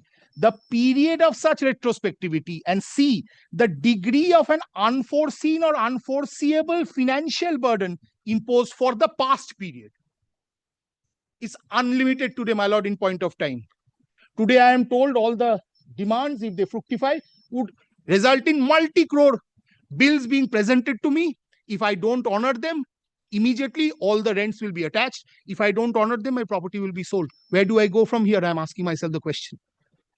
This is not a case where, my lord, the ordinary Calcuttan, some of the ordinary Calcuttan businessmen are not very pious when it comes to payment of municipal revenue. This is not a case here. Every pie has been paid before time. Every payment has been made availing rebate. There's not a single default for a single period. And today, my lord, because I trade in property and I get incomes from property, is that a crime? I'm asking myself. Today, I'm put forward, my lord, on the cosh. I am actually looking at an unlimited, unspecified period of demand coming at any time on a mere assertion that, sorry, there was a fraud. Sorry that you didn't file your 182 return. Then why did you not make filing of 182 return mandatory? In your section 183 mutation, you have made it mandatory. If I don't apply within 6 months, it's a offense under 610, penalty of whatever, 50 rupees per day or the like. So you had your time to do that. You didn't do that. And it's not as if without my return, the assessments are never made. My lord knows the corporation's assessment book of lands and buildings is based on entries made in the inspection book. There's a compendium of assessment, which is not a statutory document, but it's a document of the assessment department, has been handed over to your lordship earlier on number of occasions. There are You can never understand the way they do it. I mean, Nobody can. They will go to a particular place, my lord. They will inquire. According to them, on that inquiry, whatever figure they get, they're going to put that figure, add it up, multiply by 12, give 10% for statutory deduction for maintenance, and give you a statement. That statement becomes the basis of evaluation. So, my lord, that's, my lord, Roman 12. Now, 3 Roman 13, my lord, as well.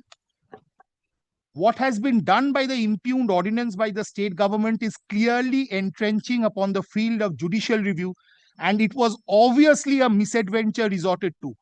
It was clearly an act of nullifying judgments and is violative of judicial powers which vested in the judiciary. It was not at all permissible to the state government to promulgate the ordinance or to legislate in the matter. it could not have nullified the judgment. A legislation can be invalidated on the basis of breach of separation of judicial power. Since such breach is a negation, it will be cannot be invalidated. Since such breach is a negation of equality under Article 14. Law can be declared void if it is found to have transgressed the constitutional limitation. Anything that hits Article 14, that's so shocking. On the basis of breach of separation. Now, my lord, kindly see, yes. Now, my lord, the next is, once again, Roman 14 is from Janpad Sabha. It is not open to the legislature to overrule or set aside the decision of the court under our constitutional scheme. And now, Roman 15, the expression at any time cannot be construed to be giving an unlimited jurisdiction to perform the act suffixed to the expression. At any time would be within a reasonable time. And this Shivgonda Patil and the others had been considered in Saujan. While on this and while on that fraud aspect, a lot of human appeal will be created by the question of fraud. If he was supposed to give this and he has not given that, are the arms of the legislature tied or the authority tied that they can't go back to that? Long arms will reach and go back and the like.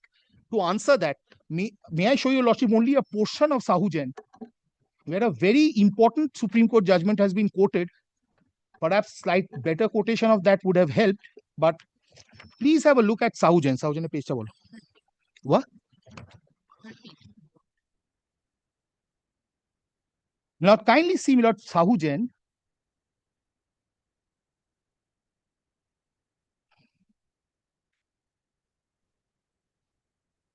Please come to page 33 of my compilation. It's paragraph 22 of Sahujan.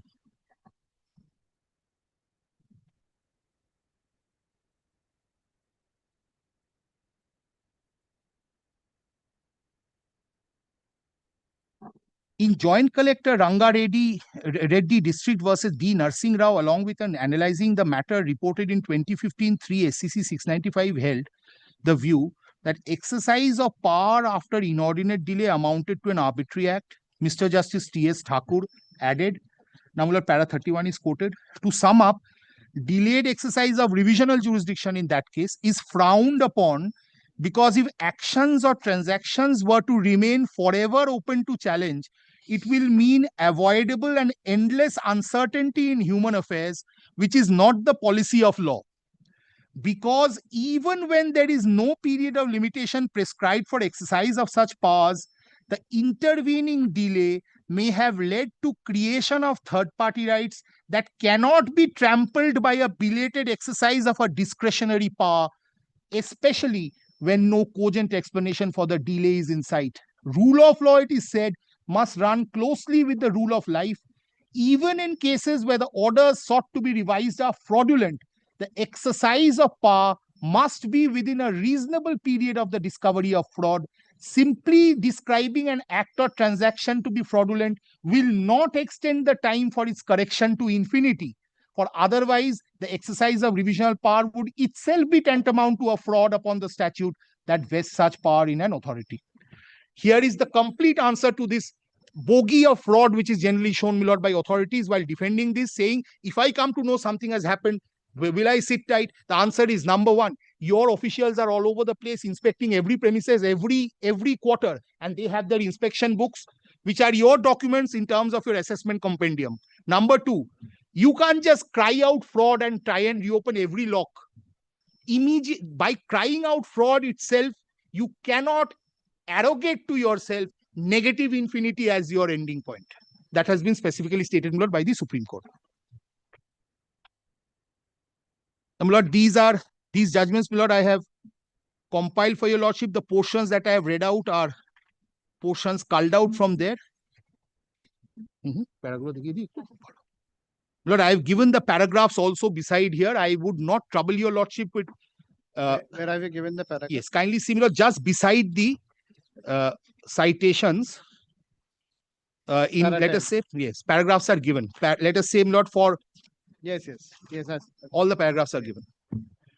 And what I have given there as the proposition is a quotation of the relevant paragraph or quotation of the relevant part of the paragraph. I'll not trouble your lordship with going through this in entire detail.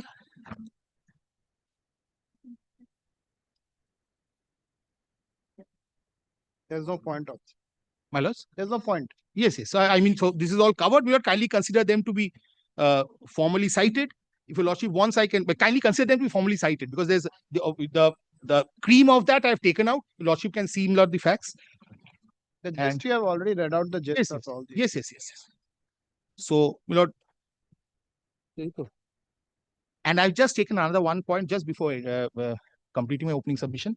I've just taken another one point. This can also be of consideration for your lordship.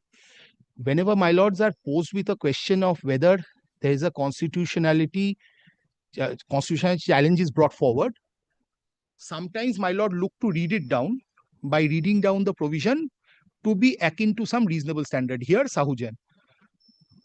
Sometimes my lords can interpret the provisions in such a manner as so as to prevent unconstitutionality. How in this case? Sahujan held the field till 31st of March 2017. UAA came with effect from 1st April 2017. 232B retrospectivity and 180 subsection 2 proviso retrospectivity are both open-ended and therefore offensive of Sahujan. But 232B revives the ARV for that period, for any period prior to 31st of March. If that revival carries with it the judge-made law of Sahujan, then the provision is saved. Please consider this. So for up to 31st of March, there were certain provisions which were undone on 1st of April. These provisions are on the 8th of June 2023 sought to be resuscitated, exorcised, brought into the statute book with retrospective effect from 31st March backwards till negative infinity. But as on 31st March 2017, what was the law I'm asking myself relating to ARV? Sahujan, that's you can go retrospectively only 3 years. So you are saying that Revival 232B revival is in contravention of the law laid down by Sahujan because it restricts it to 3 years. But here the provision has been given open-ended. So my lord may interpret 232B, if my lords are with me and subject to hearing everyone else, as having the same 3-year limitational bar qua 31st of March 2017 as the original provision without as the Sahujan judgment. That would mean by using 232B on 8th of June 2023, the corporation cannot do anything which it could not have done on 31st of March. Holding the field at that point of time prior to coming of the UAA, and Sahujan was also part of the law. So if that law revives, the limitation also revives. So that my lord will also consider, my lord, as one of the ways of reading down 232B and also 180 subsection 2 proviso, if your lordship would so feel. But these are my opening submissions. So Monday we'll have Mr. Majumdar. Obliged. All of you young lawyers who are sitting here, give your name for receivership here. Name and number. Your name, your name, your name. Give your name and number. Have you given your name and number? Lord, my juniors, Lord, they, after hearing such a good news, are looking morose. I just interpreted it for them. নাম দিয়ে দে, নাম দিয়ে দে, সব নাম চাই। আমাদের নামগুলো তো এমনিই দিচ্ছে, তোদের নামগুলো দিতে দে। Just give it to yes, my court master. Hey, listen. And Mr. Kar, even your juniors or whatever, I was suggesting, subject to what your lordship feels, that this can be done by the library, the young. Yes. You can always give me a list of the library. The names can be always given to. This can be additionally done by the library. Yes. Today, my lord, those who are here, my lord, they can at least give their names. নাম দিয়ে দাও।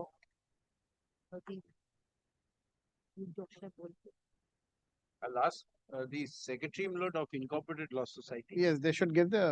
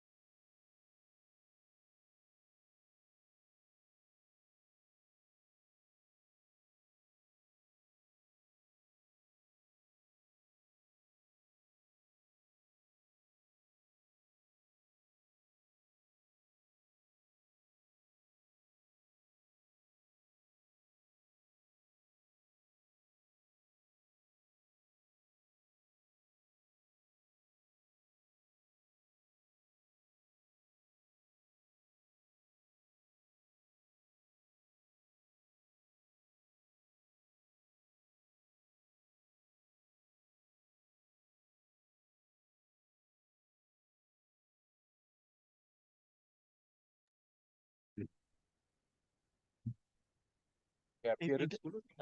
দিয়েছি তো খুব নতুন এটা হলো card গুলো দাদা হ্যাঁ এটা ওডি টু যে আমরা এটা রিসিভার এটা কি আমি দিয়েছি তখন আগে আবার দিতে হবে না একবার একবার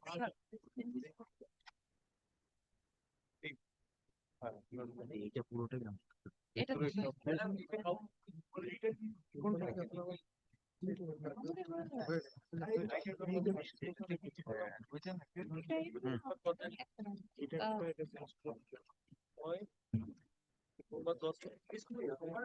ছবি তুলে নিয়েছো? সোমবার 2 PM দেখে গেছে এটাকে সাইড করিস না আমি একবার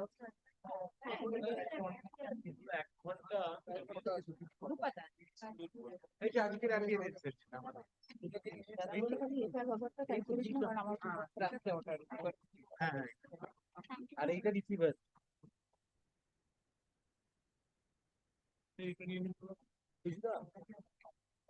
রিসিভারদেরকে কিছু খাবার দাবার দেবে বলছে দিদি বলবে খাওয়াবে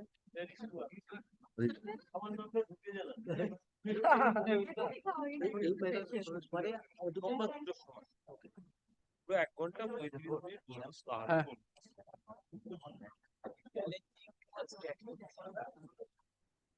ভালো বলে তো এটাকে চ্যালেঞ্জ করুন। স্যার স্যার স্যার আমি আর অঞ্জুশ্রী মুখার্জি অ্যাপিয়ার করেছিল ওই মামলাটায় হ্যাঁ দিয়েছি দেখুন দেখুন দেখুন অঞ্জুশ্রী মুখার্জি গতবারের নামটা মিস দাঁড়িয়েছি তবু মিসড হয়ে গেছে অঞ্জুশ্রী জি সুস্মিতা বিশ্বাস চৌধুরী দুজন থ্যাংক ইউ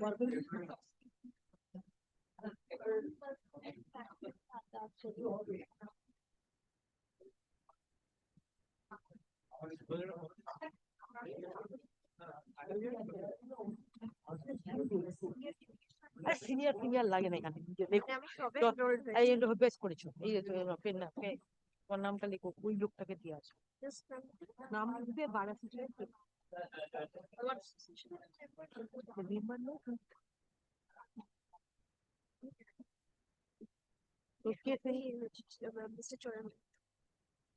লেখো কোথায় কত নম্বর আমার সিনিয়র বার লাইব্রেরি বার লাইব্রেরি লিখবে বার লাইব্রেরি জুনিয়র বার লাইব্রেরি আমার নামটা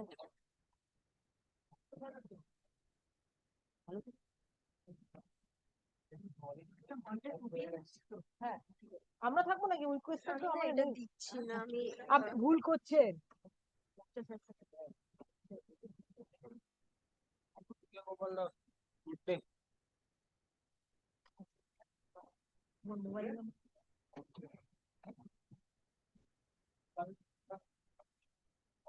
জুনিয়র বার লাইব্রেরি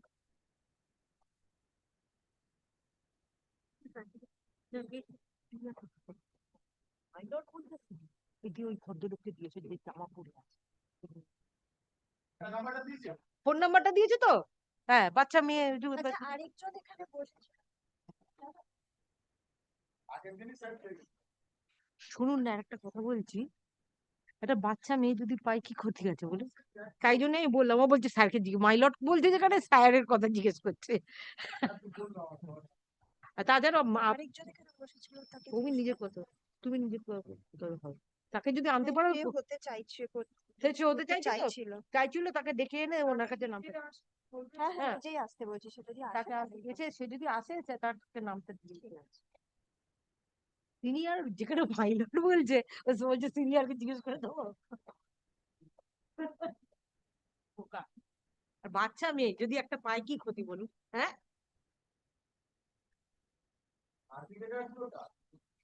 রিসিভারি আরবিটারটাকে আমরা কি করে পাবো সে তো বড় সিনিয়ররা পায় এবার এই যে রিসিভার আরবিটার যাকে তাকে দেয় না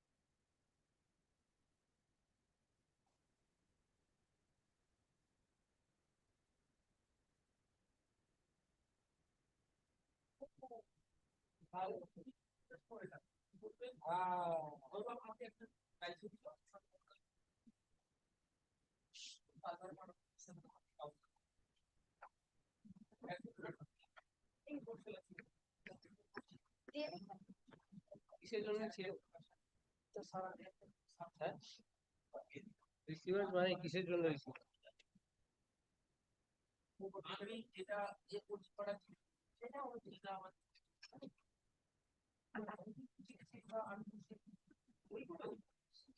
ও মানে ইন জেনারেল